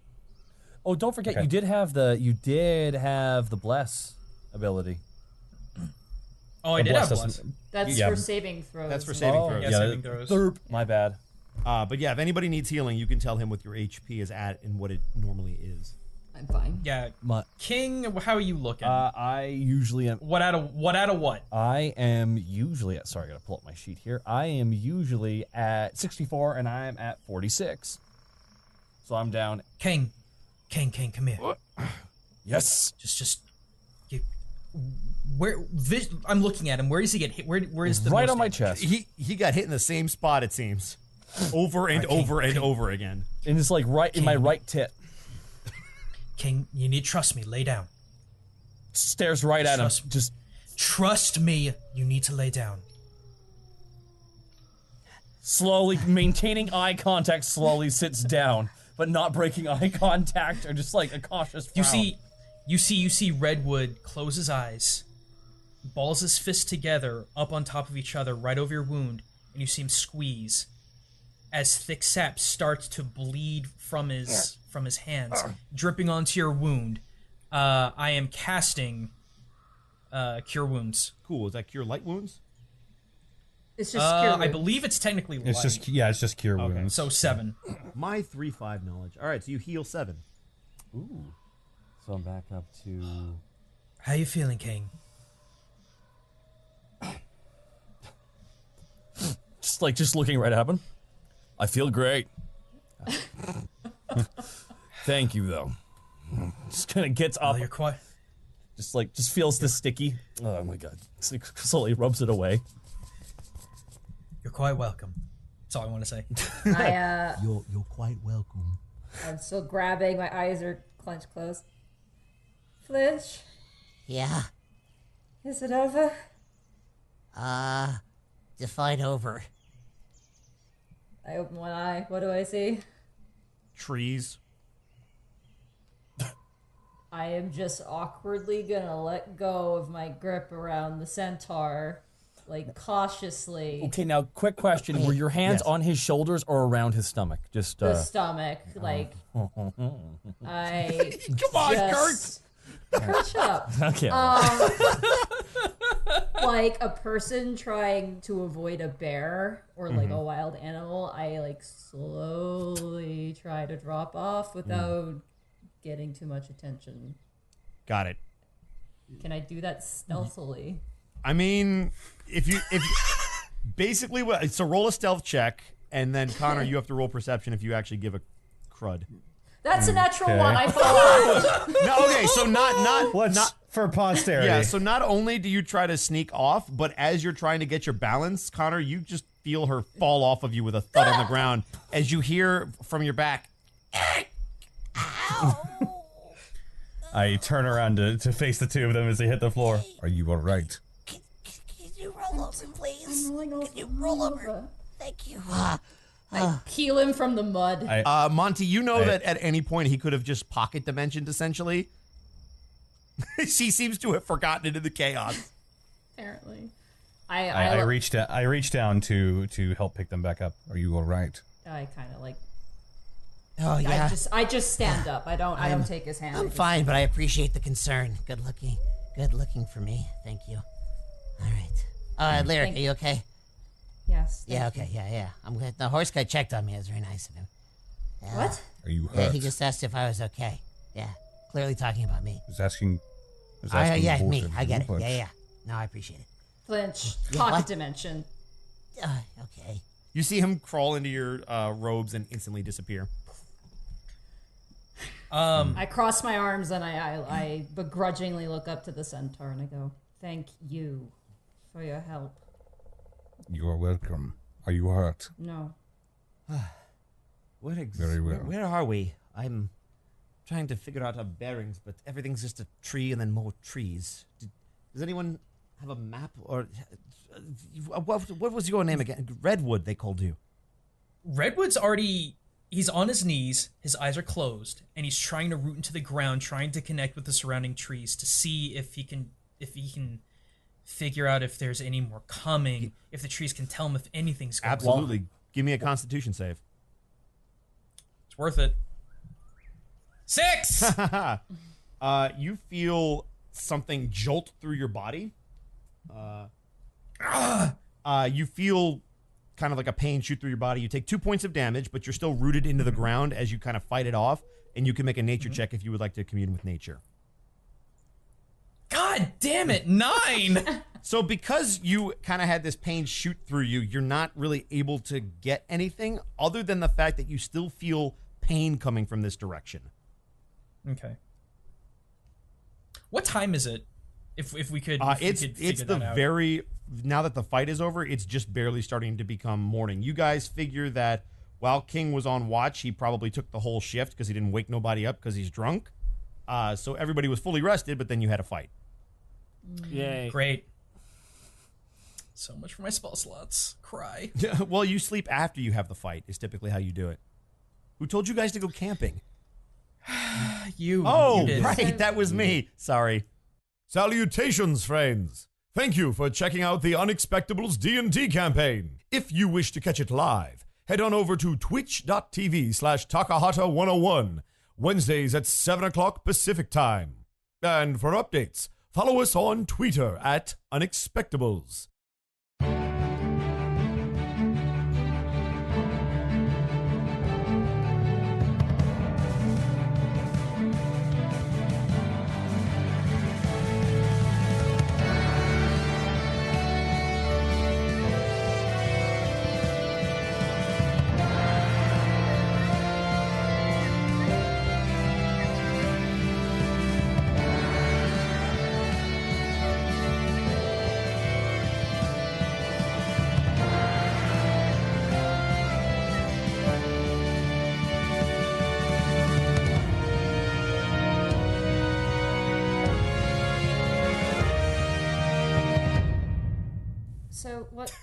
where do we go? If they're going to probably catch up with us soon. Yes, Redwood. You said you kind of have a feeling of where to go. Yes. There's a horrible pain coming from the east. Something suffering, wounds. It's just so blurry. You're saying from the ground. From the very roots, they scream in agony. I can't make a good connection, and it hurts to try. All I know is that's coming from the east. Perhaps that is the source of this. It very well could be. You said you felt pain, though. He grasps at his wrist, at his hand, looking at his hand. It's so strange. Have I felt this before? You have never felt nature essentially rebel against you. I've never felt it work against me this hard before. I'm going to summon Flinch again, and I'm going to send him forward just to scout out a bit. You called? Yes, do you mind scouting out again for us? Okay. Eastward? Oh, now I'm gonna scout out. Oh, now he scouts. All right, fine. All right, where are we going? East, that way. East, got it. Just straight east. Yeah. No plants, right? No. Just avoid anything. Try and just get an aerial view if you can. Like It's I said, not like I anything- looked for the. All right, fine. Here we go. All right. I need to grab someone's arm. I look at the centaur, shake my head, go over, and I grab, once again, I grab King's arm, and I just lift him up. Before you do it, just like King says to her, "Good job back there." Thank you. I've never killed anything with this before. Now, you didn't really kill them; you just made them dead again. It's a nice way to think about it. Sure. I'm grabbing your arm again, by the way. Are we Okay. good? You do We're you. good to go. Go Flinch. And I just... If Flinch kind of takes off and begins flying, as you hear in your head, You know, he's kind of cute. Which one? The tree? I didn't know you were into that. Oh my god. Flinch, please. I'm just saying. I mean, he's a little old, but you know. Yeah. No. No. All right, fine. You're the worst. You're the absolute worst. I'm the best, and you know it. What do you see? You're gonna need to roll a perception check. For you, right? Well done. Thank you. no worries. That's good. That's good. 12 for Flinch. For Flinch? Yeah. He's he got seems 120 feet dark vision as well, so he can see. Oh, pretty- well, that's going to help because it's still the early morning. You see him flying much more tentatively than he was before, which kind of explains why he's not diving in and out of stuff like he was. As he continues to move forward, you see a couple of objects on the ground as you see him pull up and stop and basically jump down onto the ground. There's something over here. Something. What's something? They're the bodies, maybe. I don't know if they're. Get a bit closer. Get a bit closer. Why am I okay? Just sneak closer. It's gonna be fine. It'll Why be okay. you realize my name is Flinch for a reason, and you. All right, here we go. I'm gonna have him actually turn invisible. All right. Is that a spell-like ability? It is. The imp magically turns invisible until it attacks or until its concentration ends, as if concentrating on the spell. Cool. So he is going to turn invisible as you kind of remind him of his abilities. Oh, right. You know, this makes it a lot easier. It does. Yeah, they can't see me as I creep up. They But if can't you talk, see me. they can. Oh, So right. go and check what the item is. Oh my goodness. Go and check what the item is, and if it's something you can grab and seems safe, grab it if you wouldn't mind. Okay, all right, here we go. You see him kind of start to creep forward as he goes very slowly and stops, then tiptoes very quickly and stops. He kind of looks both ways. You can instantly tell he's trying to be like a investigator, just breathing everything in and kind of selling the moment. Until Next he to knows. King, I just shake my head, just like, oh my god. Until you notice him freeze completely as you see through his eyes what looks like some kind of creature with a gash across its chest. How big is it? It's pretty big. Give me another perception check to identify. Or actually, do you have any kind of survival or nature or anything? I have investigation. Give me that. That'll work. Boom. Natural 20. Ooh. Yes. Not only can you identify everything, you see colors and smell colors somehow. What does purple smell like? Purple smells like purple. Yeah, So you are able to identify that this creature is some kind of deer, and as you have Flinch kind of move in a little bit more, you can actually tell it's a beast man. Oh dear. And you can tell it's still breathing. And it's wounded? It doesn't look like it's moving. Okay. It's the only guy there. It's the only one That you can there. see. Okay. Flinch, come right back. I'm cutting off my connection to you, okay? Find me. Wait, what are you gonna... I cut it off. I turn immediately to Ramoan. I go, I think someone, maybe you know, is hurt up ahead. There's a beastman there. He's on the ground. He's very badly wounded. Do you know a deer beastman by any chance? Anyone like that? There are that's like asking, hey, do you know a smith? I don't know. No, I know you Derek don't, but like to doesn't him, know. that'd be like, hey, do you know anybody named Smith? Like John Smith? That is a pretty vague statement. Was there any other distinguishing marks? Was there any tattoos? Not that you could see. Jewelry? He wasn't. He didn't have any jewelry or anything like that. But he's quite gravely wounded. He's still alive though, barely. Come. And I run in that direction then. All right. run after, too. Is everybody following? No, I guess. Guess we're going this way. Okay. Just like you're still holding on to his arm. It's like, oh, okay. You see Eldrin following along as well. Is this headed to the east? This is headed to the east. Okay. It's like you felt pain somewhere. Oh. So as you guys continue to adventure, you move into a fairly significant clearing. There are both trees that look very disheveled but still alive, and dead trees kind of circling around this particular area. As you see, bleeding on the ground and not moving, a large anthropomorphic kind of deer.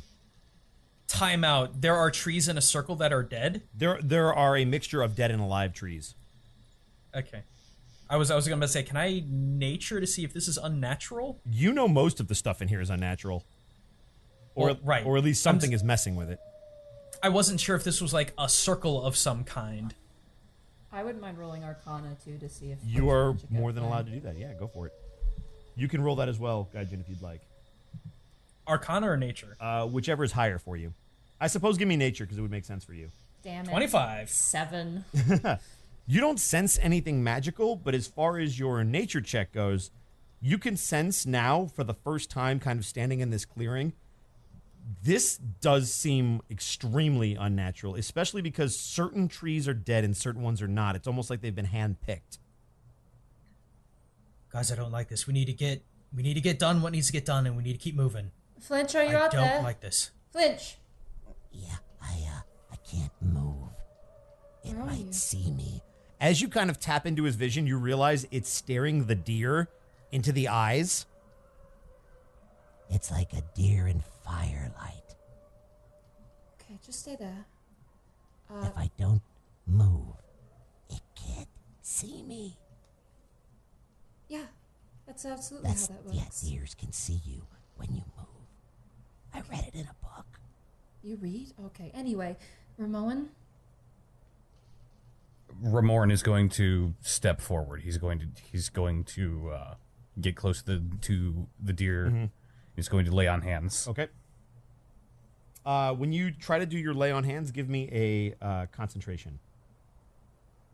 Oh, no, wait, they don't have a concentration. Give me a constitution save. That's what I meant to say.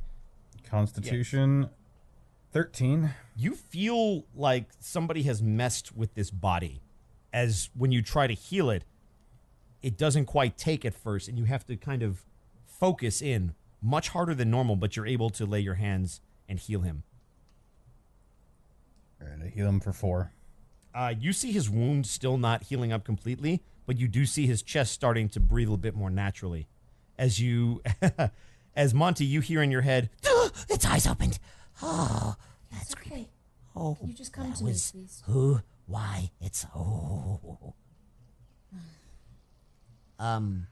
might I ask what we're doing here? Is it alive? My God. Yes, barely. Are we taking it with us? We can't just leave him here. Right.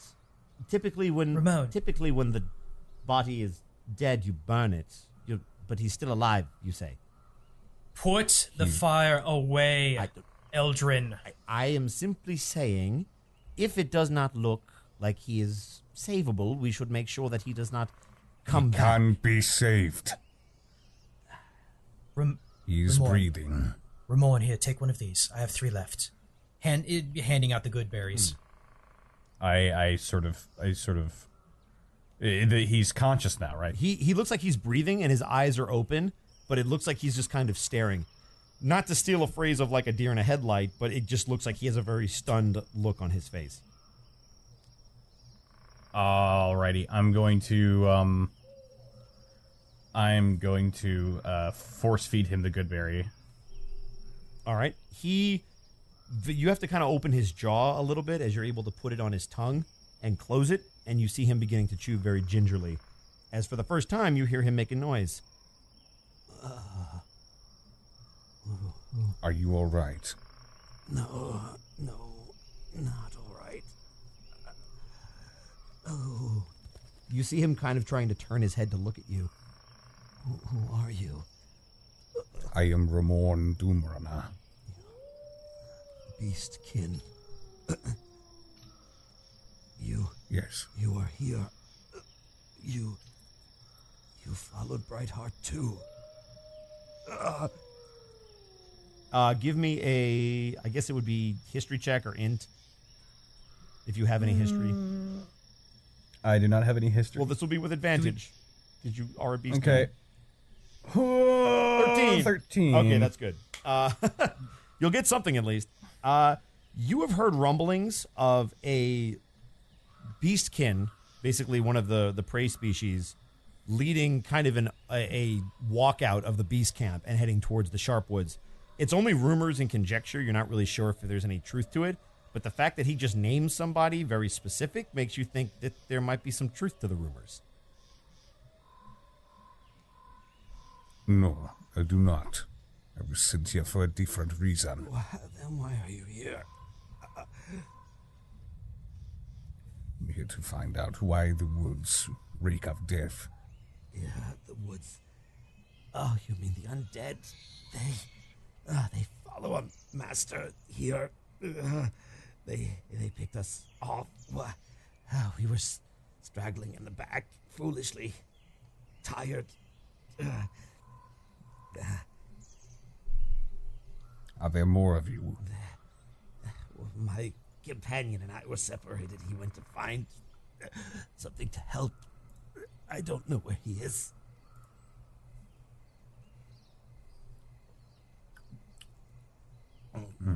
Can you walk?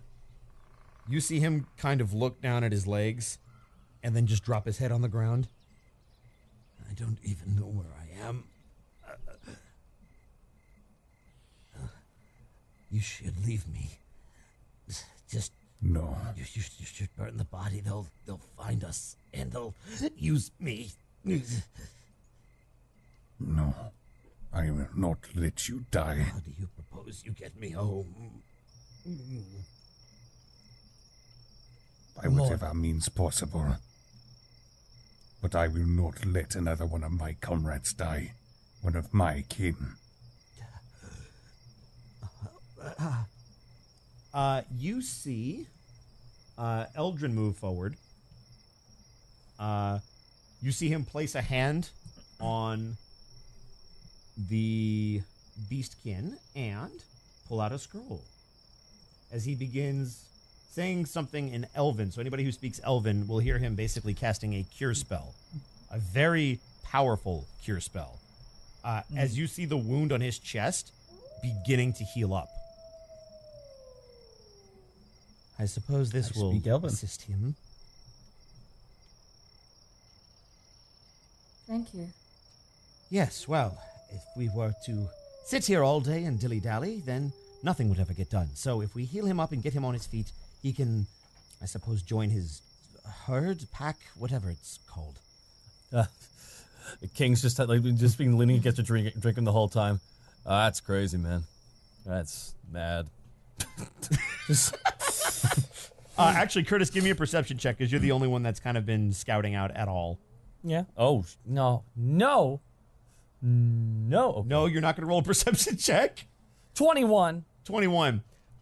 You hear the hordes of undead that were trying to come towards you and are now blocked off by that giant wall seem to be moving towards the northeast now. Yeah. Do we know of anything that's to the northeast? No. So those undead. But there might be somebody who could look out in that direction if they knew how to do it. Hey, Flinch. Huh? Hey, buddy. Yeah. I didn't tell you to do it yet, though. Yeah, he hasn't said anything. Sorry. No, it's okay. It's okay. It's okay. No, Metagame. Maybe I was just asking Flinch how he's doing. Yeah, you could. Yeah, that's it. Hey, not for nothing, not to take away from this tender moment, but the horde's moving more northeast now, so I don't think it's following us anymore. They're not chasing us. No, I don't know. What's northeast from here? Does anyone know? Northeast of here. No, that's where the undead came from first. That we saw. That's where they're coming from. That's at least where they came from when we were passing through. Well, if they're going back that way right now, and it's the way they came from when you first saw them, 2 and 2 together might be something in that direction. Hey, Lyric, why don't you send your little friend off to go check on that? I have a name. Yeah, well, we're not friends yet. Well, I like you, so there. What's your name? I see what you tried to do there. I'm called Flinch. Yeah. What's your name? King? Huh? Aha! I knew your name because you said it. Yup. Can you send him far away to the northeast? Yeah, no, absolutely. Yeah, you know what? Flinch. Yes. In the sky, though. Yes, of course. I'm sorry. Out of reach. Oh yeah, I like the sky. Yeah, no trees in the sky. There's no Someone trees in the will sky. Redwood. There's no trees in the sky, right? I like you. I like you a lot. Go do your job. I like me too. I like him, and I like me. All right, Sky, here we go. You see him jut off your shoulder and just kind of shoot straight up. Stealth is out of the question. I need someone to walk with me. If someone just grabs my arm and just leads me as we move. Who wants that duty? Ah, screw it. I'm good at it. All right, go for it. Hold on. Grab onto your upper arm. Yep. Put your hand on this shoulder. Looking over to looking over Ramon. I guess that was quick. Yes. I suppose it was. Is everybody moving together as a group? Yes. Mm-hmm. Are you I just assume so. are you just going to leave this beast man on the ground as he recovers? No, can you come with us? Oh, sorry. I'm going to pick him. I'm picking him up off the ground. Thank you. Where are all of you going? You're not actually We are going head- to head over there, are you? We are heading northeast. No. do You not can't go wish to- northeast. That's where they came from. They'll kill you. That is why we are. That is why we are going. You must think yourself some kind of hero. Lord, I am no hero. I never was, and I never will be. look, But the flame walks with me. It burns in my breast. the flame, yes. You see him almost kind of faint as he starts to think about the flame. You can almost feel it. I should find my companion. I should find him. Then go forth. Yeah, I should go for it. You see him just starting to like lumber away towards one of the trees and then disappears behind it as he traverses it. Is he gonna make it? Can I do a perception check? Give me or a anything give me a with the, nature check, which is going to be your equivalent of a survival. Gotcha. 17. just from his mannerisms and kind of getting an overall view of his aura, he doesn't look in great shape despite his wound being healed. Best you can discern, maybe it's something that a cure spell didn't quite take care of. Ramorn. Hmm. You seem to understand these things better than I. Is he afflicted with something greater? Can I divine sense to see if I can tell? You absolutely may. All right, I will use divine sense. Divine sense. Does that just basically give you information straight away, or is there... Divine sense. The presence of strong evil registers in your senses like a noxious odor, and powerful good rings like heavenly music in your ears. As an action, you can open your awareness to detect such forces. Aw, yeah. All right, well, you can definitely tell that something's afflicting him, though you're not quite sure what it is. There is something amiss with his aura, though I do not know what. Nor do I have the capability to relieve him of it. As this conversation is going on, Monty, give me a perception check through Flinch. Flinch, okay. That's a 15. You watch him kind of soaring through the air as he's dipping in and out of the different currents that are up there. And you see him kind of come across a very grassy area similar to yours, except that there seems to be kind of like a marsh or a swamp that it deviates off into. You see kind of some sunken, almost wooden homes and broken bridges and logs and things of that nature, as all of a sudden you feel your connection with him snap off. I think I found a source. Flinch? You don't get anything back. Flinch? What's wrong? He's gone. Something cut us off. Oh. But I think this way. Follow me. Guys, this way. Is everybody following the lovely lady? Yeah, Ramorn takes one look back at the deer and then moves forward. You see him, before he disappears out of sight, using the trees to kind of support himself as he's almost feeling his way around the various points of the forest.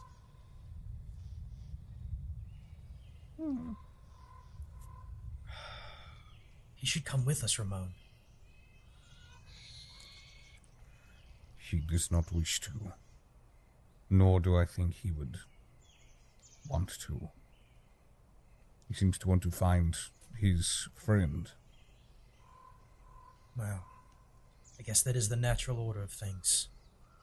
Come on. And I move with the rest of the group. All right. Same. You guys travel for what feels about to be 15, 20 minutes, as it takes you quite a long time to move through the brush. However, with your new tree companion, he's able to kind of manipulate the foliage to move it out of your way to make it a tad bit easier. No less uneasing as you still hear the chirping and cricketing sounds that should only be around at night, but still somehow echo in the morning hours. You also still feel that stickiness on your skin, which has only gotten worse the longer that you've been in the swamps. As you continue to move forward, you come across a giant green clearing that seems to dip off on one end about 200 feet away, as you still feel no sign of Flinch. However, give me a perception check. Myself? Yes, just you. Just me. Okay. Perception. 18. Almost like someone is giving you a taste, you get a flicker of a connection with him as you all of a sudden hear, "Oh God, please no!" And it cuts out again. He's in trouble. Something's here. Do you know what it is? I didn't see it. It was too fast. He screamed, and I don't know where he is. Are we just knee-deep in marsh right now? Right now you're starting to get there. You can see the terrain starting to change. There were houses. I saw houses. That's where I lost him. Something maybe in the houses has got him. I don't know. I don't know if there's houses nearby. Just keep moving. I keep going forward. All right. As you guys move forward, everybody give me perception checks as you see the mage immediately freeze. 14. 19. 18. Just 1 second. Just got up. 15. Okay, there, got the bottle. Just 1 second. Just 1 second. Holds his finger up. 15. 15. As you guys continue to move, you see something similar to this. What are we seeing? Yeah, what are we seeing? Hopefully it'll load up for you guys, but I will describe it in just a second. Yeah.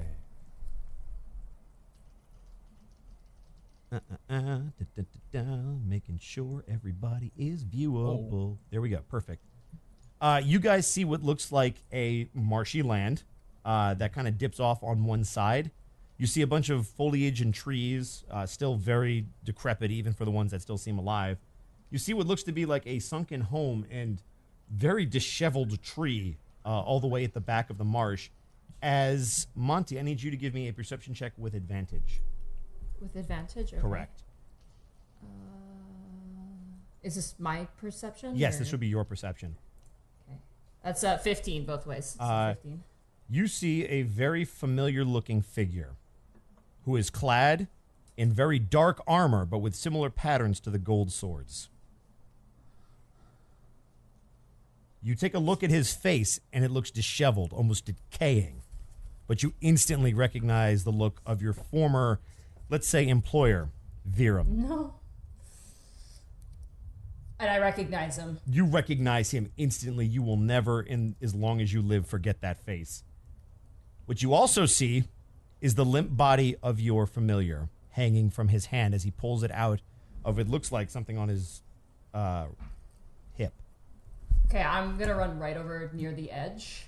All right. When you, I'm gonna scream out. Can I scream out at him? you can absolutely say whatever you would like. Okay. Virum! Do you want some of your power? And I cast Fireball right where he is. All right, everybody give me initiatives. Yo, what? 9. Can I do my damage for Fireball first, or no? Oh, yeah, you absolutely can. All right. 20. 24. Hold on, before you roll damage, is it a hit spell? No, it's a dexterity saving throw. It's an area of effect. All right. However, as you throw that at him, you see him motion with his other arm, and it's a fireball, essentially, right? Yeah. You see it's it's a streak, and then it'll explode wherever I've pointed. So there's nothing can be interrupted. You see the streak moving towards him, and as it begins to blow up, it almost dissipates around him as he kind of flicks it away. Okay. I'm still going to do 29 for my damage. Damn. Awesome. If you would like to figure out what he did, you are allowed to. You would have to Arcana. You would have to Arcana check that. Correct. Okay. Yep. And then what I need. Natural 20. You know he just dispelled you. He's got anti-magic, and I'm gonna roll my initiative, which is an 11. All right. Do we see him? All of you see him, but you don't recognize this guy. Is that? I'm trying to figure out. Is he behind the house? He is. Is that the house? He's basically to the side of the house, but there's not enough land over there to actually move him over. Oh. Hang on. Actually, what I can do is just he technically because it looks like he's got full cover. It'd be like right about there. Okay. All right. So, initiatives. We're going to start with Horseman. All right. What's your initiative is what I mean. Just so you can, oh, it's 20. And then Curtis, you had 24? Yep. All right. Gaijin? 9. All right. Dorn! Yeah. And then 11. Don't say no. Ale. Ooh, that's cocked. That needs to... How did I do that? Ooh, hello. That'll work. And now I need the enemies. Another natural 1. All right. Yeah, Another natural 1. Yeah, for the enemies. So they get to go last. However, he gets his own initiative, so... All right. That'll boost him up. All right. As you see this... I guess the best thing you can call it is a creature at this point, kind of staring at Lyric, holding what you all identify as her familiar. Lyric, you hear in your head, but only you. I see you've come, my precious. I will soon have what is mine. And you see him step behind the house, and out of sight. And now... real fast, King just yells out at Lyric. Lyric, who the hell was that? A dead man.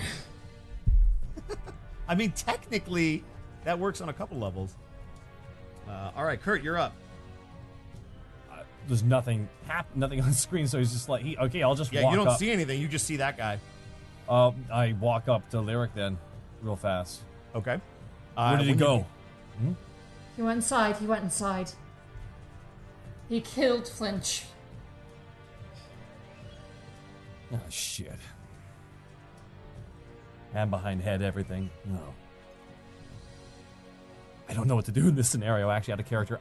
You don't see anything, so what would allow you to see things? Perception, I guess? There you are, yeah, give me a perception. Oh, okay, alright, perception check. 20. 20? Yeah. All right. You Not see... nat. What? Not nat 20? You not see nat. things starting to move up out of the ground. Oh, shit. As you see a couple starting to make their way through almost walking out of the water or coming up through the ground. All right, so that was a perception check, and you moved, so that is your turn. Oh, no, I no attack? Damn. Oh, yeah, well, would you still get an attack even after the perception? Does that count as your second attack? Is perception a bonus action? I'd say it would be a bonus action. Yeah, so I'll give you your attack now that you see them. You can get 2 of them. Oh, okay. I shoot at the skeleton. Which is the closest one that he notices with his eye? The one right in front of you that's kind of coming up through the water. Oh, shit. And he pulls out an arrow and knocks an arrow immediately. Shit. Bang, 17. You absolutely hit him. 8 plus 2, 10, and shit. And pulls another one, and 16. The 16 will also hit. And that is 7 plus 2. So that is That's 19. 19 points. 19 points of damage? Yeah. Good damage. Thank you. So minus 19. Boom. All right. Push it back like Luffy did. If that was Borky, maybe. Horseman, you were up. All right. I'm going to. Hang on. I'm going to refresh the tab because something is amiss. Something is amiss. Amiss. You must have done amiss.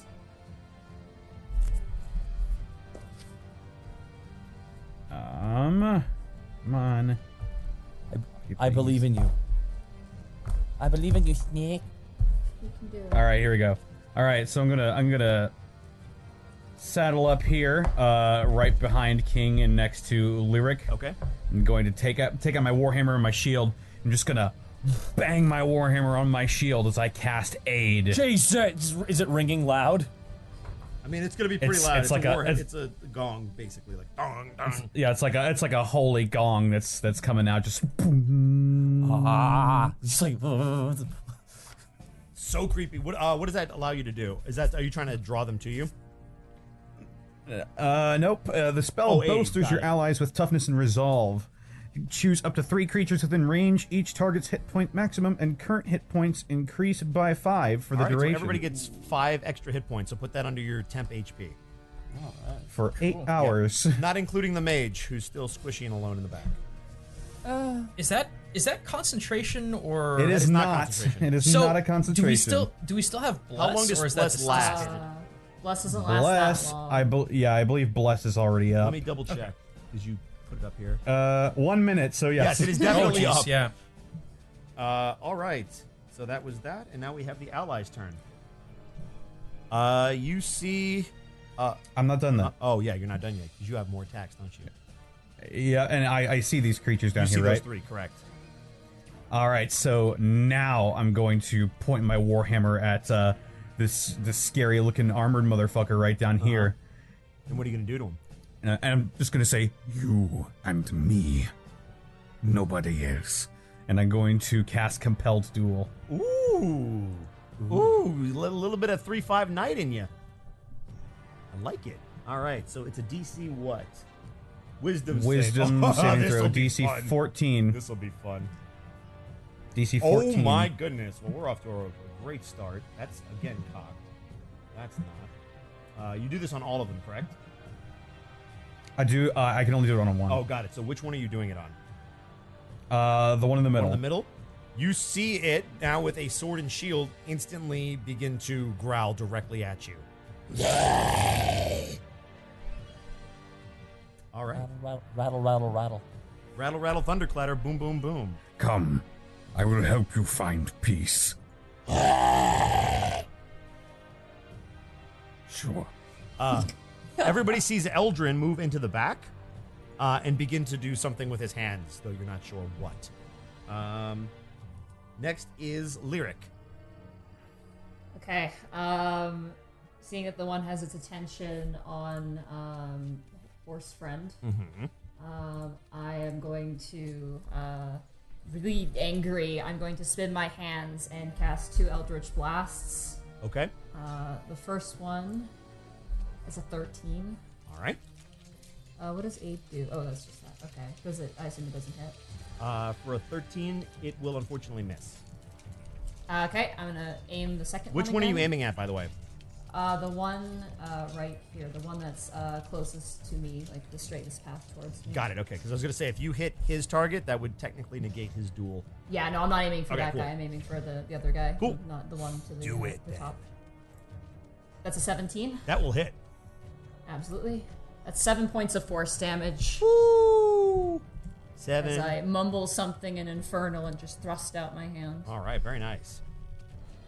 Next up is Redwood.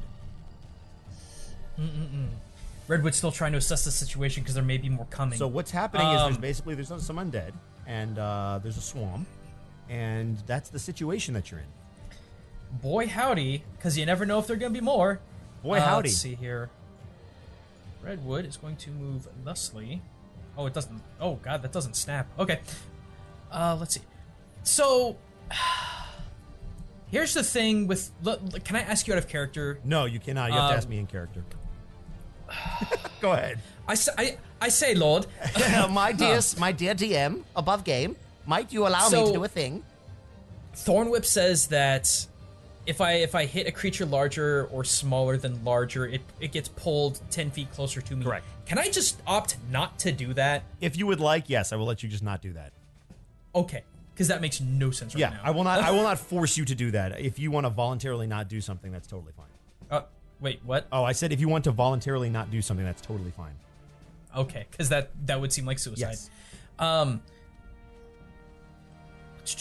on, let me get back. What do you do? I'm telling you, Redwood is going to be looking around, just scanning the entire area, seeing if anything else is coming out as his bonus action, if such is doable. Okay, so you want to do a perception? Yes. All right. 18. 18. You see in the back some archers starting to come up out of the ground. Oh, jeez. And that's a bonus action, so you can still attack if you would like. Yep. Let me get radiuses. Radii.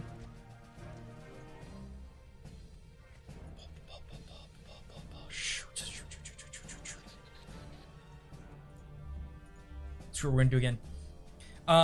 Seeing the new threats, Redwood places his hands on the ground yet again as vines dig into the earth, as the surrounding plant life, what still exists, begins to wrap around all of these undead creatures. Okay. So, boom with the entangle. Boom with the entangle. It's a DC. And they all have to DC save? It's a strength save of 16. Why are you messing my zombies up, bro? Because they're archers, bro. Well, at least now I'm rolling well. Roscoe. Also, let's see here.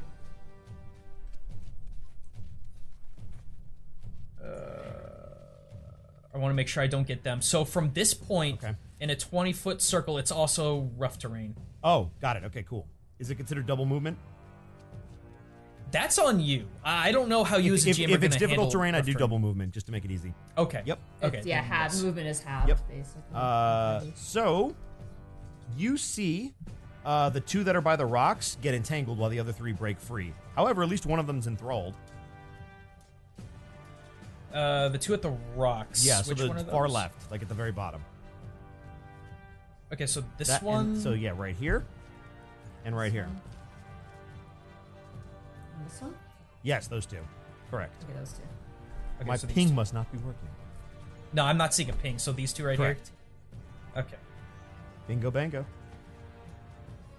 All right, that's it. All right. Next up, we have the enemy's turn. So this guy is still pissed off at you, Connor. So he's going to charge at you, past you guys, which means Lyric and King, give me attacks of opportunities with your melee Okay. weapons. I'll have to use my dagger. Do you have it equipped? Yeah. Oh, okay, I have cool. it out. Bam! 22. That will hit. And It's a good stab. And 3. 3 damage. All right, King. it's surprising he just walks past him, but he's like, okay. King, you have your bow out, correct? Yeah. So you But can I hit wanna it with blo- your bow if you'd like. Disadvantage if it's coming into melee. Correct. Yeah, no, he'll just kind of just grab the sword and just smack him in the back of the head. All right. Bank. And 8. 8 Plus- damage. Yeah, I'm just one-handed, so. So, yeah. Connor, as you see this thing try to get at you, you see your compatriots stab it and then cut its head off as it dies.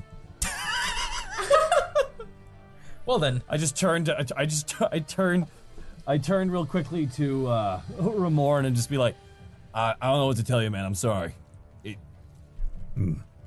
You get your fight. Don't worry. I just kind of like tap him in the chest. To be fair, him challenging it is what made him run past you. So it worked. It was good teamwork. Question for you, Gaijin: is your entanglement a detriment to somebody who's attacking you at range? Did they get any kind of minus? For If that? they are restrained. the spell is there. Let's see, But yeah, they are. Oh, so it has to free itself. Got it. Okay. You see one does not. You see the other one break free. Cool. You see the one on the very bottom break free. Okay. Meanwhile, in the back, there are still people alive with bows. We're going to shoot at the archer and hit him twice.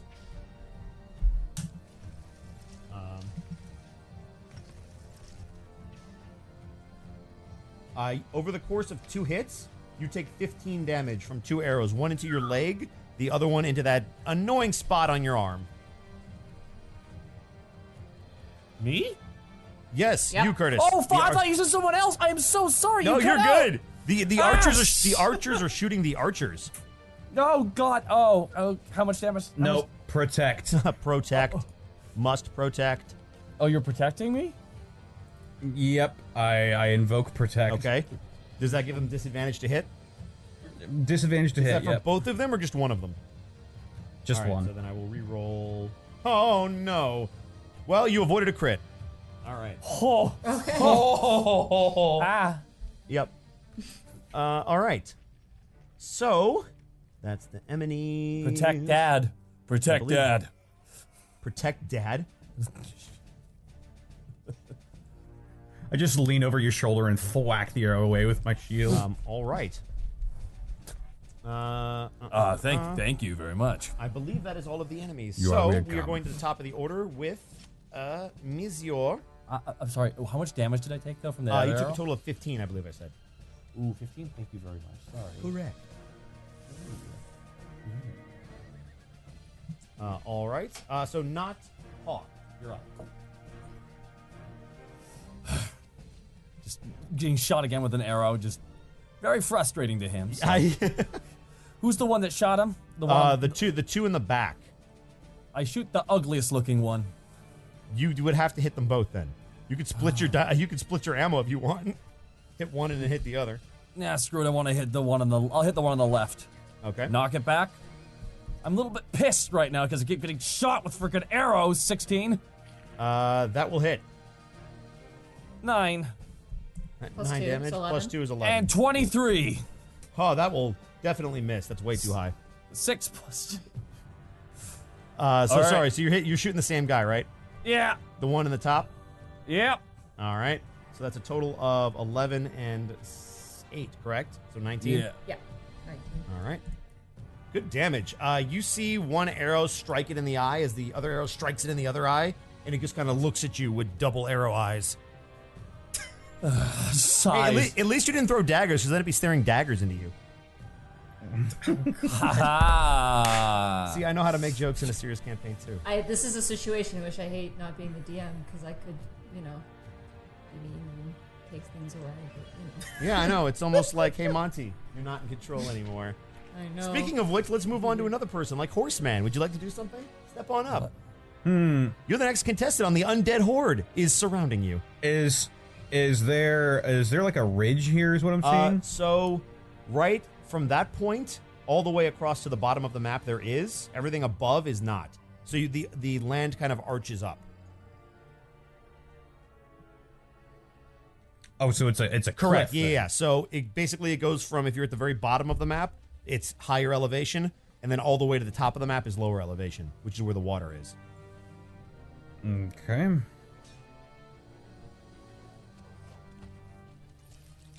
I'm sad I don't have my horse movement because I'm wearing heavy armor. Shit. We'll also be careful of all of the rough terrain that I haven't been able to Not only the dispel rough terrain, but if you're moving through that murky water and everything, that's also considered tough terrain. All right.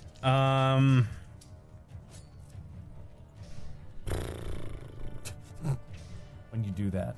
When you do that, you're very in character.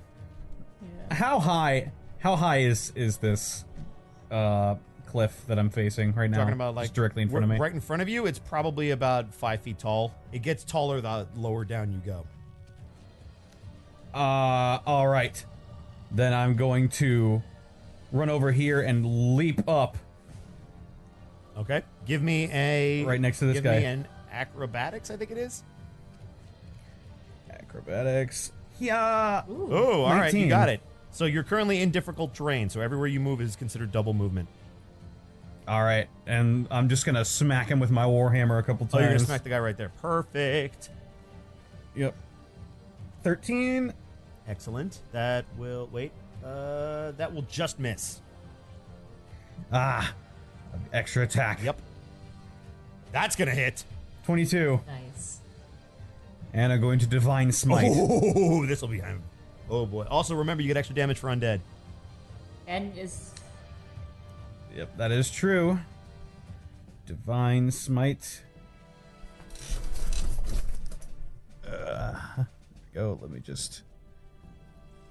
Warhammer does 9 damage. Plus divine smite is. Well, that's divine sense. Divine smite does. I'll use a first level spell slot for this.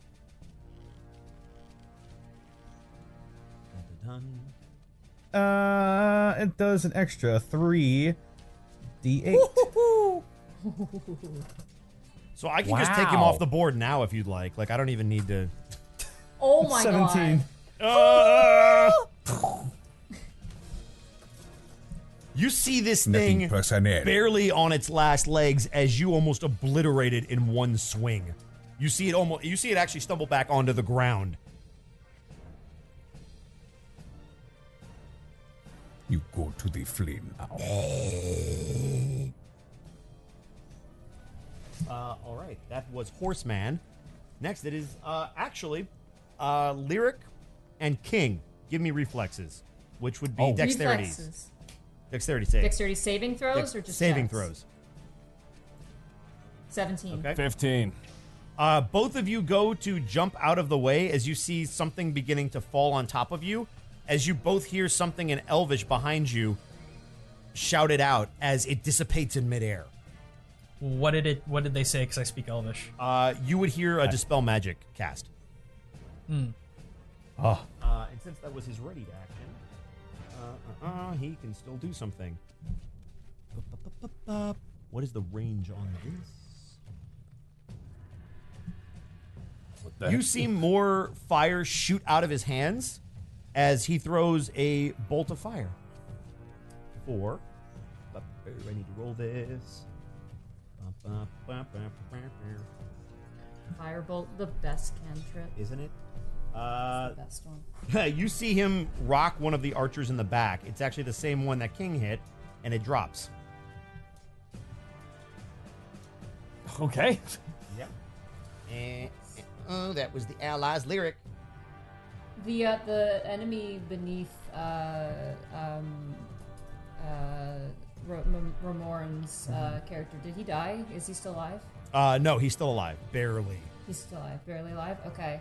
I'm gonna, once again, coalesce my hands to cast 2 Eldritch Blasts, and I'm gonna scream out, I don't have time for this! And I'm gonna throw out one right next to the one next to Ramorn. Okay. Boom. 11. That will unfortunately miss.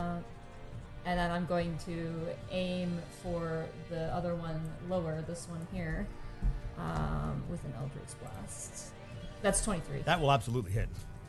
That's 15 points of force damage. So as you kind of knock this thing back with one blow, you see it start to stand up.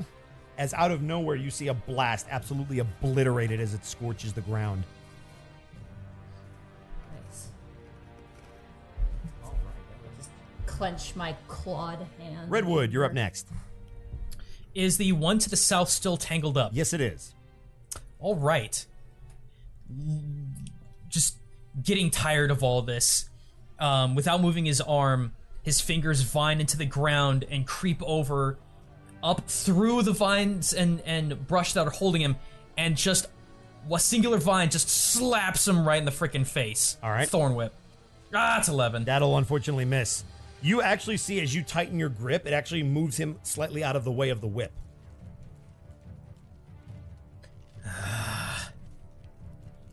I'm going to do a perception check to see if anything else is coming as my bonus action. Absolutely. Ooh, that's a big 7. You only notice one. Ah, that's fun. Oh, that's fun. Where did it pop Oh, up? no. Where does it pop You up see, from, you though? see something beginning to try to grab at you out from under the ground. Oh, Jesus. As you hear, no.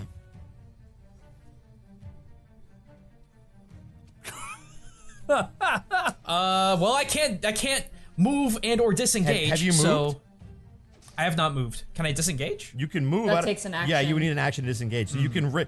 It can try to grab at you, but it would have a disadvantage because it's still not fully formed. Ah, so So if you want to I try to get will away move from it, then. you can. Yeah. Would I still have half movement or? No, because you're not in difficult terrain. That's right. Okay, so I'm going to. Boy, I tell you what, I'm actually going to move over here. Is this bush still alive? Yes. Well, it's as alive Okay. as anything else in this forest. Right. I will move thusly if it needs to make an attack of opportunity, I suppose. Fantastic. I will roll that. It's gonna miss. Because it has disadvantage. It missed even worse. Cool. All right, that was great. Good job, Zombie. Jeez. You ever stab yourself? Oh, you ever stab yourself and just wonder why? Ooh, oh, this is gonna be fun. Redwood, as you move over towards that tree, you feel something stab you in the back. Ah! Oh. It's like Vanderhub 2.0, Gaijin. You get hit for a total Yeah, of right? You get hit for a total of 8 damage. Oh, Jesus. Alrighty. That was that enemy. This one is going to charge King as it gets up out of the ground. Oh, shit. Oh, give me a high or low.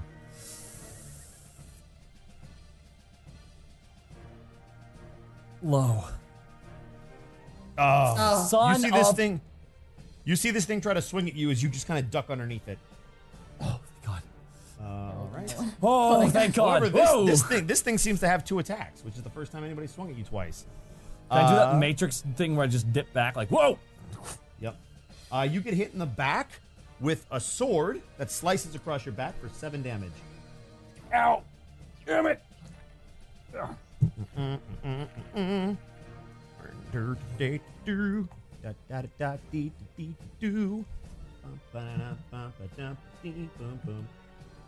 Connor, you get cut for 8 damage. Ow. Ooh. Oh. And then you get cut for 8 damage. Oh, God. Oh. And he's gonna try to break free. Wow. Oh, give me a high or low, Gaijin. Wonderful. Low. One of these has to work for you guys. Oh my God goodness, damn it. grief. Apparently not. All right. And the archer's still up. Oh no. Hey King. No. This archer's kind of pissed at you for taking out its buddy. It lines up an arrow and shoots you directly in the chest, piercing not only your armor but your skin as you get crit for 14. Fuck. Damn. Oh, that is bad. Yep. All right. No high or low on that one. That's just high. That That's hurt. just that hurts. All right. Eminees. Cool. And then You see the mage trying to Oh duck my out god, of the... there's so many. Oh no. Oh Yeah. no, you see him get sliced as he We goes, gotta- ah! They're trying to surround us! Yeah, they are. Not They are Hawk, it's your- succeeding. not Hawk, it is your turn. We gotta move. We gotta move back. Fall out. We're surrounded. We gotta move. No, we have to move forward. Listen, kid. I know it's important, but we gotta go. This is. You can't get. No, I can clear them out. Trust me. Okay, out of character, real fast here. I should we pull out of the situation? Like this is bad. Like we're surrounded. Trust me. All right. Fine. King just fucking just throws down the bow, pulls out his sword, and just starts hacking away at the one who's right behind him. Okay. Go ahead and swing. 20. That'll hit. 8 plus 5. He's doing two-hand.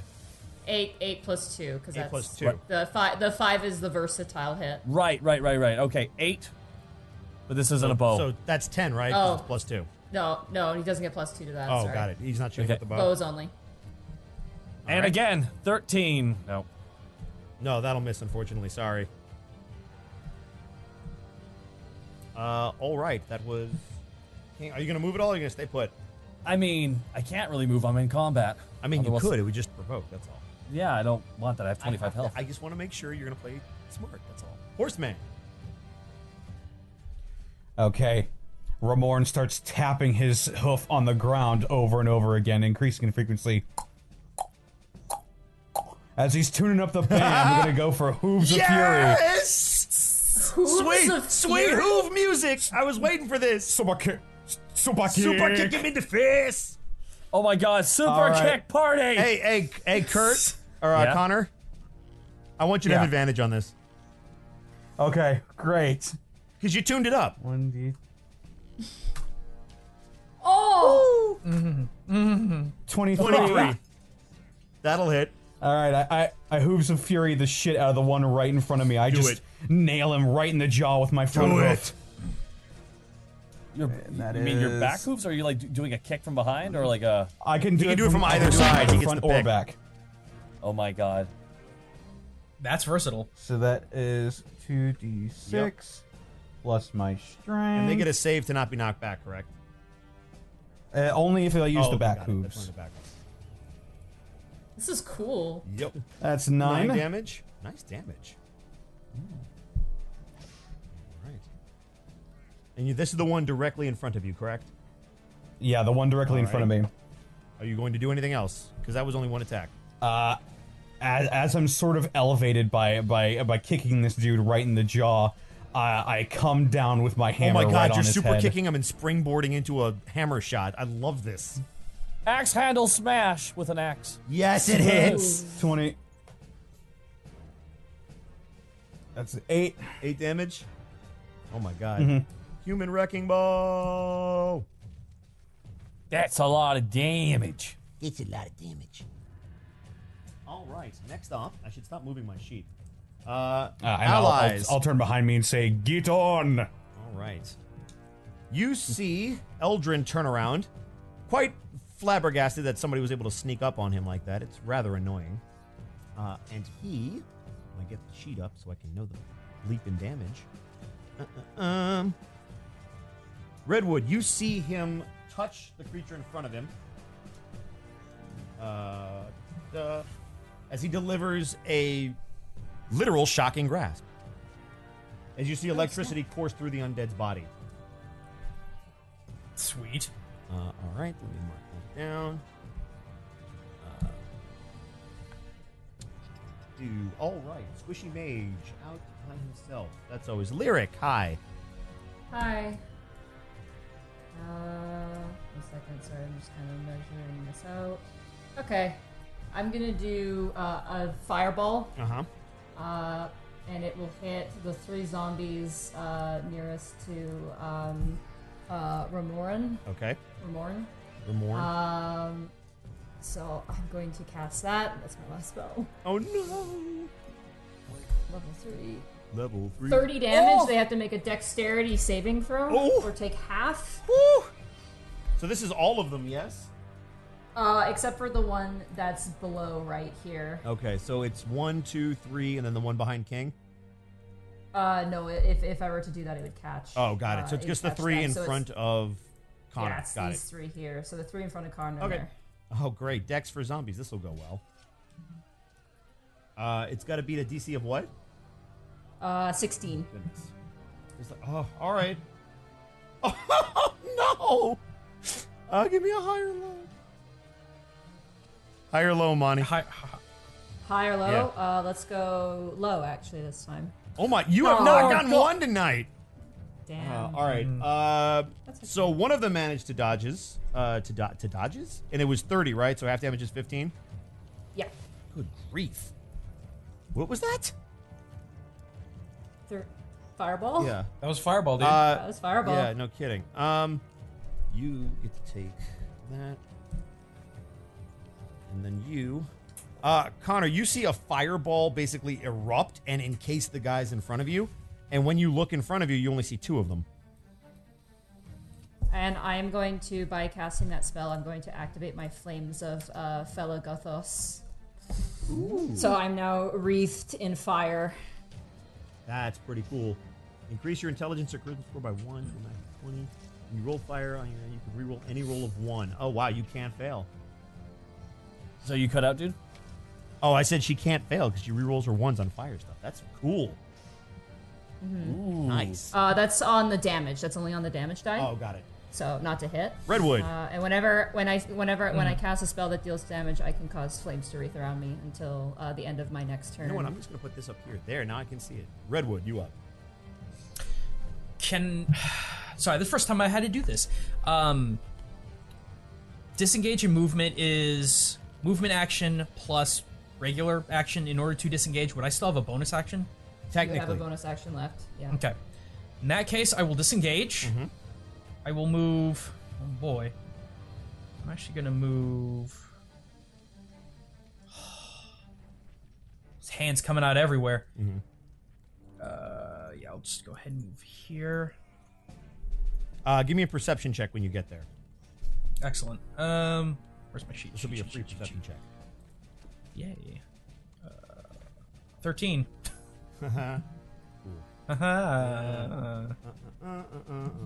Oh, I forgot my movement, but that's okay. That's fine. You feel as you run away, something slice at you for 10 damage. As you look around to figure out what it is, you don't see anything there. But you feel the gash of a blade. Oh, god damn it. Even as I disengage? Even as you disengage. Alright. Wait, what? I'm sorry, I'm confused. What happened? So he disengaged and somehow still got hit. From what? We don't he know. couldn't see. He tried to see it, but he couldn't see it. Oh.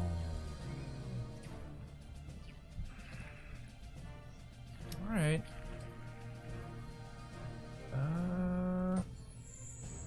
Give me a second. Gotta think.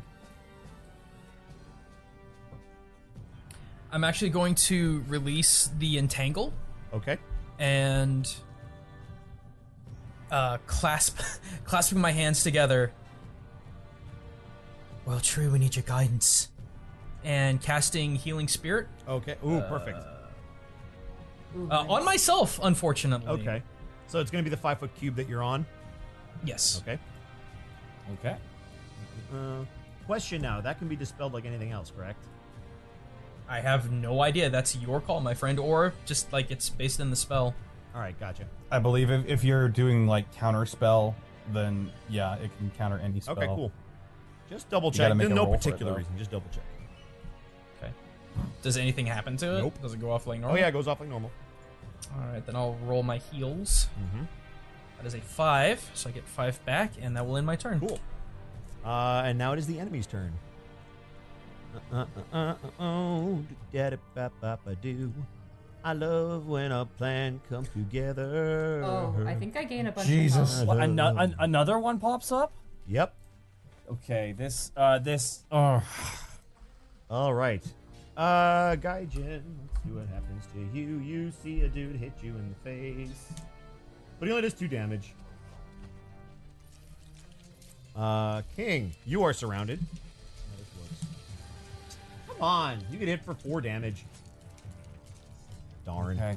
As you, He says disappointed. you see the one that just popped up kind of slice into your side, but as you kind of react to the pain, the one behind you then misses. Okay. Our Yeah. turn. We, Oop, go ahead. sorry, just out of character. I don't think we can win this situation. I think this is an unwinnable situation. Like, this is The genuine. question is, where do we run? I know exactly where I'm running. All right. You see the archer shoot at you, King, as you are able to duck out of the way as it hits into the tree in front of you. And then this guy's now free, so he can shoot.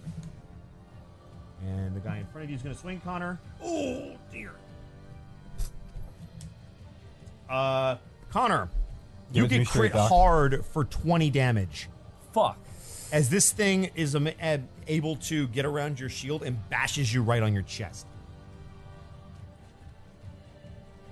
As you then feel an arrow hit you from behind. As I catch the die off the bounce. For a measly Glad I'm not freaking the- 5 damage. All right, I think that was everybody. Oh no, I didn't get these 2 in the back. I are dumb because you Not- ran away. So now they're going to attack the Not mage. to alarm anyone, but I think I am dying. Ooh. Anybody give me a high or You low? both. Hi. Hey! Hey! You watch Eldrin Redwood, if you can kind of see him out of your peripheral. He ducks out of a sword swing from the first one and then reaches out and grabs the second one as he shocks it again. Okay. The guy rolled a critical 1, so I let him get an attack of opportunity, and it was Shocking Grasp for flavor. All right. Where is my sheet? All right, back up to the top. Not Hawk. Your turn. All right. I just, in the middle of like fending them off, I grab Lyric. I'm sorry. We have to move now. And I activate Second Wind. Okay. So I get 15 health essentially, right? Yes. I think you have to use it all, correct? Or can you use it like lay on hands? And use Whenever I want, but I'm using all of it right now. Go for it. Because I'm so fucked up right now. Everyone, we gotta move to the south. And like I pretty much shove. Could I shove her out of the way and like just so I can like try and block the 2 blows that are gonna come for me once I try and disengage and move? Mm-hmm. You absolutely could. All right, I'm gonna kick Lyric. Just move. Oh my god. Are you gonna resist? If he's touching me, he's gonna take fire damage. Oh, that's true. That's why I said kick or just move. Or are you? If any part of your body touches I'm her, stubborn she's right literally now. fire right now. So I mean, if you want to get your boot on fire, I don't know what to do right now in this situation then, because like You can tell me to move, but I don't think she's gonna move. But you can still disengage and do the rest. You can move through friendly and like characters if you're trying to escape. Like I can't move through you. You're on fire. no, you can. You can move through friendly. Yeah, you can just, like, enemies. move Don't take around her. damage. You can, like, You skirt. just can't physically hit me. right? Yeah. If you can engage move around, you her can on disengage. purpose, that's when the fire takes effect. Yeah. So if you want to move past me, you can. So King just looks despondent for a second. He doesn't know if he can get through to her. Like if King stays in this situation any longer, he's gonna fucking die. Doesn't want to. Taka's panicking. Okay, never mind. I can't. I shouldn't look at chat right now. This is just. Yeah, You gotta focus, Curtis. I have to. I had to ban a bunch of people earlier. Okay. Sorry. Yeah, you're good. This is just. I just don't know what to do in this scenario right now. Like, sorry, forgive me. I've never been in a situation like this before in D&D. Well, you're technically surrounded. Welcome to the game. So as but a I've fighter, never I'll give been- this to you. Technically, you would do violence of action, so you would take out the closest thing to you to free up some space. What's violence of action? So basically, the things that are trying to hit you, that's what you would take care of first. Yeah, but I'm gonna die. I'm gonna be about to be surrounded by 3 guys. Like, Well, you just healed yourself, right? 1 attack's worth of damage. But that might give you a whole round to clear somebody out. Sorry, forgive me. I've never been in a situation No, where you're good. No, you're good. Never been in a situation like this before. So, sorry, forgive me. I just don't know what to do in this scenario. Sorry, just 1 sec. I'm slowing down the game. I'm slowing down the game. No, take your time. here. I'll tell you what, Horseman, you go while Hawk thinks, because you've got other people to deal with. All right. Ramorn is going to look down from his little height advantage from the cliff, and he's going to see that everybody's panicking and everybody's not doing so great. He himself is just like bleeding profusely, so he's going to grasp the golden bull emblem on his pauldron, and I'm going to channel divinity, emissary of peace, as I stomp my foot on the ground. We will accomplish nothing if we die. We will only help them. We must retreat. And I'm going to attempt a persuasion on everybody. No. Oh boy, here we go. Channel divinity, emissary of peace.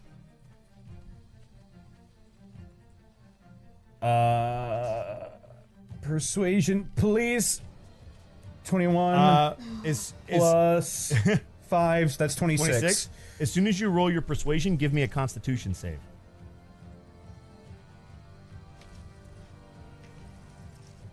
21. Your vision immediately flashes when you grab your emblem, attempting to rally your compatriots to live to fight another day. When you then feel a warming presence, much similar to that flame from before, as you hear in your head, No, you will not show them your back. as you heal, a total of 26. Wow, what? He basically prayed. He's a paladin. He touched his holy symbol. Healed 26 points? Yeah, 26. Okay. Well, before I even open my mouth, then I'm just gonna...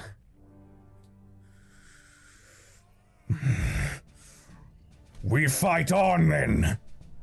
Go for it. And I'm gonna turn to this guy that's right in front of me, and I'm just gonna bash the shit out of him You with have my advantage Warhammer. on the swing. 20. Yep, you hit him. Nice. 12 bludgeoning damage. You see your pendant around your chest glowing as it's beginning to heal up the wounds you took from before, as your Warhammer seems to glow with the same bright fire, as you actually think you can see flames from the top as you bash this thing into the ground and it erupts. The flame is with me. The flame is with us all. And this is rough terrain, Correct. right? So this would be 30 Correct. feet? Would that proc charge? Yeah. Okay. Then with my extra attack, I'm going to run up to this Yep. guy. And just... another Hooves of Fury. Do it. You're going to super kick him? Super kick! Super kick. 11? Do I have advantage on this? You do have advantage on this, yes. 12. Oh, Hey, hang on a second. Give me a high or low. Hi. You damn right hit. You hit. Hey! Whew. All right. All right. You have the so spirit that of the is, Great Bull with you. You're going to hit this dude. 12? Oh, that is just enough. You kick this dude and his head flies clean off of his shoulders. As just for good measure, you kick the body about 10 feet into the marsh as it just kind of sinks into it. Super kick party. All of you see basically the giant minotaur grasp a pendant on his chest and then obliterate two of the zombies with a fury you have not seen out of him yet. Everybody gains advantage on their next attack. Nice. Holy okay. shit. As you are So- inspired by his war cry. King was scared. King's nervous because this is one of his nightmares. And King sees what he did, what Ramorn does, He just reaches into his bag, grabs his flask, and drinks as deep as fast as he can, and activates liquid courage. Oh, here we go. Give me a Constitution save. Come on, baby. Constitution saving throw? Yes, and you will have advantage on this as well. I'll take the 23. There you go. Your dexterity goes down by 1, but you find the strength of liquid courage, and your strength goes up by 1. Oh, excellent. I will take that. So I have a strength of 17 now. Yes, you have -1 to your dex and +1 to your strength. Excellent. And he swings with his sword at the one beside him that has the damage. Got it. 24. 24 will hit. 5. That is still good damage. It's just, I think he's holding with 2 hands, but I don't. I'm not actually getting the extra damage though, right? If you're holding with 2 hands, you absolutely are. If you're holding with 2 hands, it's 4 plus your strength, which is 3. So then it would be 7 points of damage instead. Got it. Okay, he's holding it with 2. He ain't holding his bow anymore. Trust me. Got it. You see the zombie in front of you kind of stagger a little bit. And he swings a second time. I will not die like them! And hits it. 18. Nice. 9 plus 1. No, that's... If it's 2 hands, that's 1 plus your strength, which is then it's 4. Really? The 1 is the dice roll for the D10 that is your versatile 2-handed attack. Oh, got it. The 9 is 1-handed with the strength bonus. So you have to basically, if you're using 2 hands, you have to apply your strength bonus to the roll that is to the right if you're using both hands. I'll tell you what, because you just swung with 1 hand with 2 hands, I'm gonna let you come with an uppercut swing for the 1 hand. As you absolutely cut this thing in half because it had exactly that much damage left. Okay.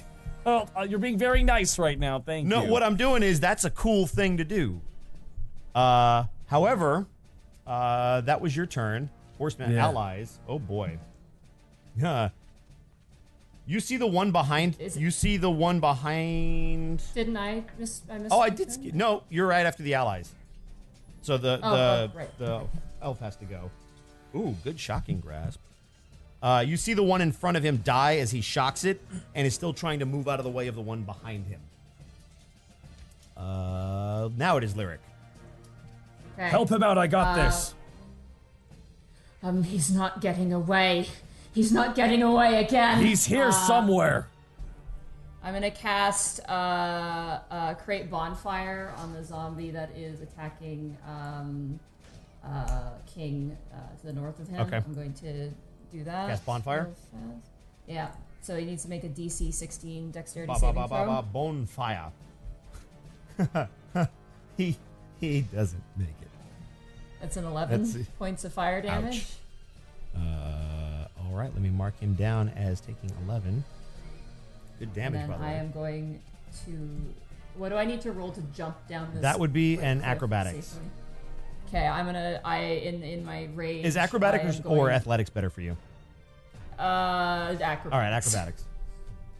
In my rage, I am going to try and jump down. That's 15. You get it. Just barely.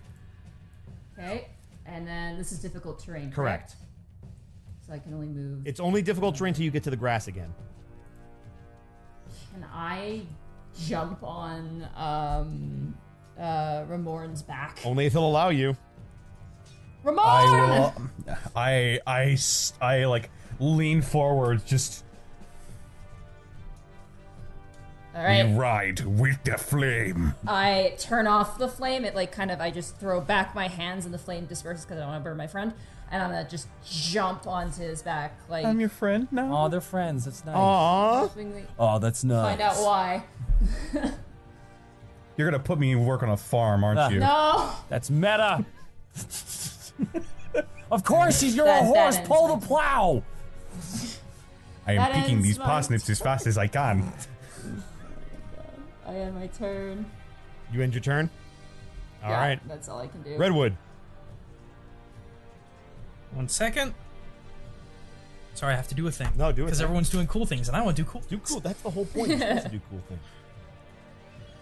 Redwood is tired and defeated. His calm demeanor is just washed away at the unrelenting undead.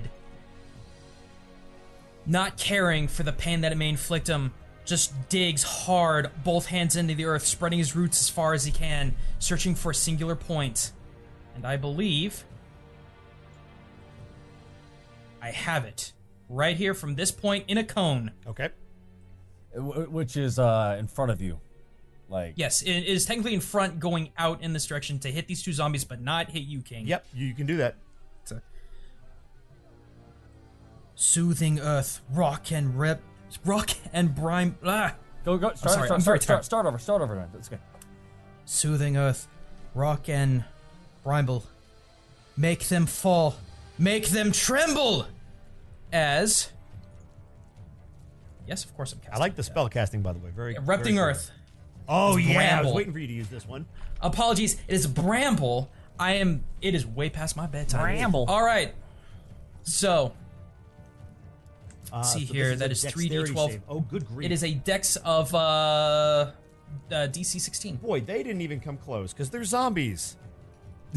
Boom. 24 damage. Boom. Oof. All right, so 24 to both of them. To both of them. Oh, you see both of them drop instantly. As you kind of erupt the ground beneath them, and it swallows them whole.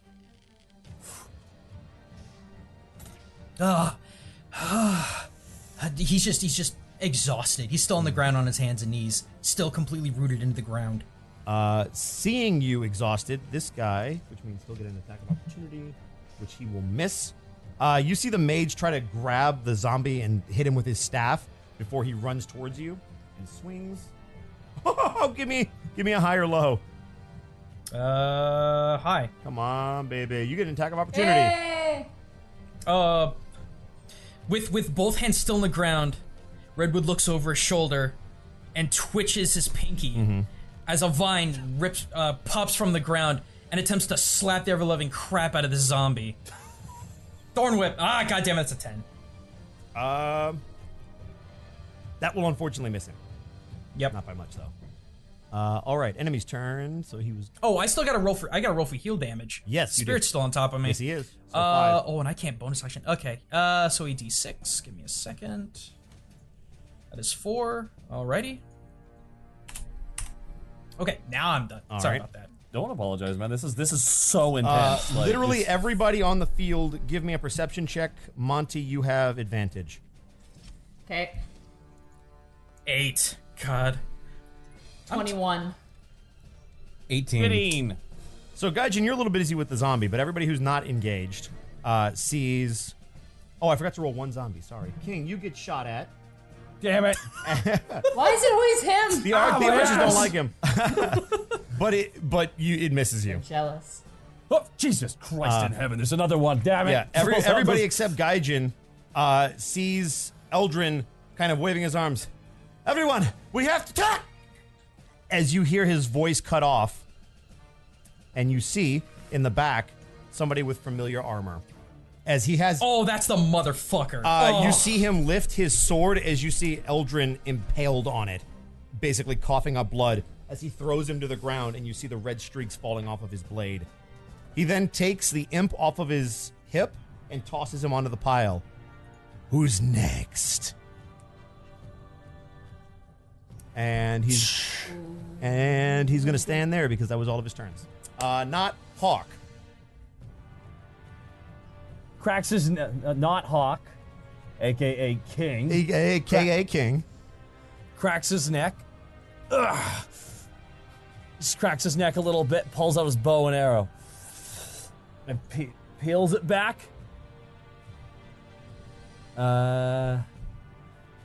Action search. How many times am I? How often am I Only able to once, proc I that? believe.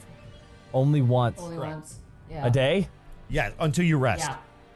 Until you rest. Well, yeah. ain't no rest for the wicked, so Ain't no King's rest gonna for the knock back. wicked. Mana don't grow on trees. And I got bills to pay. I got rounds to feed. King shoots right at this son of a bitch, whatever his name is. Hey, what's his face? No, never mind. I'm tired too. Yeah, get him. 25. Yes. Hey, you. Just there you go. It's big bad. 10 plus Absolutely 2. hit him. Thunk, and pulls out another bow. 17. Yes. How many bows does 7 he plus have? 2. I mean, I arrows, think I only right? got 2 left after this. Oh boy. I think You did He 7? fired a whole bow at him. He has multiple bows preloaded. 7 plus 2, so it's You see both of your arrows strike true as you seem to blind him for a minute as you hit him right in the face. Horseman. And I just real fast. I just do a quick little. I put my feet together, and I remember something from my tournament when I would take a bow. From one of the competitions, and I just take a slight bow down with my hands outstretched. Try me on. You see him glare at you. Yeah. No, everyone cringe. It's a dad thing just happened. Okay, just A dad thing. All right, Horseman, what you up to? I'm just gonna look to see You see another zombie person guy, yes. under his care has been impaled. He's just gonna grit his teeth, point his warhammer at the guy, and say, "The dead we know peace." And I'm going to charge this guy with Lyric on my right. back, and I give him those. Gonna give him those hooves of Give him fury. the hooves of fury.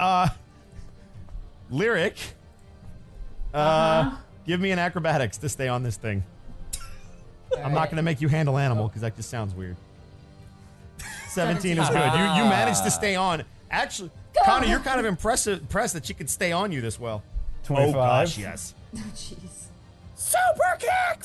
Super kick. We're gonna do it so much we're gonna have a Japanese guy screaming it. And give me Super kick. give me a D10 for your now flaming warhammer. Oh well, there's the charge damage as well, so that's a whole, That's a whole 20 damage. So then give me a D10 for the flame damage because you have a burning hammer. You're doing a burning hammer. Oh my! That is just enough to take this thing down? As you, Lyric, see him kick and then swipe with his warhammer and bash this thing against the wall. Yeah, that happened. Allies. Oops. Lyric. Uh-oh. Well, all right. And the whole time I was just going to say the whole time. Oh, sorry, go ahead. Go ahead. The whole time I've got this like glow to me, and my eyes have this inner fire sparkling within them. Okay. Ramon, kick me upwards. Kick me upwards. I want to try and get bucked up back onto the cliff. I will give you that as a bonus action if you want to roll either athletics or acrobatics, Connor, whichever's better for you. I will roll athletics because I am proficient in that. You donkey kicker off. There you go. Okay, as I'm in the air, I want to toss 2 Eldritch Blasts at the last zombie here. In my All anger. right. That's a 14 to hit. That will just hit, actually. All right, that's 10 points of force damage. All right. And as I land, I want to do a front roll and then do another Eldritch All right. Blast. That's a Yeah, 19 to definitely. hit. 11. You see this thing barely standing up. And I'm going to scream out, Verum! You see him now looking directly towards you as he was focused on King. Your fight's with me. I'll finish what my patrons started. I always loved your fire. You're gonna love it even more. Redwood. All right. You see the zombie in front of you barely standing up. Bonk on the head. Give him a little slap. Give him like one of those. Give him a Rafiki thorn smacks. whip. Give him a Rafiki. Use Yeah, Vine I'll- Whip. Still stuck on the ground. He reaches back through, moving his entire left hand is to bring the tentacled vine back around to slap him right again in the face. 24. That is an absolute hit. 11 damage. 11 damage? 11 damage. You see this thing get tangled up in your vines as you basically squeeze it until it is no more than dust. As movement, I'm going to bring myself right next to King And as my bonus, I want to move the spirit to fill. Can you see that? Yeah, as I see the highlight square. this? Yeah. Let's do it right here. Yep, that'll work. So +5 to you both. And then Plus and then- 5? well, you have to. Well, you have to. No, Roll. I gotta Yeah. roll. Oh. Let's see if he gets +5. Everyone, this is it. And then let me. Except for the guy he got. King, you get 2. Wait, I get to do what? You get 2 health. What? You get 2 hit points. Oh my god, what the? 6. Oh, I get 2 Wait, hit. I thought I had to roll. You got I get healed. 2. Okay. No, You got no. healed. You got healed 2, my dude. Oh, sorry. I misunderstood how that worked. Oh.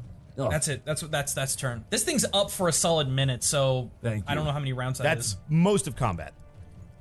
Okay. Yeah. Yeah, it's basically like 10 rounds. All right, it is enemy's turn. Goody. You see him beginning to move towards you, Lyric, as he takes a couple steps. As he gets right here, you see his armor get electrocuted. As you see Eldrin reach out with a very weak arm and touch his foot.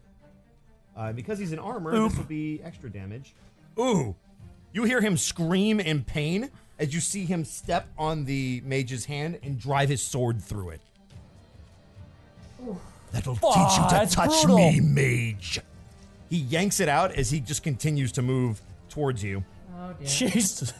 You see him stop there and square you up, Lyric. What does that mean? He basically looks like he's about to come after you. All right, fine, bring it on. Think about it in a boxing match where people are just standing there. It is now King's turn. Your back's to the camera, Nadine, and the camera's panning to the left, and the back's to him, and it's panning to the right. Okay. You know exactly what I'm pitching, right? You know Yeah, exa- oh, I see it now. King, you're up. What you doing? I'm Feeling just lucky. because I heard what she said. I want to have it's down to you and me. And King's like, oh, that's really nice, but it's wrong. But it's wrong. But it's wrong. And I jump over and I run and pull out my last 2 arrows. I just start peppering him. You actually for narrative flavor, because you're such a good archer, you're gonna fire both at the same time. Just in this. Oh, yeah. oh, You're just please. you're gonna double arrow him. 26. So I love it. That hits. Want me to roll damage? The Orion cluster. Or you want me to roll longbow damage twice? You want me to roll twice? Roll twice. And another one. 16. Yup. Oh my god, yes. 9 9 plus 2. 9 plus 2. So 22 damage. Alrighty. You see him square you up, Lyric, as all of a sudden 2 arrows enter his side, kind of getting under his armor. Your wretched friends will die slowly for this. Are you kidding me? We just met yesterday. All right, Horseman. He's gonna point his hammer at this motherfucker. He's gonna say, You can instantly tell he also seems very undead. Undead, I will bring you redemption. and I'm going to leap over Lyric. Okay. That doesn't proc charge, so I'm just going to hit him with the Warhammer. Hit him with the Warhammer of Doom. 24. That'll hit him. Oh, that's awesome. And I'm going to use Divine Smite again. Divine Smite? Yeah. Oh, here we go. Second level. Oh, jeez. Oh no! Oh. That's so much. That's a lot That's a of lot of damage. damage, so Dad, you rock this dude. I'm gonna go ahead and let's see. Okay, so I'm gonna You roll, see him again stagger as he now is glaring directly at roll you. the Warhammer damage and Divine Oh, here Smite we go. damage, and because he's undead and I used the second level spell slot, that is what is that? 48. Yep, that's 48. 48. 26. Oh my god! Oh my You God. drop this dude to a knee as you now see him looking up at you. No, Thaddeus's will be done. What was that name? Thaddeus. Thaddeus. Thaddeus. His will trembles before the wheel of the great fire. Allies can't go, so Lyric, you're up. Can I? Okay, I have a question. I have a point of inspiration. Okay. And I have a ton of extra HP from the enemies I've killed. Yes. Can I sacrifice my inspiration and my extra HP that I've earned to cast another spell to get a spell slot? You can, but it's going to require blood magic. That's illegal. It's very illegal. You have your dagger, right? I have my dagger. Do you want to do it? I don't want to do it, but Lyric would do it. All right. Forgoing inspiration, getting rid of my temporary hit points, Yep. cutting the blood. I wish to catch Witch Bolt on him. All right.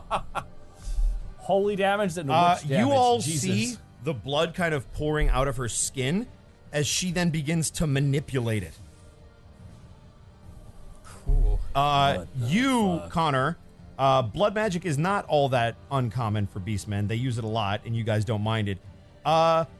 Redwood, this uneases you greatly, because blood magic is very evil. Curtis, you know it's bad, but you've done bad things before. Yeah, that's fair. Okay, Witch Bolt's kind of funky, so I'm gonna click it. Okay.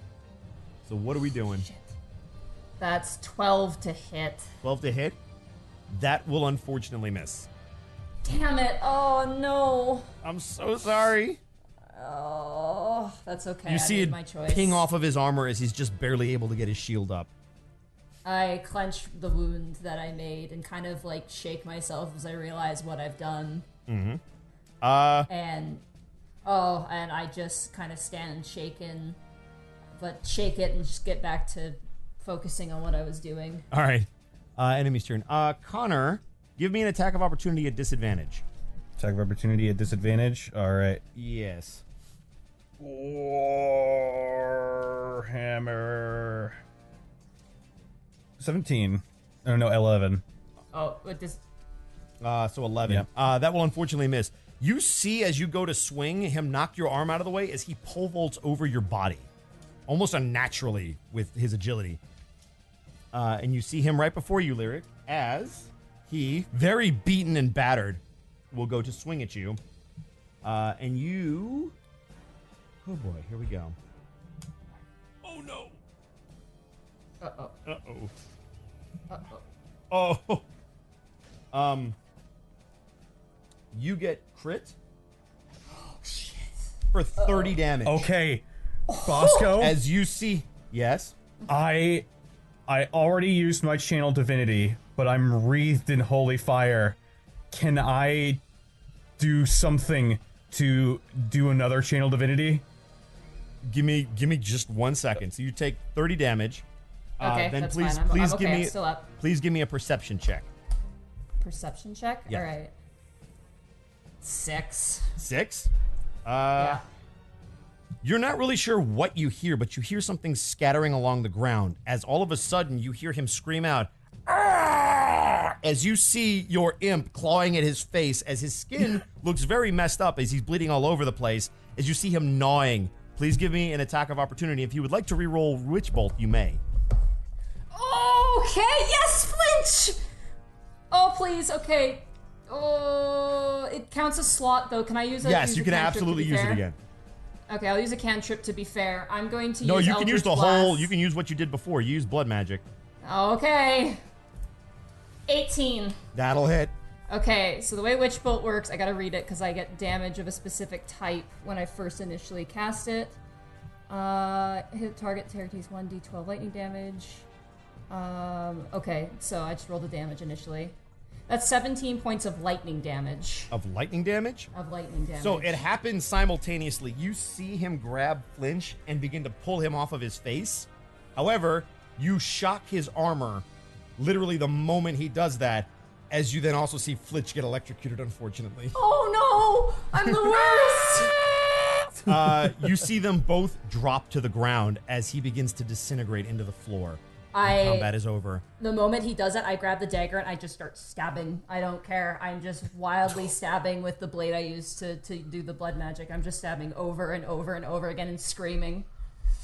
As soon as I can, I move, because I still got a little time, I'm moving the spirit right over here. to get the three to where I'm highlighting, just below me. Okay. We don't see it, but It hasn't moved yet. It still looks like it's in the same spot. But Okay, we know it's there, so you're moving the in healing this- ward. in this cube right here to get the 3 of them. Okay. You would know that wouldn't get Flinch because he was basically thrown backwards, so you would have to move it one back, but you would miss Lyric. That's fine. I'll shoot. Okay, so So basically right here is where he is. Flinch He is- got dropped. Okay, then I'll put it between these two. Okay, right cool. You still see him motionless on the ground. I'll go over. I want to. Oh God, did you say I could replace survival for medicine?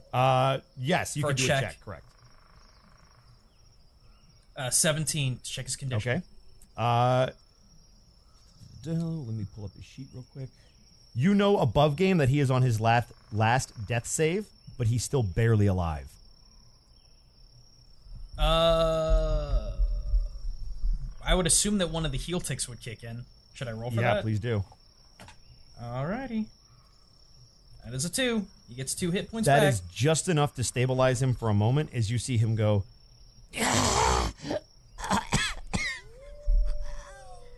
Easy now. Stay still. Just like King, both bald fists over him as he squeezes to try and get the sap back on him. And I'm going to cast Cure as a 2nd level spell. Really, that's it? Just 6? Oh, all right. It's 2 6s there, I think. Oh, it's 2 6s. Excuse me. So 12. I believe. that you will start to see the wounds on his skin starting to heal up. I'm still stabbing. King, are you checking on the mage? I am checking on the mage. Give me survival or medicine, whichever is better. Ooh. Where's my survival? Ooh, they're the same. All right, so let's either go one. with 9. He ain't looking too good. Are you okay? No. Hey, are you dead? Can I tell? Can I like? Is he on his back? Is he on his stomach? He's on his stomach as he was crawling to reach out. I go down and I turn him over. You see a giant gash in his stomach. Is he breathing? If he's breathing, you can't tell. Not with a 9. Ugh. Hey, Redwood.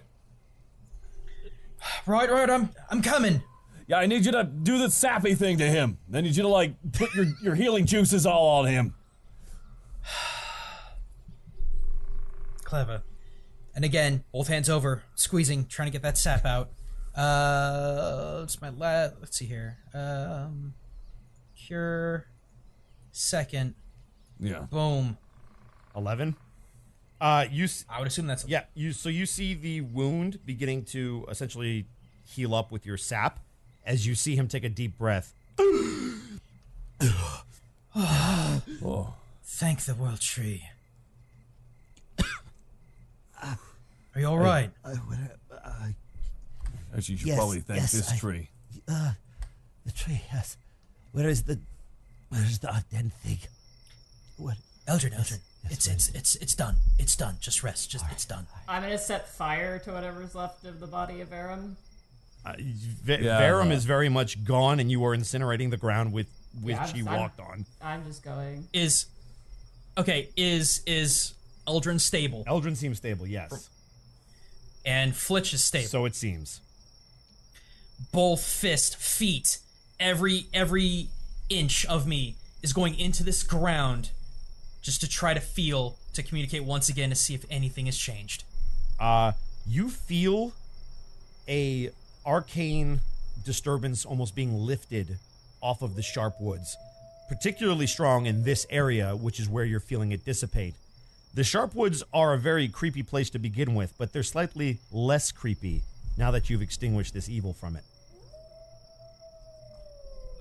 It's done then. I don't think it's that easy, but it helped. There's a lot in here that isn't meant to be seen by mortal eyes. He should have been dead. He should have been dead. Lyric.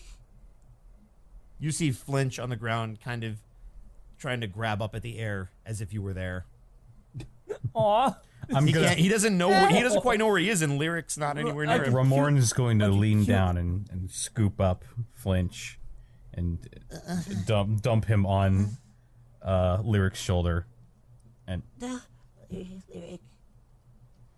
There's a portal behind the shed. There's a portal behind the shed. Behind the shed. Everyone, there's a portal behind the shed. May I? I gesture to your back, Ramorn. Ramorn turns around. I get on. Flinch, is it the type of portal I think it is? It's a portal for teleportation. It's just God behind the. Just rest. Okay, It's fine. right. It's fine. I'm gonna put him in the pocket dimension. I don't want him getting hurt anymore. Okay. You see as you kind of put him into your robes that he just kind of disappears. Wait, where you guys go? What the? Hold on, they're You moving heard her somewhere. scream out that there was a portal back there. Let's go, mages. I want to investigate the house. Give me a perception check. Investigation or perception? Investigation. I forgot that was a thing. And while she's doing that, I am divine sensing again. 9. You notice a circle all the way around with the symbol of an owl on it. It's an owl sigil. Do I recognize this from You the past? absolutely do. Is it the same as the event? It's not the same as the event. You know that this is typically used by Roderick. The owl is the symbol of his district. Can I stick my head through the portal? No, it's just a circle on the ground. Oh, It it's looks just a like circle on the ground. Looks like it was Okay. carved into the ground or drawn into the ground. Is it used for anything in particular? Like You would know that arcane casters are able to use this to move from place to place. So, I could assume that he used that To either leave or was going to go to Roderick before you interrupted him. I think he was maybe trying to kill Roderick. At least we stopped him. Everybody sees the mage slowly starting to crawl. As he's... Here, I'll help you down. Come on. Thank you kindly. Yeah. I'm getting too old for this, and I'm not even old. Nope. What have you found? I heard a portal. Yes, a portal. You might know more about this than I would. You see him kneel down. Vower's Keep. He was going to kill Roderick, or at least seek him out. The fool. This should take us to Roderick. He mentioned. I immediately stepped through. The moment Roderick. Well, you have to was step mentioned. on the circle and then it's activated. Oh, okay. I'm stepping on the circle. I want to see Roderick. Lyric steps on the circle immediately. I don't know if all of you should come. I can't teleport a beast man into the middle of Carol. We need to see Roderick. Then go. I've. Your council. Did they send you? You said you came by the bull, but did you speak to anyone on the council? Yes, I spoke to. Spoke to Mankin. You remember Alpha Mankin? Alfarin Tal Mankin and Jabari Whitefang. Son of Whitefang. You must return and let your council know what you have seen here. They must know. Very well. My work is done. If you must, anyway. bring Redwood with you. Ramorn turns to Redwood. It is your call, Ramona, it Redwood. would I be- can get you into the city, or you can go with the centaur. No. Eldrin, I'm sorry, but... And Ramon, I would ask you for at least a day. There's so much healing that needs to happen in this forest. I need to do at least something before I turn my back Very on it. well. I will watch over you until such time as you are ready to leave. Just as long as you do not sneak into any more tents. Hey, that was all in good fun. Fine, whatever. King, Jeez. I assume you're coming back. Well, yeah. Get on the circle. We don't have Wait. time for Okay, this. fine. 1 second. It's- 1 second. Ramorn? Yes. And everyone, I guess I should say. That man, Verum, The one we just killed. Yes, yes, we know. Former gold sword. He was a gold sword, yes, but he was also a slave master. He was my slave master. I was a forced servant in his house, and he sacrificed servants to summon a devil. And that devil killed him and gave me the power that he sought. That's why I look like this. You're the girl. I get a little defensive and back away carefully. Ramorn lowers his warhammer in between Lyric and the mage. No, you misunderstand. I'm not here to take you in. I'm simply understanding the situation better. Look, we need to go. We need to inform Roderick of what's happened here. He may still be in danger. Of course, yes, absolutely. I just figured. Yeah. Thank you, Ramorn. You are welcome. I kind of nod. And Redwood, I'm sorry about the fire. Well, we've all taken care of. Yes, you have my apologies. It's simply the way things worked out. I hope not too much damage was done. Well, hopefully the Shopwoods are going to be right as rain. I don't think the Shopwoods are quite that savable, but I know what you mean. You see him quickly get on the circle and begin to touch it as it begins to glow. All right, I Who's back stepping up. on the circle? I do. Are you stepping real on as well? quickly, King just quickly walks up to Redwood. Thanks for the heals, man. Shakes his No hand. problem. And he looks up at Ramorn. You're tough as hell to fight against and tough as hell to fight with. I don't know what would have happened if you didn't. Go crazy back there. Take that as a compliment. Thank you. You are quite the fighter as well. Yeah, when I don't. Yeah, first time in a long time I've actually been scared of dying, which is new. See you guys. Just kind of like does that 2-finger salute thing as he If steps Flame on. was watching us, we were never in danger. As Wait, you kind of do one your more more thing. Oh, go ahead. Lyric, Yes, you live in Carroll.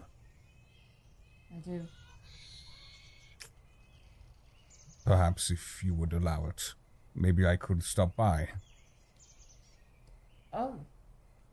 I have a house. I might have to make the door bigger, but You do realize the political loopholes that we would have to drum through to bring it. I'll see what I can do.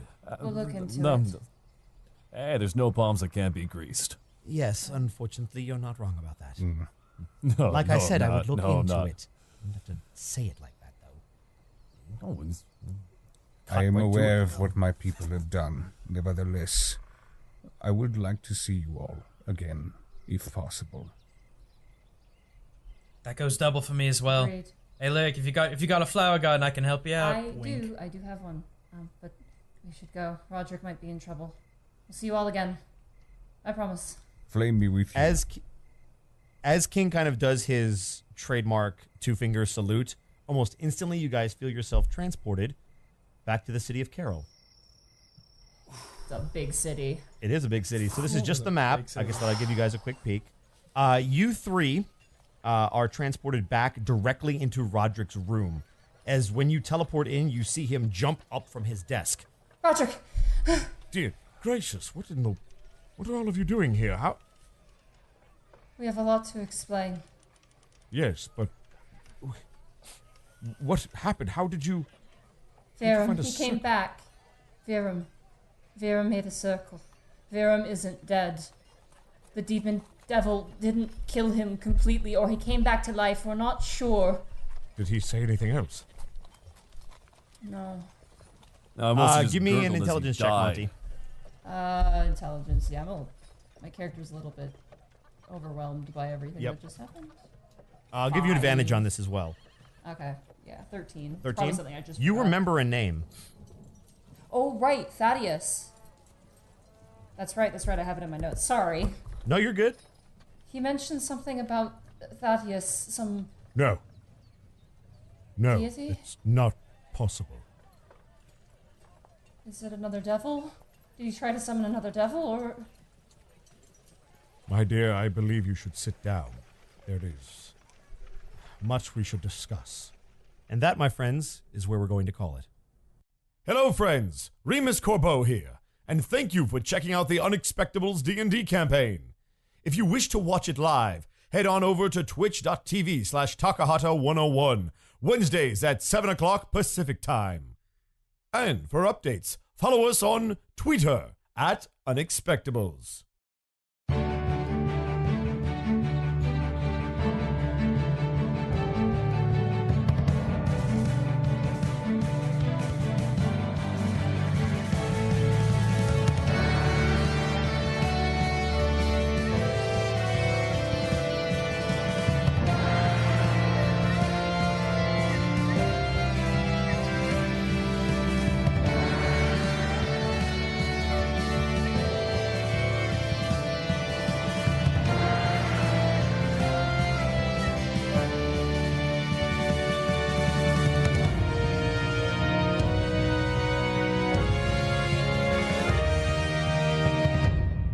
When last we left our heroes, Task the Kobold Ranger, Borky the Orc Barbarian, Greckles the Kenku Rogue, and Panic the Tiefling Bard, Task, Borky, and Greckles went out with their young employee Meryl to enjoy some winter fun. After a snowball fight, ice fishing, and some friendly bonding, everything went to rubbish as an ice hag and her winter wolf companions besieged the party and the children, while Panic got to stay home reading and drinking tea comfortably. And matters got even worse when one of the children was frozen and killed by the hag. After dispatching the witch, Hasrad enlisted dark serpent magic to revive the child, Lee, by sacrificing 1 point of constitution from Greckles, health from Borky, and 2 points of dexterity from Hasrad. Now heading home, the party makes their way in the dark back to their tavern. So, as you guys make your way, Borky, Task, and Greckles, as you guys kind of make your way in through the city walls, eventually Hasrad just disappears. He just kind of seems to cut away from you guys, and you don't even seem to notice. Why doesn't he want to hang out with us? I wonder why. Oh no. I think he's filled his quota for the day. I see. Probably a little pissed. His fun quota is filled. As you guys enter, it's very quiet. There's a light dusting of snow. And eventually, you make your way up to the front of your tavern. There you see guarding. I gotta grab him. Sorry, I completely forgot. I gotta grab Lewis Strog here. There at the front of the tavern, you see Lewis Strog, and next to him, currently standing upright, Euromagister, your new lizard folk sorcerer guard as well. They're currently standing there. Ooh, Euromagister. Yeah, I guess we're all fucking sullen at this point, just going Yeah, back. you guys are all pretty quiet. You're also wet. Throwing snow around and running about and fishing. You guys are pretty soaked to the core. Like, you're insulated, but you're still really cold. Are we walking? Do you hear that squish sound of wet boots? Yeah. Oh no. It's really gross. You guys kind of feel uncomfortable. That goes without saying. Lewis Strog just nods as you guys make your way through the door. As you open up the door, there's no one inside. It's actually empty. The tavern is empty at the moment. And the chandeliers above the wooden sort of light sources have all been left unlit as you guys make your way indoors. The place is not lit then. No, it's not. Damn. In more way than one. But you do see sitting with a single candle on the table, cross-legged, currently perusing through a book, Panic, who looks quite contented at the moment. Panic. Oh, hey, you're back. How is the snowball trip? A child died. Yeah. Well, now that we let that cat out What? of the bag. No. Okay. What? What happened? Tell me. Well, one thing is like we first started on a road. We started playing snowball. One thing led to another. Remember that hag I suplexed? Turns out there's like a coven of them, I think. And her sister showed up and she was all like, "I shall destroy you!" And then she died. But she also killed a kid. And then Hasrad did Hasrad stuff, and now the kid's alive. We might not actually see Hasrad back here for a while. Can someone explain in more detail exactly what happened? How did you guys get a kid killed? We didn't. A witch came and attacked us, and the kid was killed, and Hasrad used some kind of magic to revive him. Yeah. Can I do like an Arcana check to see what kind of magic a snake person could use to bring back a boy? Sure, yeah, absolutely. Roll knowledge Arcana. This is what happens when you don't hang out with us. You let kids die. No Apparently. kids just die accidentally. Was the kid with you? What? Well, Yes. Who, No, who they was were- the kid? Who was the kid? Who was the kid? You had Meryl with you, right? Was it her? No, it was her brother. It actually wasn't. He wasn't Meryl's brother. Was it? Lee was like another farmer kid. Friend of the family. Yeah. That's 11 on my Arcana check. 11. I mean, given your experience meeting lies as well as other still Havity, you get the sense this is probably some sort of lesser god, more specific. An overarching god, you're not sure. There's many. Most, if not any, gods can revive. Different gods would have a different cost. Given Hasrad's race, you definitely could assume it's some sort of snake or Yuan-Ti-based serpent god of some kind, which generally you're not sure where they kind of sit in the pantheon at this point. So. I've got a book of gods right there, don't I? You do, but it's not going to have something that detailed in it. You'd have to go scouring through a library. Okay, so Panic is just gonna like pinch the bridge of his nose and just be like, "Why was the kid with you?" Well, he's like we was roasted fish, and then my magic goblet. I'm gonna pull out my the goblet with the hag head goblet. Turns out this is magical, and I heard a voice speaking through it, and then she flew in a goddamn broomstick and started shooting magic at us. Meryl took us out to go. They wanted us to assist her in repairing a road. We did so, and in return, they wanted us to play some human child games in the snow and also fish and eat fish. Okay, so why did you not get the children out of there immediately when danger was in Because we were jumped. We had to lock up, and then wolves came. We're forgetting about the wolves, guys. Then the giant wolves came. Like, I locked up a wolf. Hossrod locked up a wolf. Greckles was just hanging out. I don't know what he was doing. Panic. The problem is that there was only so many of us and so many children, and unfortunately, it was a wrong place at the wrong time scenario. We can't be everywhere at once, and unfortunately, there was a casualty. Yeah. Technically, that casualty was taken care of, though. The kid is fixed, but at what cost, we have no idea. And I don't think pressuring Hossrod about it would be wise either at this point. So the long short of it is, Panic, this is what happens when you don't hang out. No, the short and simple of it is, Borky, is that we most likely now have another witch who has a large axe to grind with all of us. I think, actually, truthfully, I gotta talk to Willow about this, though, because I'm still holding the goblet. I killed the first one. I killed her.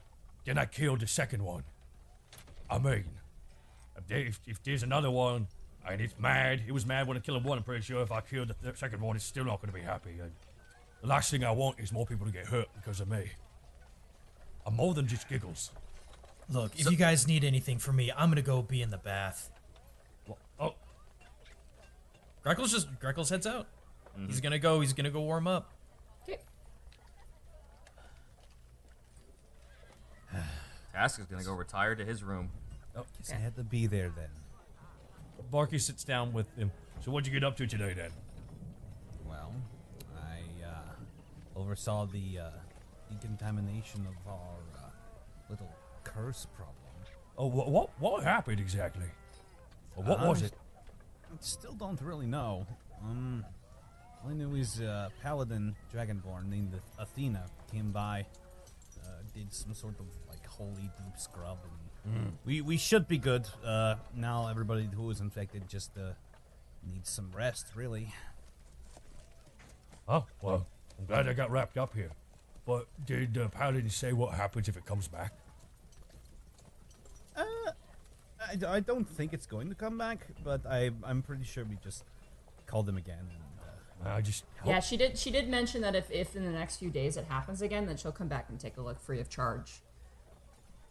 Okay. Yeah, that. Interesting. Wow. Also sent a letter to Abacus. Oh, what about? What's his name? Oh, Borky just looks like bloodshot eyes. Why would you talk to Abacus? It's a turtle lady. Well, she is more or less our benefactor when we're in the city. We met her like twice. she's the one. She's the one who brought us into the fold, and she's a higher up in the Alabastian City Council and stuff like that. Okay. So I figured that maybe we've been around for quite a bit. We've done quite a bit of good things for the city, and maybe we could be allowed access to the middle districts. That would be nice. Cause That would be very nice. I mean, that would be great. We could get like, what could we get if we go to the middle districts? Hookers. And better equipment. Wait, I mean, we're like, what do we need to hook onto though? Are we climbing somewhere? The innocence of a child. Yes. Yes. You have that letter that you're going to send Abacus in your hand at the moment. It hasn't been mailed off yet. But you Oh, I have didn't send it written. out? No, because if you... We'll get to that. You do notice Scarble's kind of... Like, you hear a beneath your feet, and you notice Scarble's pop out like a jack-in-the-box from underneath the floorboard. Hey, Hello? Hello. Hi. Look, none of my business. Technically, this would be Meryl's job. There's a weird smell coming from the mail, area. I think the pseudo dragons finally snapped. I think they've killed someone. What? Hi, Nick. You had one job. I had several. While you were out having snowball fights in the Wonderland. Don't forget about the child that died. Yes, and I didn't forget about the fact that you guys let a child die under your care. Was it our fault? No, I haven't forgotten about that. Not one bit. I don't trust them as babysitters, to be honest. I mean, no offense. But, So it's out by the mail area? hey, I don't know, it's just around it. So, best of luck. I'm going to bed. She just disappears beneath the floorboard.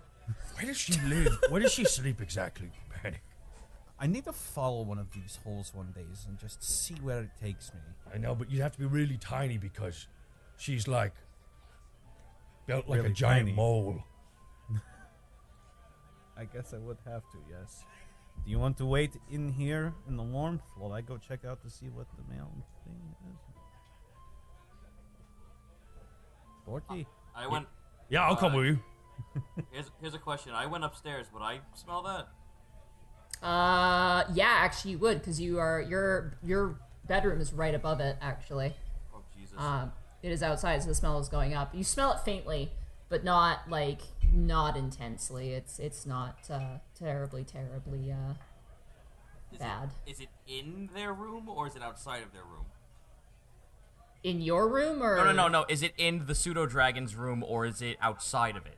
You can't tell from where you are. You'd have to go to that building and investigate, I'd say. All right. To know Well, for certain. I'm gonna go check that out because that's kind of bad and gross and everything is terrible today. Yeah, it doesn't smell very good. Yeah, no. I swear to God, if something happened to the pseudo dragons, I'm gonna be right pissed. Alrighty. So I should roll a perception check. Yeah, as all you guys make your way outside, this point it's quite dark outside. There is a faint glow in the pseudo-dragon mailroom, and the moment you guys step outside, you get closer, it hits you. It smells like rot, dead fish, and like rotten eggs. Oh, this is gross. 19. Yeah, you get a big whiff of it, Task, and you're like, oh, Task, did you- it's strong. Task, did one of them forget to flush?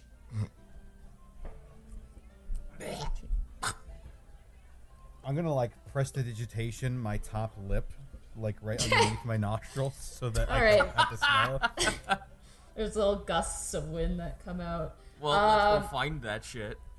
Alright, you guys gonna go inside? Yes. Okay, as you open up the door, all the pseudo dragons aren't there currently. I don't think you can blame them. It smells awful in there. You see lying face up is the bulbous, rotting mass of one of Moidos's husbands currently, and clutched in his hand is a letter. It appears he's been eaten partially by your pseudo dragons. Wow. Okay, well, I'm going to open the window, take the He letter. has been there. I just want to say he has been there for a long time. Okay, well, How here's long what we're going to exactly? do. We're going to open the window, take the letter out of his hand, and gently and gingerly toss the motherfucker out the window. Okay. Okay, I need whoever's gonna toss him to make a Constitution saving throw. I will do it. I'm not touching that. I'll do it. Borky pulls out a little box, and Borky then completely does the scene from Family Guy where Peter Griffin has the frog trying to get it out the window. I don't know that at all. So. I know that one. We all do. 1 second, I need to get my character sheet up here. Sorry, little. It's all good. Oh man. Just gonna gingerly, carefully just do this real Borky, fast. Borky, if there's one thing I can tell you really quickly though, make sure it doesn't land inside of our property. Try to throw it into the street. Okay, Borky's gonna try and huck it out the window as far as it'll go. Okay, Yes! if you're gonna huck it out the window, I'll also need a strength check because as of current, if you throw it from where you are, it's gonna land in your breezeway, which is right in front of where the bathhouse is. So you're gonna have to do a strength check. It falls on Greggles. All right. So I need to roll a Constitution saving throw. Real fast. Is this bad that we're not reporting this? We can take care of it once we can breathe in this room. You're fine. Yeah, you're used to gross smells, and in terms of like the sewers and stuff, it's not as bad as what you've kind of experienced. Yeah. You manage to like grab it. As you grab it, the top Grabbing him of the by the skin is like. Does he have a tail? Can I grab him by the tail? No, there's no tail. His bottom half has been eaten. His spinal column's like showing. For fuck's It's sake! really Oh, gross. jeez. As you go to like grab him, the top part of his skin is like dry, and as you move it, like shifts. There's like a layer of liquid underneath, and you just grab him, and I need you to roll a strength check, just a straight. Actually, athletics. Do athletics. Please yeet this out of this fucking room. Get out of this place! That's 26. Oh yeah. You yeet it, and it like you see it like bounce on your guys' breezeway, and then roll into the city streets. God. And you just leave it there. That's just where it is. And now we read the letter. You know, Alright. I'd like to say something before we do this. Yeah. Yes. It was nice and quiet and mundane when it was just me. Second you guys come back, this shit happens. No, I'm pretty sure he died Alright. like yesterday or something. So Under found documents, you'll find the letter. It's very small, and it's got a seal on it that looks like an anglerfish. Borky puts his hand on Panic's shoulder real fast. just think, this whole No. time you were relaxing, there was a person decomposing in our building. Dear chums, hello, it is I, Moidos. I don't know if you remember me. I disposed of that contraband and made you drink salt. It was a good time. Anyway, your contraband was made mention to the Avon clergy and the Druidic Council. Thanks to you, I now have work again. Aw. Hooray. Anywho, I handed over your map and forwarded the AC rewarded for your sketch to the Cartographers Guild over to the Sweet Dragon. 50 AC should be coming along to you shortly. Take care, Moidos. P.S. If you are not a person from the Sweet Dragon and you have found this dead blubberous Triton, please bury the Triton quickly before it attracts flies. And if you would be so kind, deliver this letter to the Sweet Dragon. I really appreciate that. Wow. Wait, so she knew this thing was going to die in our doorstep? No, it says if you find this on a dead Triton. Priorities. Can we fucking sue for that? No, I'm pretty sure that this is just traditional. Okay, for them. I'm more worried if the pseudo-dragons are going to get sick eating that thing. The moment you throw away the corpse, all the pseudo-dragons come back, including Chunk. Ah, excellent. You do notice that some of them are actually also carrying various letters. There's also one thing that stands out to you. There's a box currently, like a nesting box, and you currently see two small yellow eyes that aren't dragon eyes peering out at you nervously. Borky, can Borky look in with a perception check? Yeah, absolutely. Borky looks with a perceive. Here. I'm just gonna start Hadoukening prestidigitation in there just to make it smell better. 7. It must be just a really large pseudo-dragon, Borky. I'm gonna roll handle animal. Okay. What did I roll? A 6. 6. Jesus Christ. As you reach in, like, to try and coax whatever's in there out, it actually backs into the corner, and you see kind of the flip of a wing. It looks like it's broken. There's a small box kind of beneath it, and it's like, and backs geez. up. I'm gonna pull out the healing wand and give it a little swish. And What is that? Okay. You swish and flick. I don't roll for this. It's fine. It doesn't have enough HP. Here whatever you are. Here whatever you are. You hear a sealing and a popping as the wing kind of realigns, and you see kind of stepping out with these large talons a hawk that you haven't seen in a very long time. You Remy. in particular, Task. No, not Remy. Much too small. Is that like it is the hawk? Oh, that's the thing that Task was best friends with in the night. No, it's not a pygmy griffin. It is the hawk of the 2 bounty hunters that Task hired. Oh, that was a while ago. And it is currently battered. Its other wing is still damaged, but it seems to be okay, and there's a box beneath it. Oh shit. Well, okay. Grab that box and open that stuff up. Toot sweet. Okay. The moment you open the box, inside are 3 human eyeballs. And a note. Oh. What is it with eyeballs today? We Wait got an a minute, eyeball from the hag, and now this. Careful, they might be part of a coven. This fucking day's getting better and better each second. Wait a minute. Didn't Wolfgang have like one eye and then the other Yeah. one had? Do the colors match? I am fucking. What am I clicking on, Monty? There's a note saying mysterious note. Mysterious note. Tisk tisk, I'm quite surprised your vermin family goes and sacrifices themselves to cloister you away from me, and even then you send bounty hunters to eavesdrop on me. That's the stupidest thing you could have done. Kriegrim will have your head. I will not see my mission undone. Who that? Do you know anyone named Kriegrim?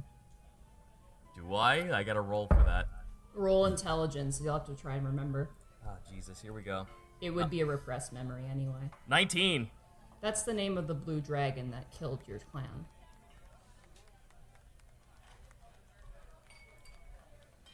I do something not to speak of right now. There are also some other letters as well. Quite a few, actually. Well, let's open these other letters. Okay, there is a letter from Remy, and there is a letter from Lily. Both have each of their seals. I guess Borky takes Lily's letter. I guess I'll read Remy's. Well, you sure? Maybe, listen. But Borky's kind of just looking over at Task. What does Task look like right now? What does Task look like What? right now? What does Task look like right now? Task is just looking at the piece of paper, not giving a fuck about what else is happening around him right now. Just a blank stare at the note. Hey, Tash, you want us to head out? You want to just be left alone right now? Task just leaves. Okay.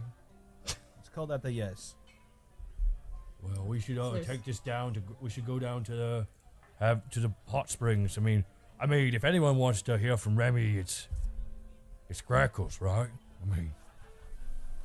Right? Why? Because they kissed at one time? Yeah. Okay.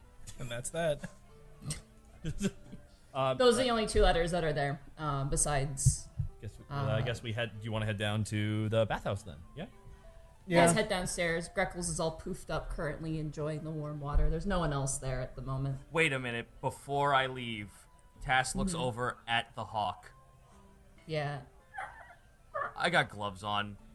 I'm going to hold... Task is going to hold his arm out. He doesn't know anything about falconeering, but to see if it actually, responds to, holding a pose as if to beckon a falcon forward. Okay, because it doesn't know you, I'm going to have you roll an animal handling there. Sure thing. Here we go. It is trained, but it is trained to a particular person. 13. Okay, 13. It lands on you. It's very heavy. You're like, whoa, okay. It's a very large bird.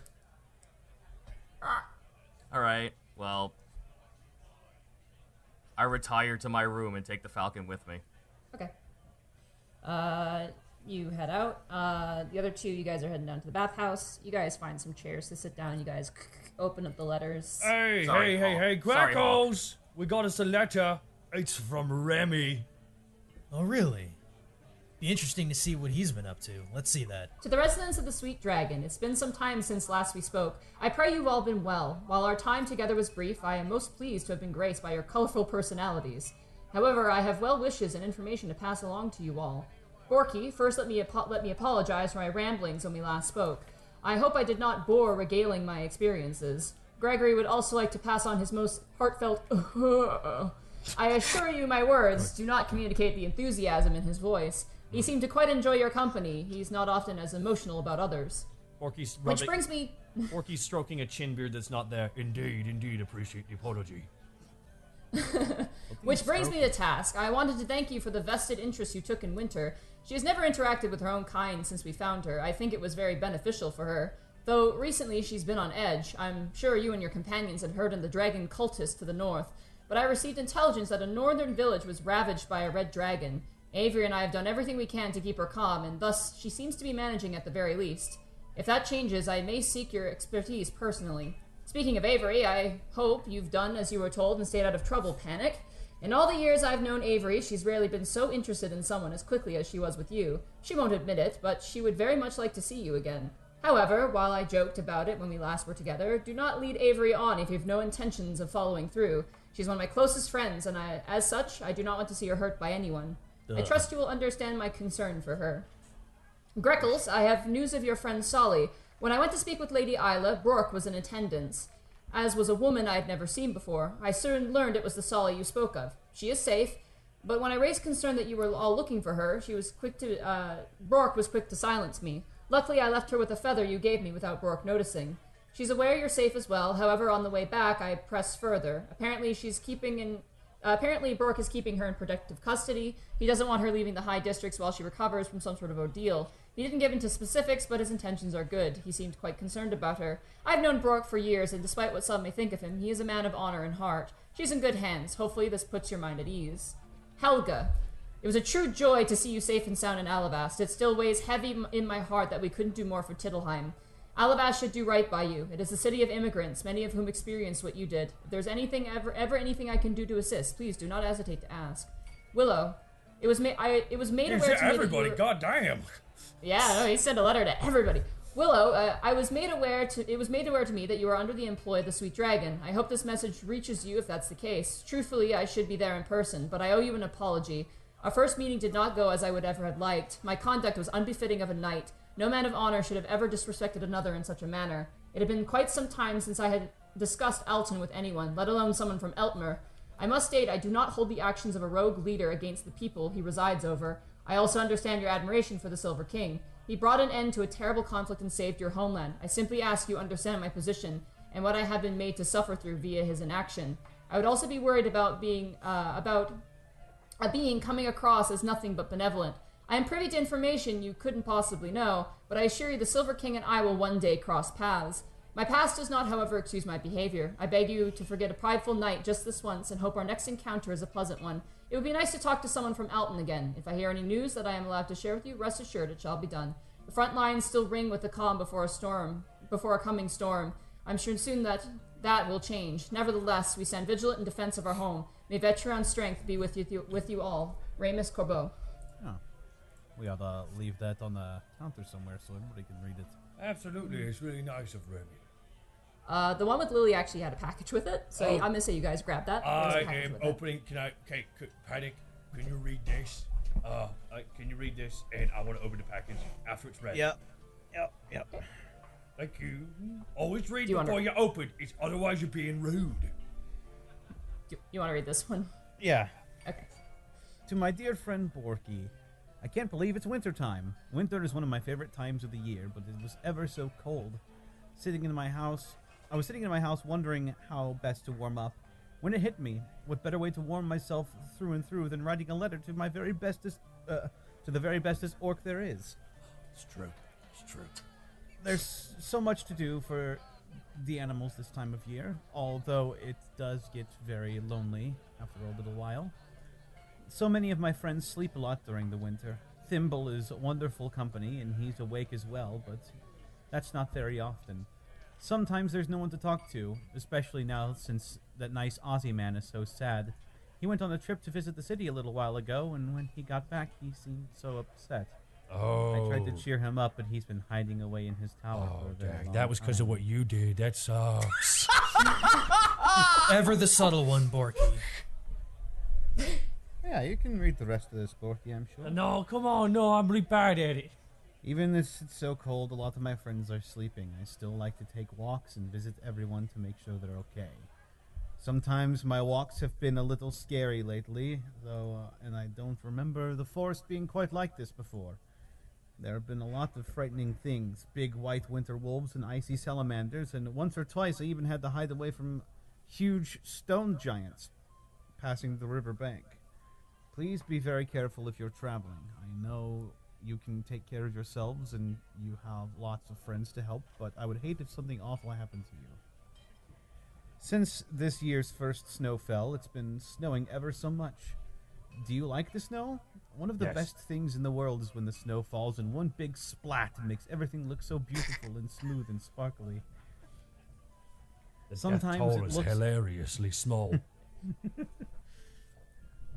It looks like the most soft and wonderful blanket that's not really very comfortable to lie in and is mostly just really wet. Although it's okay if I'm a bear, I have worried a little thinking about you journeying in the cold without being able to turn into a bear or a wolf or anything like that. As big and strong as you are, it's very important that you make sure to wrap up warm. I made some things to help, and I really hope they fit. If they don't, please send them back and I'll make sure to fit them to fix them right away. Writing this letter has warmed me up so very, very much, and I think I'm ready to go and make sure everyone's tucked in for the night. I hope maybe that one of these days I'll bump into you in Task on one of my walks. That would be the most amazing thing ever. Until then, please be safe and the very best that you can be. With lots of love, Lily. No, I should write it at a back, though. Hey, now I get to open up this package. Borky tears Alright. into the package. Enclosed snugly in carefully wrapped paper is a huge, wonderfully warm cloak made of winter wolf fur with a hood in the shape of a wolf head. Beside it is a lovingly knitted scarf in purple and blue made to resemble the night sky. Borky puts it on. Okay, you put it on. It's heavy and it's warm, and there's like kind of like a button to hook it up at the front so it stays on. It's like kind of a cowl cape combo.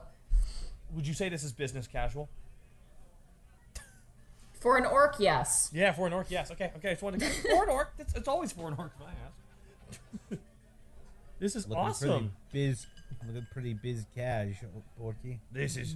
Oh my god, this looks so amazing. What if she killed it herself? Yeah, roll investigation. Oh, okay. Like telltale gnome claw mark. You've seen what she can do. You know the murder potential. 3. The murder 3? is off the Richter scale. 3.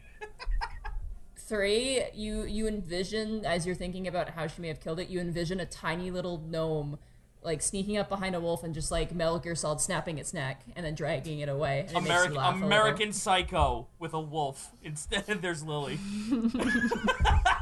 To be honest, Borky, you might actually be able to hide pretty good wearing that out there. Yeah, no, this is really warm. It's nice. So can Borky put his hands through it? Well, it's like a shoulder thing you put on your shoulders. It's like and it comes around. Oh man, it's like a cloak.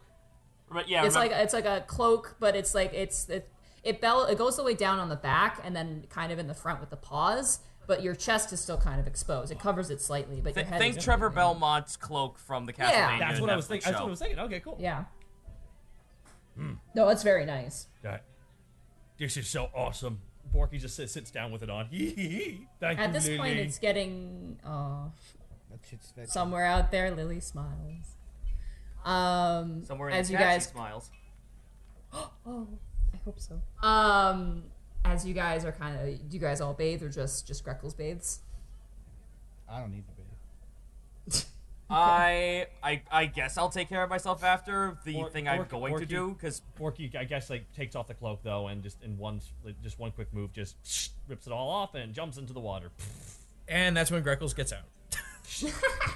Task is going to spend. Task, what are you doing? Yeah, Task will now summon all the will collect all the pseudo dragons and have them sit in his room for the time being while he writes letters to Abacus, to Brork, to let's see. Abigail Brock, there's a couple of other people he wants to send to, but those are, like, prevalent in my head at this point.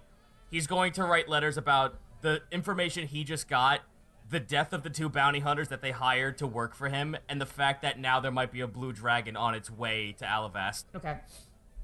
You do so, you hand it off to the different pseudo-dragons. Yep. They all yawn, they head down to the post. They can't send it till the morning. That's fine. I just want to make sure that every the single... hawk doesn't want to budge. The hawk is warm and doesn't want to leave. I give the hawk a piece of ration. Okay. It like voraciously snaps it up and just like swallows the whole thing whole. It looks like it's been through an ordeal. The feathers are ruffled in all different directions. It looked like this thing has been smashed around or something. Like. Oh, I will gladly give this thing its space, but it's welcome to stay in here wherever it wants to for the time being. Okay. It tucks its head behind its wing and it kind of perches on your chair, kind of scratching up the chair in the process. But that's fine. Yeah. The rest of you guys, you have your baths. You guys head to bed, I'm assuming, as well. Yep. Okay. As you go to bed, Borky, you go to bed. You do get your hit points back, the ones you used to revive Lee. Greckles, as you head to bed, everybody else kind of closes their door. As you're walking, you hear a tiny little voice. Out of my way.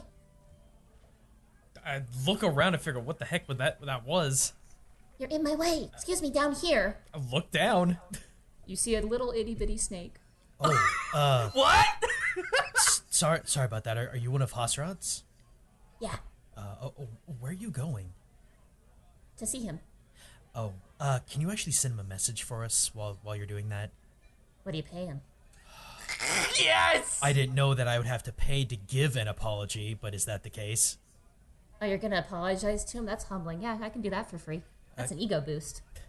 Well, tell him we all do apologize for what happened and we thank him for the sacrifice. Also, pulls out 100 gold, give this to him as well. Say it's from his favorite bird friend. Okay. I hate to break it to you, I don't have hands. And I can't get this in larger denominations. You know, just leave it. Just leave it in the haven. Leave it in the like the snake like points and like gestures to like the shed in the back. Like just leave it. Don't worry, we're good for it. We're good for it. All right, just as long as he knows. Yeah, no, I'll get the message to him right quick. Bye bye. And he just slithers underneath your door and then just disappears. Huh. Will wonders never cease? Talking snakes, says the talking bird. All right. You guys all head to bed, all snuggled up. As the night takes you, you sleep. You have a dreamless sleep, but in that dreamless sleep, you feel an agony. The core of your being, all of you, is heavy. It's like there's a bowling ball in your center. You feel a weight as if someone is sitting on top of you, and you hear faint whispering. I need everybody to make a charisma saving throw for me. Oh, Jesus. Fuck. My best thing. Everyone? Everyone, yeah. 10. That's a nat 1. Ooh, nat 1. I was For a perfectly charisma fine on check? my own. Charisma save. Charisma saving throw. 7. 7. Jesus. I was perfectly fine on my own. Second piece What about panic? Panic's 21! Oh my god. As this is happening, you almost feel this heaviness, this it's not pain. It's just, it's like you're being dragged down into a depth, like you're drowning in air. And slowly that sensation begins to creep up into your mind, and panic, you immediately just wake up. Your sense of self preserving you as you jolt awake. Task, you also wake up. The hawk, startled by you, and shuffles back in.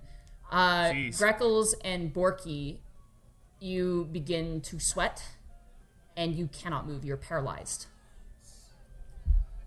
At the moment. Well, this is par for the course. Sleep paralysis. Good God.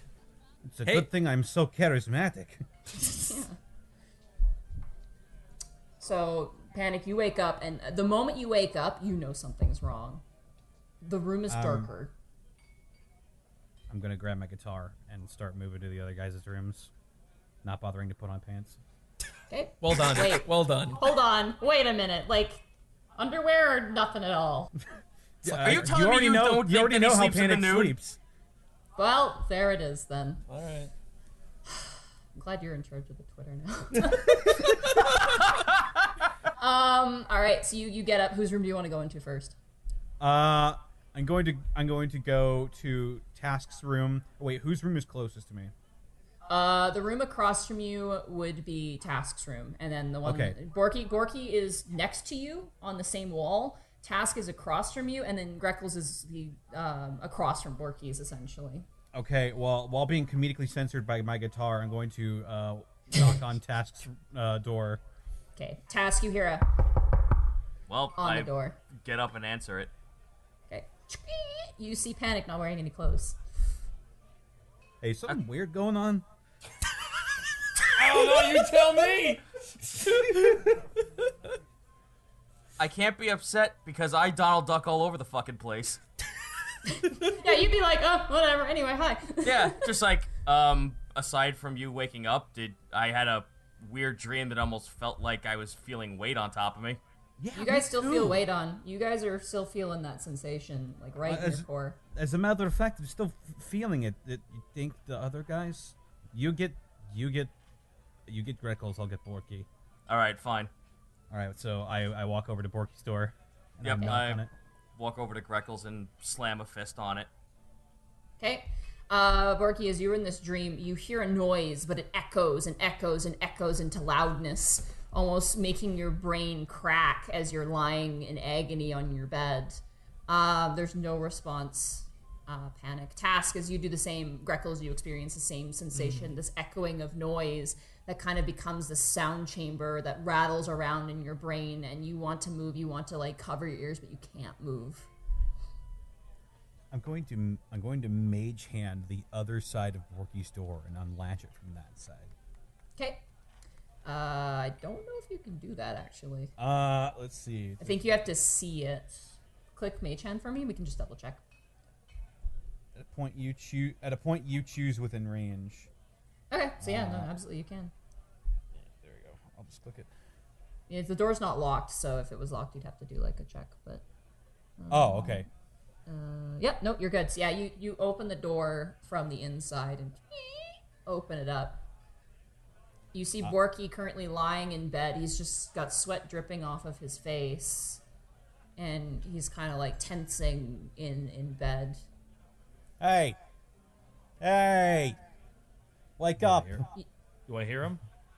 You hear him, but you try to reply. You try to say something, but you can't move. And you watch Panic as Borky's like jaw opens, but almost gets trapped there. Like he can't move it again. His tusks are out. I'm gonna run over to him and start just smacking him in the face. Okay, over and over the again. moment you slap him in the face, Borky, you snap right out of it. You're just back in your room. I punch up in defense. Okay. Roll an attack, I guess. Also, you guys did get a long rest. You guys, has happened after a long rest. So you're all back. Unarmed? How do I do? Where's an unarmed? Unarmed. Just click a strength check. Ah! 23. Does a 23 hit you? Jesus. Yeah. Roll 1d4, Kurt, plus 5. I'm so sorry. You like uppercut me into the ceiling and my horns get stuck up there. Careful what you wish for. 1 second. 1d4 plus 5 and that is 9. God, max damage. Wow, max damage. You get slogged right in the face. You feel your nose as you're thrown back 10 feet. You land on the ground. Your guitar no longer comedically covering you up as you land right on your butt. Hey, Borky. Glad to be of help. Why are you wearing pants? Why aren't you wearing pants? Borky is wearing pants. Is he? Okay, good. Thank God. Why are you wearing pants?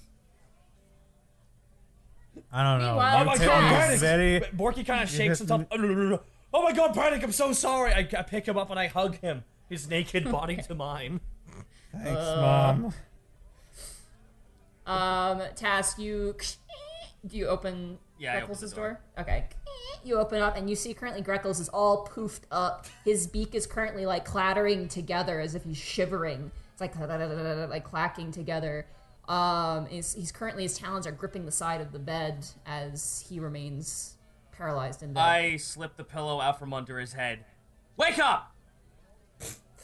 His head just kind of lands on the bed beneath.